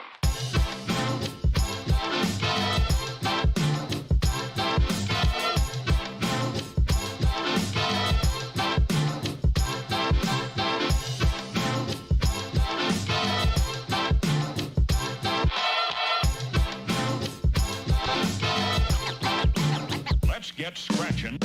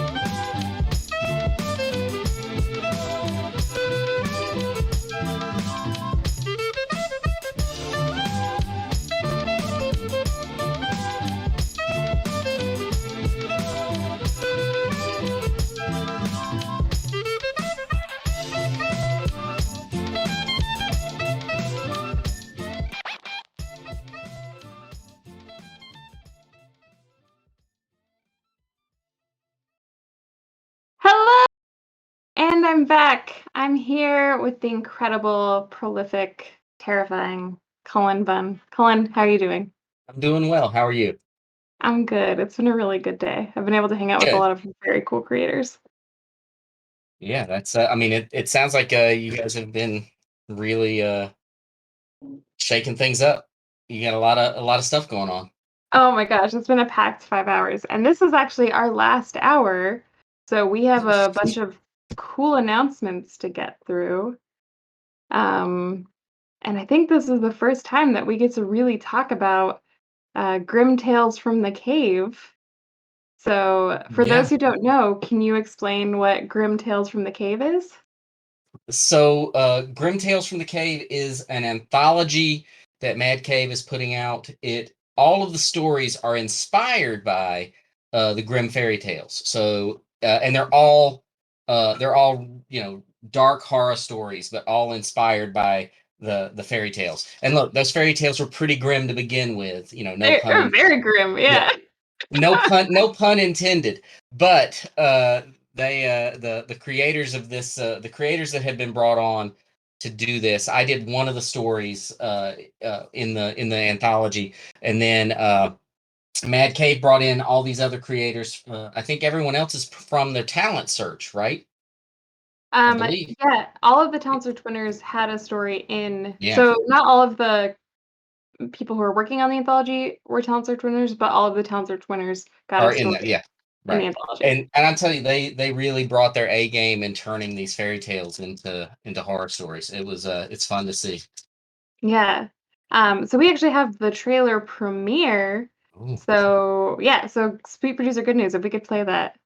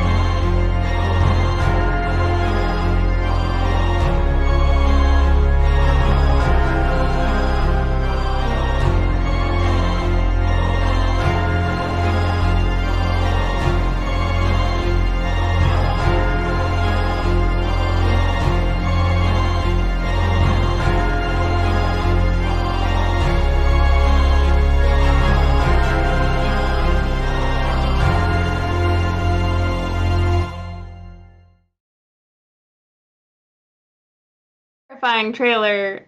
Chris, what's your reaction? I'm sorry, Colin. No, Colin, what's your reaction? I knew you meant you were just so shocked by that trailer you couldn't. I'm so shocked. couldn't get your Yeah, name I see Chris reacting in our backstage over Yeah, here, and then I'm looking at you. I'm sorry. Yeah, no, that was a pretty great trailer. Who put that together? Because I need their number and their email, because that is look, if you can watch that I mean the trailer itself, that short trailer was chilling. I mean, it had it was disturbing and chilling, and that's just a hint at the stories you're going to get. So it was a really cool trailer, and it's amazing that I mean, the kind of the zest and passion and gusto that went into that trailer, that's all brought about by this anthology. I think the same kind of enthusiasm went into the stories that were put into this book. Yeah. Yeah, I think so y'all have been working on this for over a year at this point, correct? Or no, just over a year. Yeah, I can't remember exactly when it all came together. But yeah, I mean, it's been about a year for sure. But Yeah. like it's been the same level of excitement. Like it hasn't waned, like books take a long time to create, and sometimes people are super excited at the beginning and they're like, all right, let's just get this out the end. But this anthology, like everybody I know has had a hand in it, from everybody from like Chris to marketing to the designers, actually, which shout out to the Mad Cave designers who put that trailer together. Everybody has just been like lockstep so excited about this book, and I think it shows in uh the talent, like the stories, just like every story is really good. And then yeah, through the trailer, as you could see, like Yeah, there's a lot of energy in this book, so I think people will have a lot of fun reading it because you get I think there are 11 stories. I think I might be wrong, 11. 11 give or take, Yeah. but I mean everyone is sort of a different take on the genre. It's a different take on the fairy tale, so you're going to get a lot of different a lot of different styles of stories, a lot of different subgenres of horror, and it's just a lot of fun. The whole thing's I mean, it's just a fun book. Can you tell me like what attracts you to horror? Why do you love writing it? Why do you love horror? You know, my answer to that changes every time someone asks me. But what it all comes down to is I kind of feel like horror for me is sort of therapeutic, and Mm. I feel like writing these stories. Um, Look, we all have everybody, and now more than ever, you can say you're dealing with day to day horrors. You're all dealing with the things that are beating you down and tearing you up inside. For me, when I read a horror story and I'm reading these stories of characters who are dealing with just they take that and it just blows out to the infinite degree. They're dealing with these awful things, and for me horror is very hopeful as a genre because Mm. even when these characters are in for me the best horror stories for me, the characters are always fighting. They're always fighting to survive. They're fighting to stay alive, fighting to save their family, fighting to keep their sanity. Whatever it is, they're fighting, and they may fail. I mean, a lot of horror stories they end in despair and awfulness. But the fact that those characters fought, Mm. it makes me feel like I can stand up to the things that I have to deal with. That we all have to deal with a little more. Yes, that's awesome. That's a great answer. Oh my Yeah, gosh. yeah. I'm like It's and riled up. everybody has a different opinion of why horror works. And for some people, I just like blood and guts. Well, there you go. And there's nothing wrong with that opinion. This is what that's I what I get out of it is and that's the other thing is I think it's a great genre because everybody gets different things out of it. Everybody can approach it with different needs and desires and interests, and they all get answered. That's so awesome. Do you have a favorite grim tale? It's tough. For me, it's tough to not say something like Rumpelstiltskin and Gretel. I mean, those are the ones I remember, like as a kid.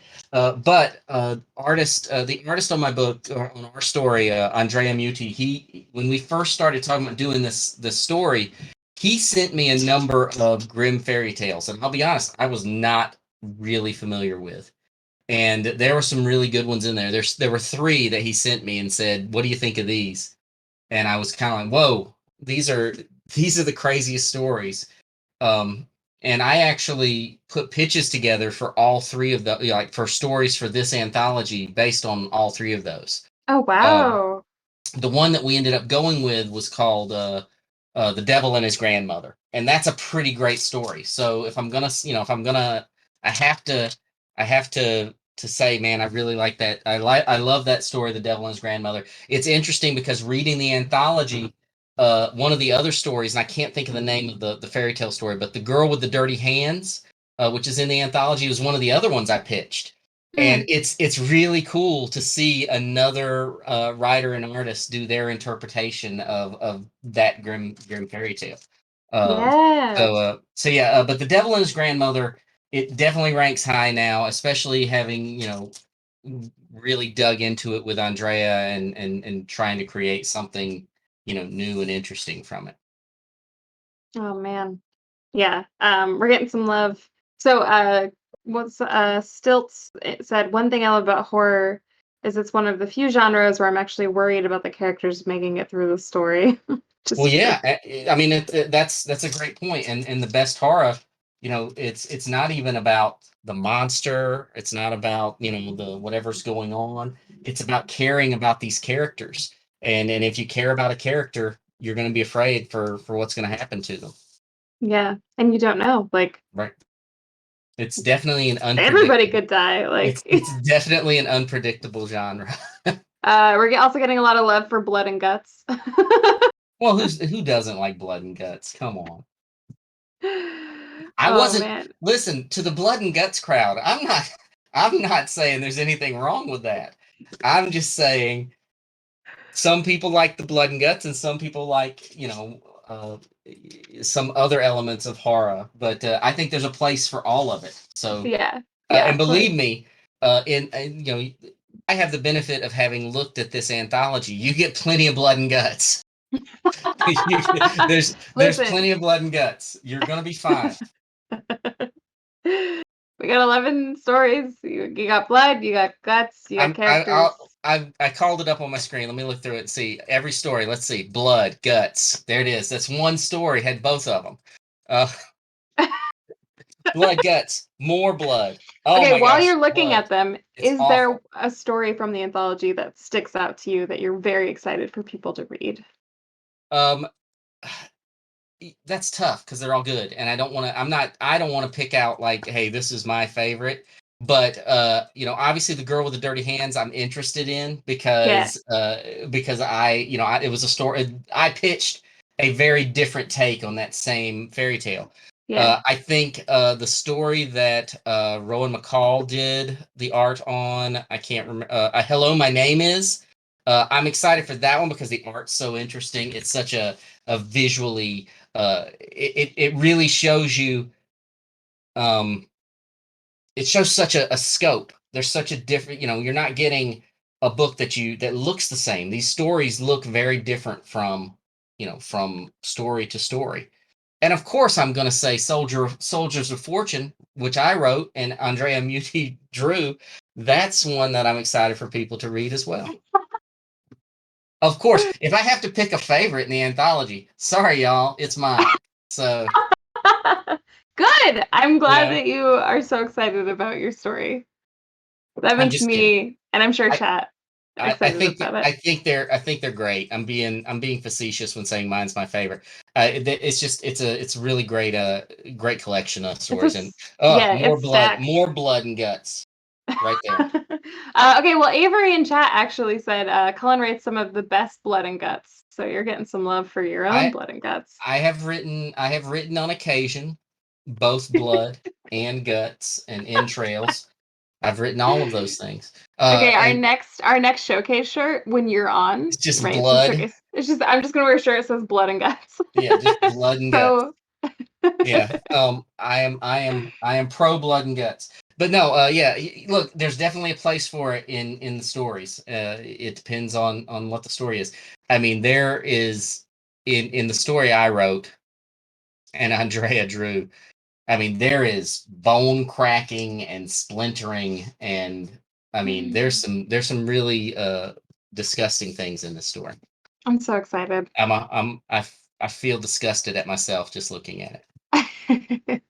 Okay, so unfortunately we're running out of time already, but I have one last very important question for you. All right. And it is, if you had to, I asked Mark London this at the very beginning, but I also want to ask you, if you had to, which monster would you fight in a hand-to-hand combat?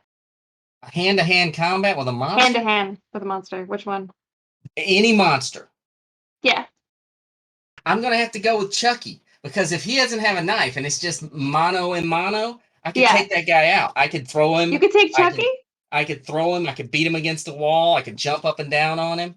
I'm not Did you watch the same movie that I watched? Because I remember Chucky being unkillable. I'm not scared of that doll. I'm unkillable for Chucky. I'm unkillable. You heard it here first, folks. I am Chucky's Chucky. So there you go. Jared said, "Got to give Chucky the tiger kick." Punch Chucky across the room. That's right. How many times has that guy been punched? You didn't say I had to. And how many times did he come back? But you didn't say I had to fight him to the death. You said I just had to fight him. I'll kick him and run, and he's gone. He's rolling down the street. Down the All stairs. right, you found the loophole. That's You right. win. All right, this is so great. Where can people find you and how can people support you? So easiest place to find me is my website's cullenbun.com. On Twitter, I'm at cullenbun. I have a Discord server. I have a newsletter. You can find all of that stuff. If you go to Twitter, you'll find links to all of that stuff right in my profile. Cool. All right.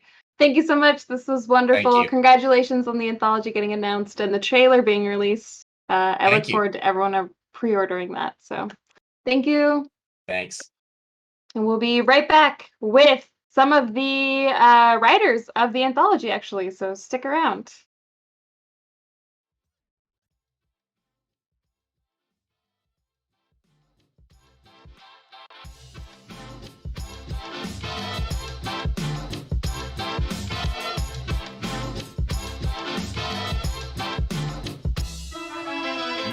Are going on a run.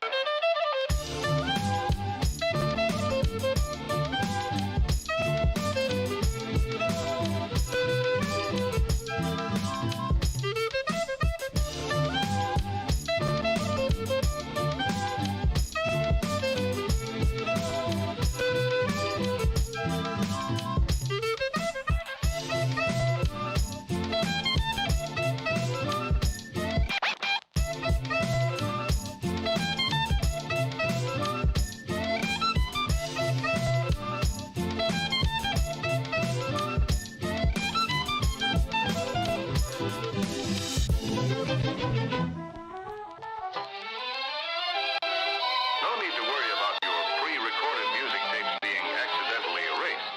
It can't happen.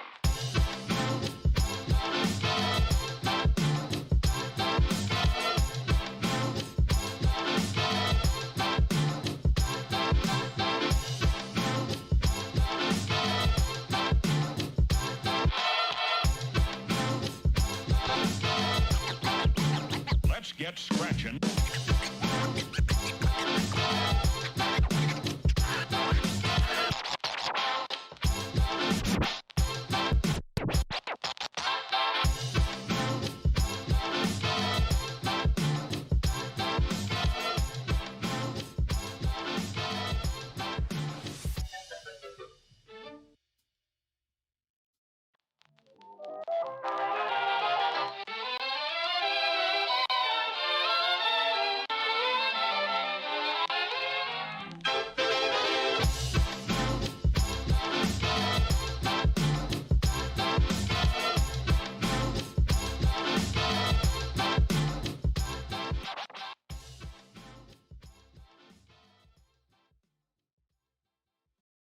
Hello! I am back with this incredible panel of writers who were talent search winners of the 2020 Mad Cave Talent Search. Say hello, everyone. Hello, everyone. Hello, everyone. All right, you cheeky bastards. Okay, I'm We gonna let planned everybody. that for weeks. Yeah. Yeah. And we planned these cool shirts for weeks, so it all works out. Okay, I'm gonna let everybody go around and introduce themselves. So let's start with Chuck, actually. Sure. Hi, I'm Chuck Harp. I am obviously a writer, and I'm thrilled to be working with Mad Cave on this new anthology. Yeah. And Dalton? Hey, everybody. I'm Dalton Duchesne. I'm a comic writer and musician. And yeah, I'm super excited to be part of this anthology. And this will be my first, published, professionally published work out there. So I'm super excited about it. Yay! And Mario. Hi, everyone. My name is Mario Candelaria. I'm also a writer, oddly enough, and a stand-up comedian. And I'm very stoked to be working with Mad Cave on this anthology. Yeah. Okay, so we just premiered the anthology trailer with Colin earlier. Did you all get to watch it? Yes. Yes. Okay. Recreate your faces as it was happening, please. I think I was hiding my face for most of it because I was just too excited, and I was just kind of like, Yeah, Yeah? tears of joy, just tears. it was just like, streaming oh, down. it's about time. It was really great to see. That was the first time I had seen most of that artwork and everything. So it was really just astonishing to see all the amazing work that's going to be in this thing. Yeah. You guys seen all the lettering and the design come together. It was just beautiful. Yeah. It looks absolutely gorgeous. I cannot wait to see everything. It looks gorgeous, but wasn't it also like super freaky? Yeah. Oh, That's yeah. what you want. That's what I was hoping for, was crazy, creepy artwork for everything. Yeah, we were because we've been working on this for a while and we got the trailer. So I got to watch it a little bit earlier, but I was like setting something up, so I had to watch it and it was a little bit late at night. And I got like so creeped out. I was like, why am I watching this at And night? the Like, slow animation and the music, it all added up to pretty good horror short. me alone in the dark, working like a little gremlin in front of my computer, getting creeped out, and I was like, what am I got to take a break. Shadows in the corners of the room. Yeah. Yeah. So congratulations. Thank you. Yeah. Yeah. It's super scary. Okay, how much can you tell me about each of your stories? Can you tell me the title and the artist that you're working with? Mario, I'm going to start with you. Yeah, so the title of my story is Weft, and I'm working with David Escobar and also Luca Romano on the coloring.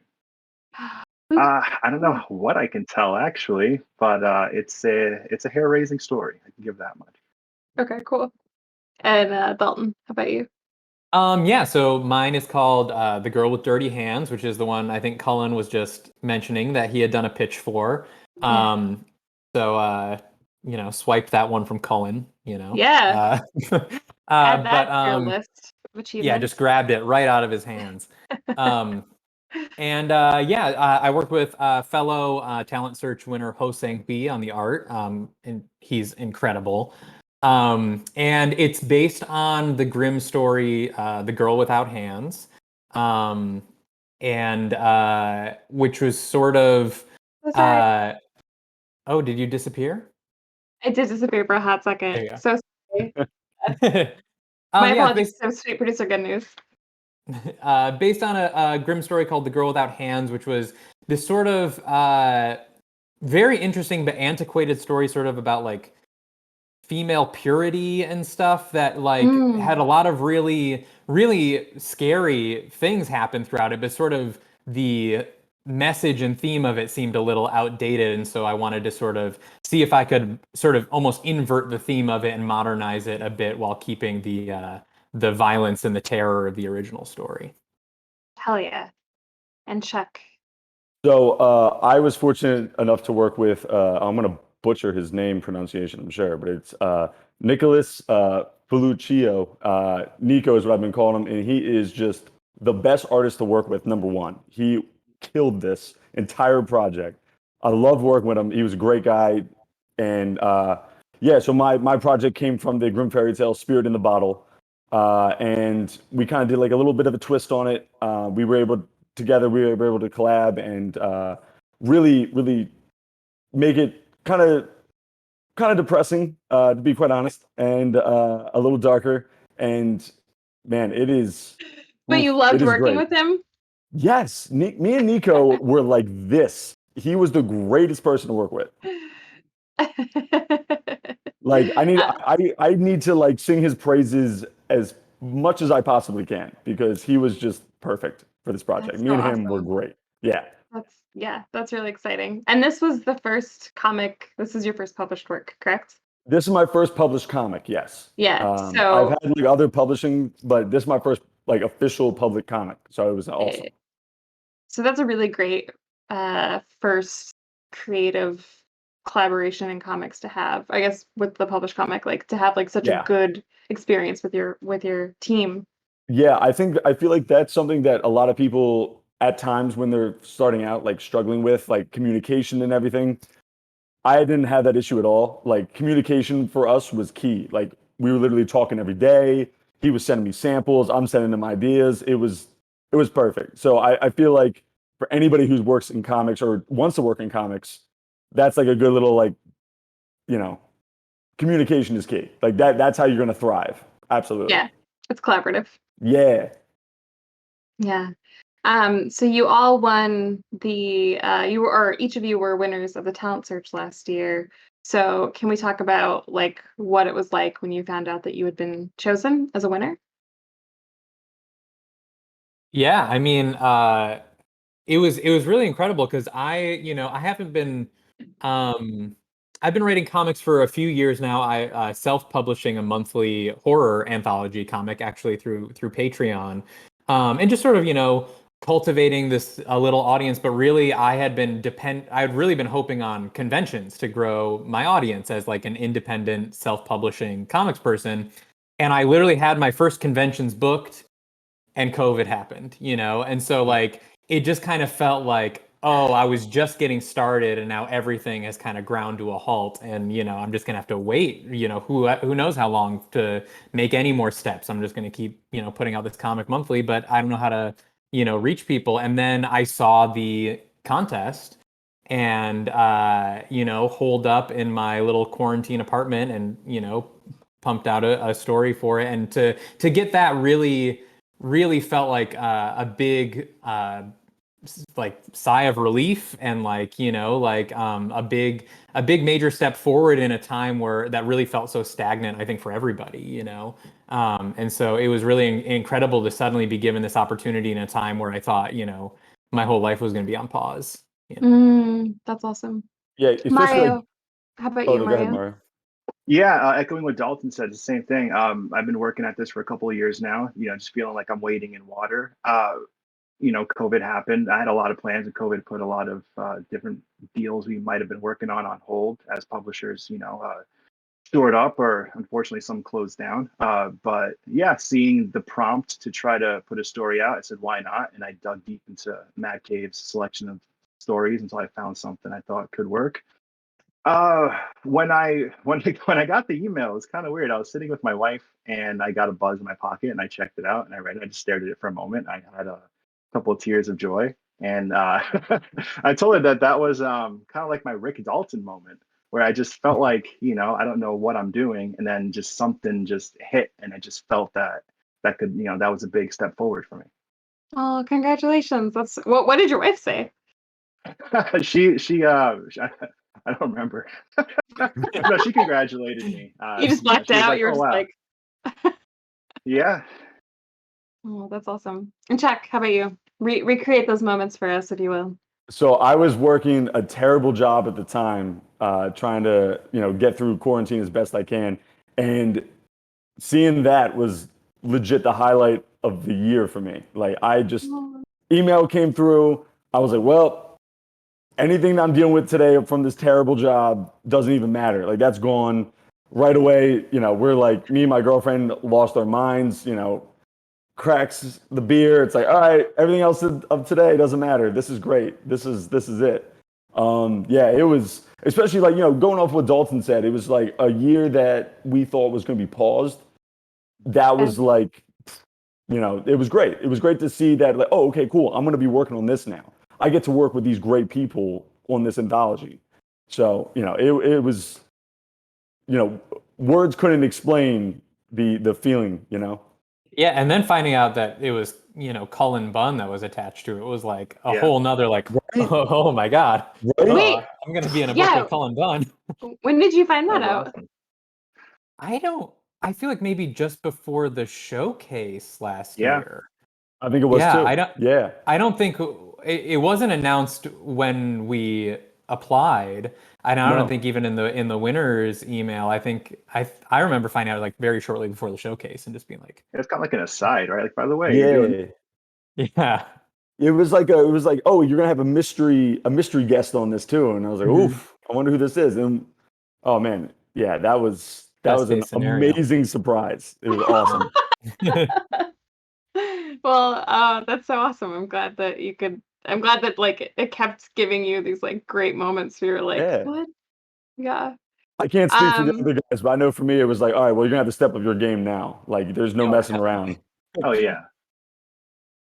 Well, good. Yeah, need that fire. Yeah. And then in chat, Avery's saying, actually, we're getting a lot of love so Orange Soda says, actually excited for conventions again. Same. Avery says, miss you, cons. Yeah, for sure. And then also, Mad Cave is the MVP of the pandemic, which, yeah, talk about Very successful true. pivot. Yep. They've been killing it.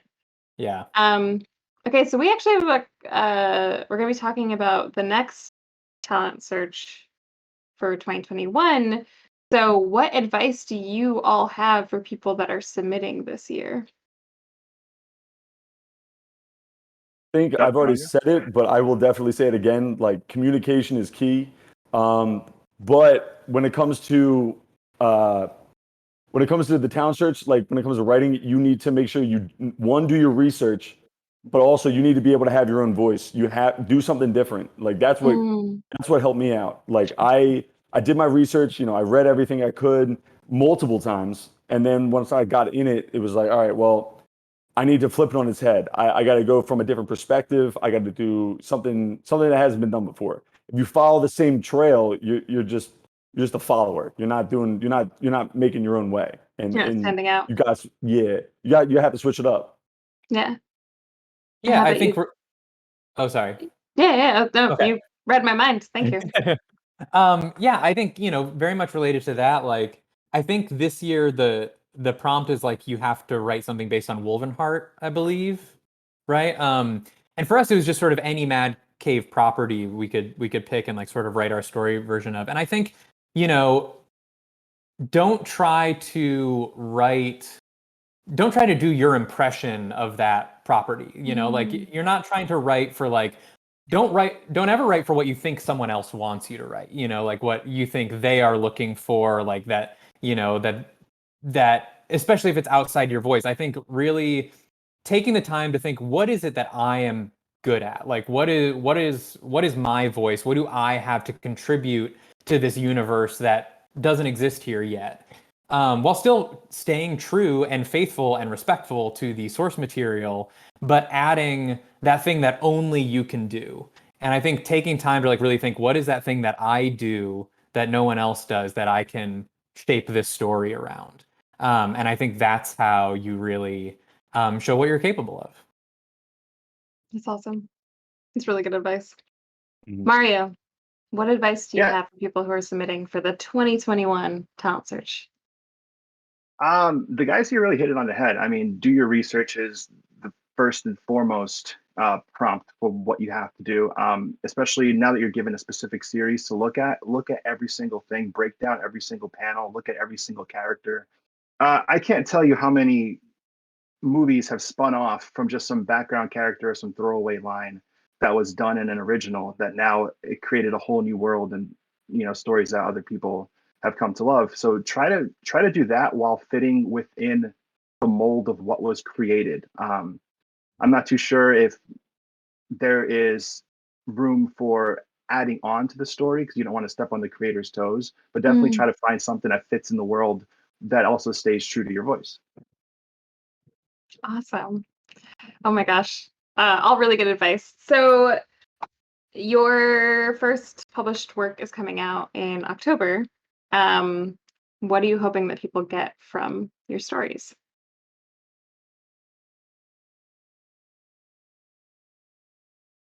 I like to see. Sorry, go on. No, Mary, you go. I like to just see what I could inspire other people. I mean, people who might not think that they could create something can pick up any comic that myself or the other gentleman here create, and just say, hey, that's a cool story. I also have an idea. What can I bring to the world? Cool. So you want to inspire people to make comics or make anything, maybe? Yes. Yeah. Cool. Oh, I love that. All right. Check. You seemed excited.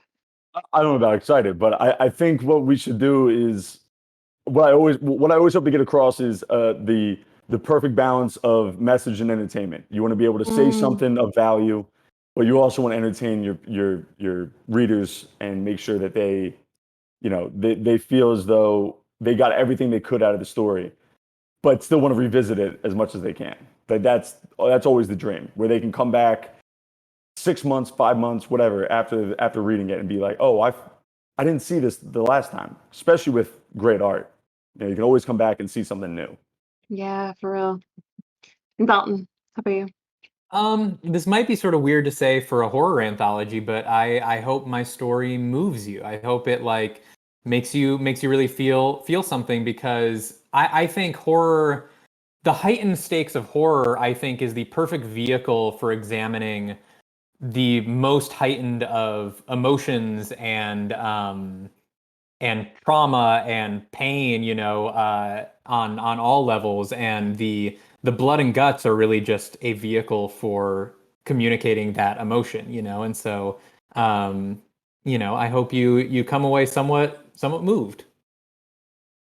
Oh my gosh, you're all, I mean, this makes sense, you're all writers, but you're also eloquent and touching, and I got a little bit teary. I hope I hit it well when y'all were talking about finding out that you were chosen, and I'm just, congratulations.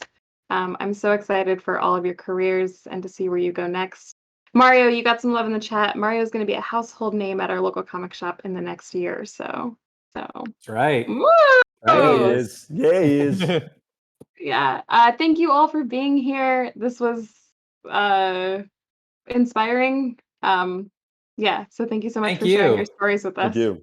Thank you very Yeah. much. Okay, so next up, we're actually going to have Chris Sanchez and Chris Fernandez on, and they're going to talk about the 2021 Mad Cave Talent Search. So you have 3 people to talk to if you want to, if you have advice, I guess, maybe. Yeah. Their Twitters are in the reach out. chat. Yeah, Twitters are in Yeah. the chat. And we'll be right back, y'all.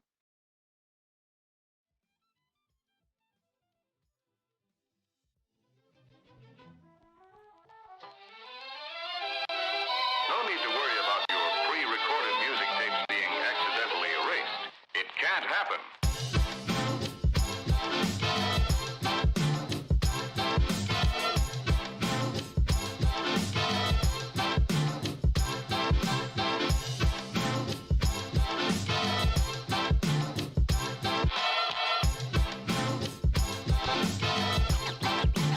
Let's get scratching.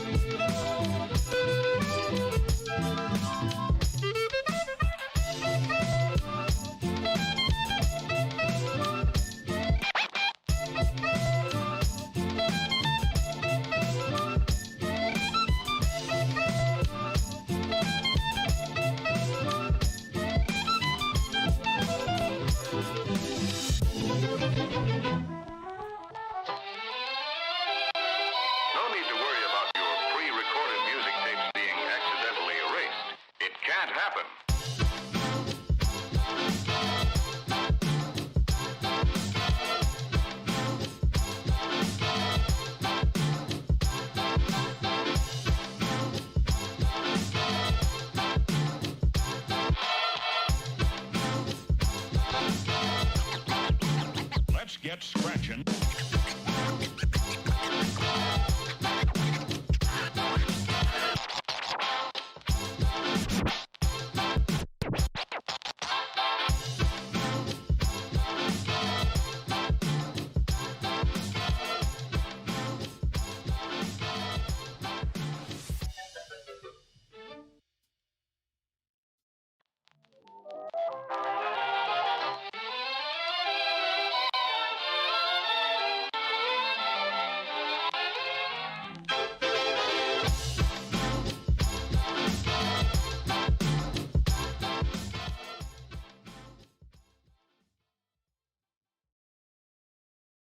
Hey, we're live and we're back. A little different. I'm Chris Sanchez. I'm editor in chief. And I'm Chris Fernandez, publisher, and having a great time. Just having a great time here in the showcase. Yeah, kicking it. Yeah. And we're here just to talk to you about our talent search that we're opening up for the 4th year. Yay! We've been like super excited about this one because like every year we try to keep it fresh, and I think we're doing it again this year. So I don't know. I mean, do you guys want to just like hop in and get like super excited for it right now? Because I think we should. Yeah, chat, get hyped because we're gonna talk all about like what's gonna be what we're looking for, basically how long it's running. This is the time for like us to get excited about because this is our favorite part of the year, I think. I think for at least you and me, I'm pretty sure Yeah. it is. We get to read a bunch of like, crazy takes on all of our characters. This year's going to be a little different, you'll see. But it's always exciting to see everybody's interpretation of battle cats and knights and all that stuff, whether it's through like their scripts or through their art. So we're really excited. And as you can see by the past segment, like those guys are going to be in an anthology series headlined by some pretty big names. Obviously, Cullen Bunch was on earlier, Mark London, Nadia Shamas, Rowan Maccoll is going to be on there as well. I mean, I could keep going. So Shane is going to be in there. So it's going to be great. It's going to be great. Yeah, I mean Nottingham was a talent search book in that, and it's just it goes to show that like the talent is there, and we're always looking for it, and this is a huge part of like building our community and building the comics community. Absolutely. So with that being said, let's start going through the specifics. If you guys want to, you guys can, if someone the Nightbot can throw in a link to the talent search, I think it's already there. Basically, it's starting today. Now, officially now, guys. You guys can start writing your scripts and sending them in today. Okay? It's going to run through July 10th through September 1st. And we will be announcing it in the second week of October. Or the first week of October, the next showcase. It would be in Showcase 4.0, which is yet to be announced. Well, now you know. Now you know that Showcase 4.0 is happening. More details will be later on when we officially announce the date, but it's in October, and that's when the winners will be. So this year we're going to be looking for 4 artists and 4 writers to work on another anthology, but this time we're going to do it a little bit different from the Grimm tales. We're going to do it like we did, if you guys remember, the Battle Cats Tales of Alderia style. So basically, each group of winners is going to get 20 pages to do an anthology on the just announced that it's coming back, Wolvenheart. So basically, we're going to get to play around with time travel and basically any character you want. It kind of opens up the entire book for creativity instead of just focusing on the Battle Cats universe, which is of course vast and expansive in its own right. Nothing is more expansive than time itself, and that's what you guys are going to have as a sandbox. Just using those super cool characters from Wolvenheart, like Sterling Cross and Sabina, Kessia, obviously Van Helsing, Bathory, and anybody else you want. Yeah, it's a cool way to showcase historical as well as like supernatural and horror. Just we thought it was a very good vehicle for just all kinds of storytelling opportunities. Just can't wait for it, honestly. Again, like I mentioned earlier, like just to be able to see people, do their own versions of our characters is super exciting and always fun because they'll take it in directions you never thought possible. I remember one year for Battle Cats, we got like an Armageddon entry. I don't know if you read that or I know I did. So just crazy insights into the characters. And as far as who can take part, this isn't like the giveaways that we've been doing. This is open to anybody. It's worldwide. Anybody in the world can enter. Yeah, we had winners last year from Italy, from Japan, from all over Colombia. Everywhere. Anyone is eligible to enter. We're doing Wolvenheart specific specs. So that is need to do a Wolvenheart type story, whether you are a script writer, that would be a couple pages of a script, or if you're an artist, you're going to be doing 3 to 5 pages of a Wolvenheart story just to showcase your talent.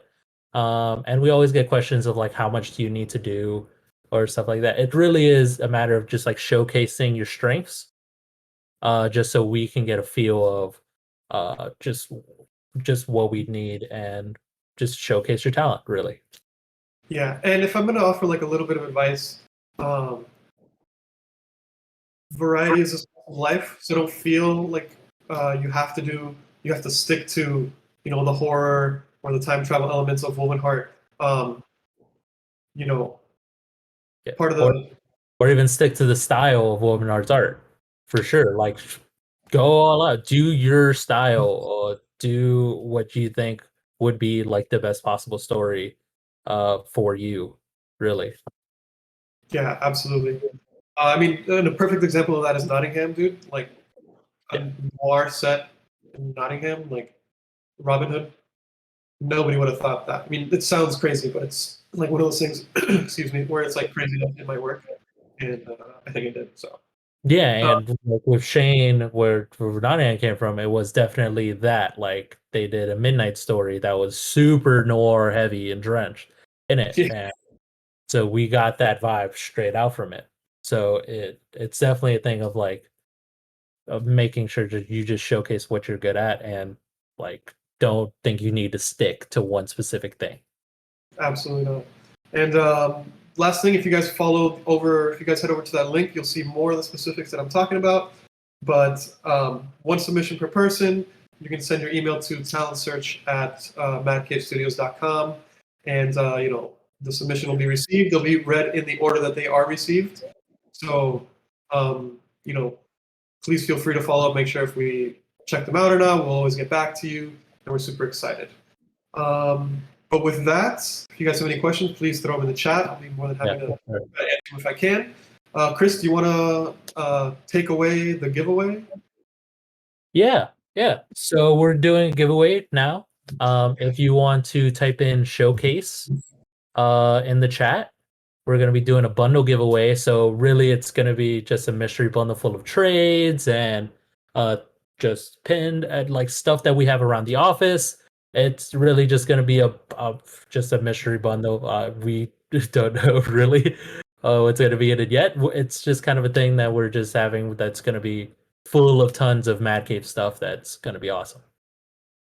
Yeah, I think I have an idea of a couple of cool little mystery items that I can place in there. Just thinking about what we have, not only just in the office, but like maybe some cool, limited personal stuff.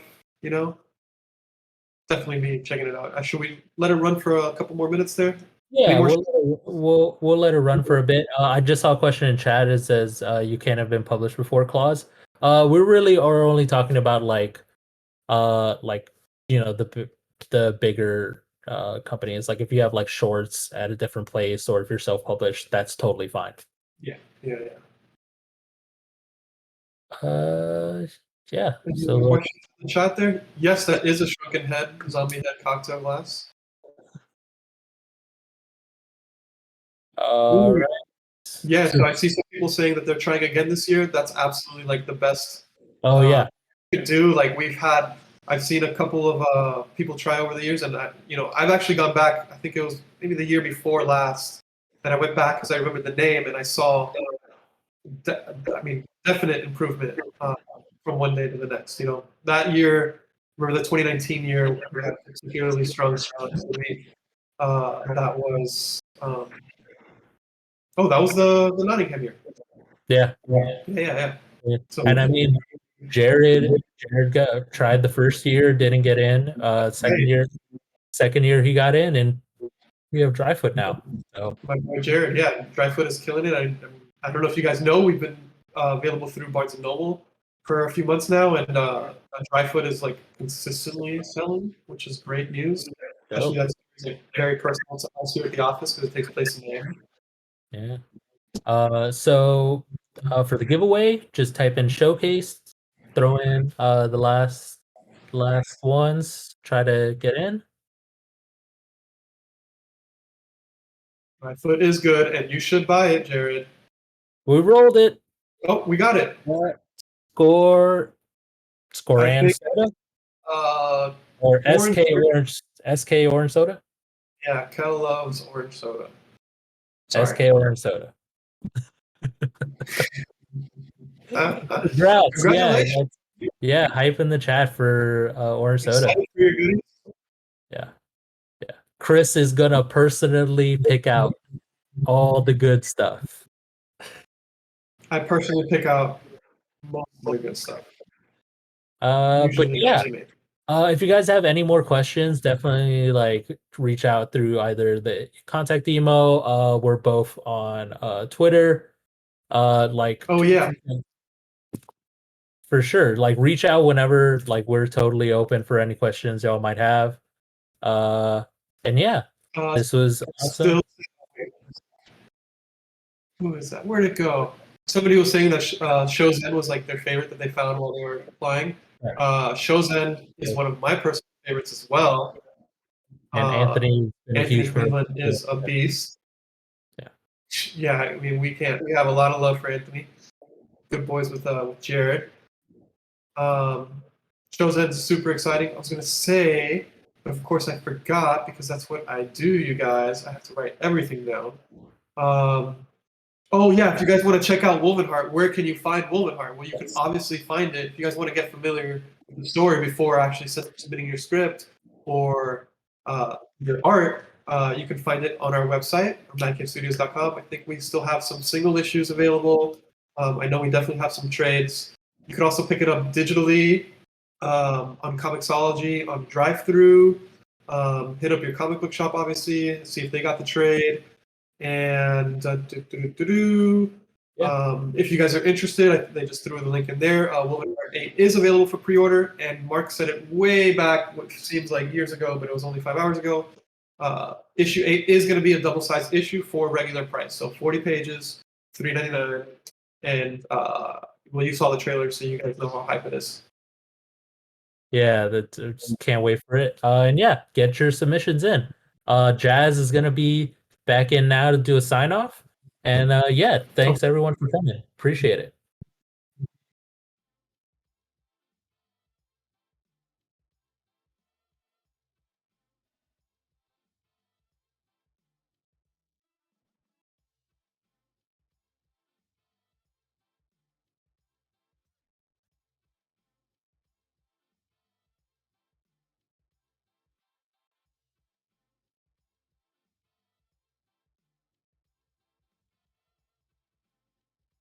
We did it! This is the end. If I were a more talented woman, I could like slowly play the piano right now to like, let you know that we were winding down. But unfortunately, I have no musical capabilities. Besides the spoons, as we've talked about before on transmissions, I'm very good at the spoons. So this is the end. Thank you to Chris Fernandez and Chris Sanchez for coming on and announcing the 2021 Mad Cave Talent Search. Chat, are you gonna go for it? If you're in chat and you're gonna like submit, say something so we can pump you up and hold you accountable, because you gotta actually go through with it. So yeah. Oh man. Mario just got the pre-order in for the Grim Tales from the Cave. Thank you, Mario. I think you also get comps, but I appreciate it. Avery, yes! Mario, awesome broadcast, thank you so much. Oh my gosh, that was so fun. Thank you everybody for being here. What was your favorite part? What was your favorite part of the stacked 5 hours that we just did? I think for me, my favorite part was, oh no, there's too many good ones. I teared up a couple of times. I don't think anyone saw, but I definitely teared up a couple of times talking to creators about their process, or especially talking to the talent search winners about when they found out that they won. I was like, oh. So thank you so much for coming on and sharing your stories and being vulnerable and being honest. And if Ennun's parents were here, thank you for watching. That's such an honor. This has been a lot of fun. I hope everybody had half as much fun as I did. We saw trailer premieres. We got some incredible announcements. We learned stuff. We learned about comics. We talked to creators. We got to talk to retailers. Honestly, just a magical 5 hours. So I'd like to thank, first and foremost, the wind beneath my wings, sweet producer Good News, who's been running all this in the background. Thank you so much, Good News. Couldn't have done it without you. Allison, Asia, Manny, Sanchez, Fernandez, Frank, Mark, Gio, the entire design crew. Thank you so much. You're incredible. You made us look incredible. Your trailers were beautiful. Your overlays were beautiful. Just designed to the gills, and I really appreciate you all. Thank you so much. I'd like to thank all of our guests that were on today for taking the time on a Saturday to be on. I'd like to thank Rowan and Joe for doing pre-records with me earlier in the week so that I could have a couple bio breaks. Thank you so much. That's very helpful. I want to thank the retailers that came on to talk to Manny for hosting that panel, Sanchez and Fernandez again for coming on and doing the announcement. And yeah, just everybody who was in chat, everyone who showed up and showed out and continues to read comics and was active in chat or just lurked. Like, thank you. Thank you to all of the fans, all the Mad Cave fans. Comics is a collaborative art, and I truly believe that that includes the fans.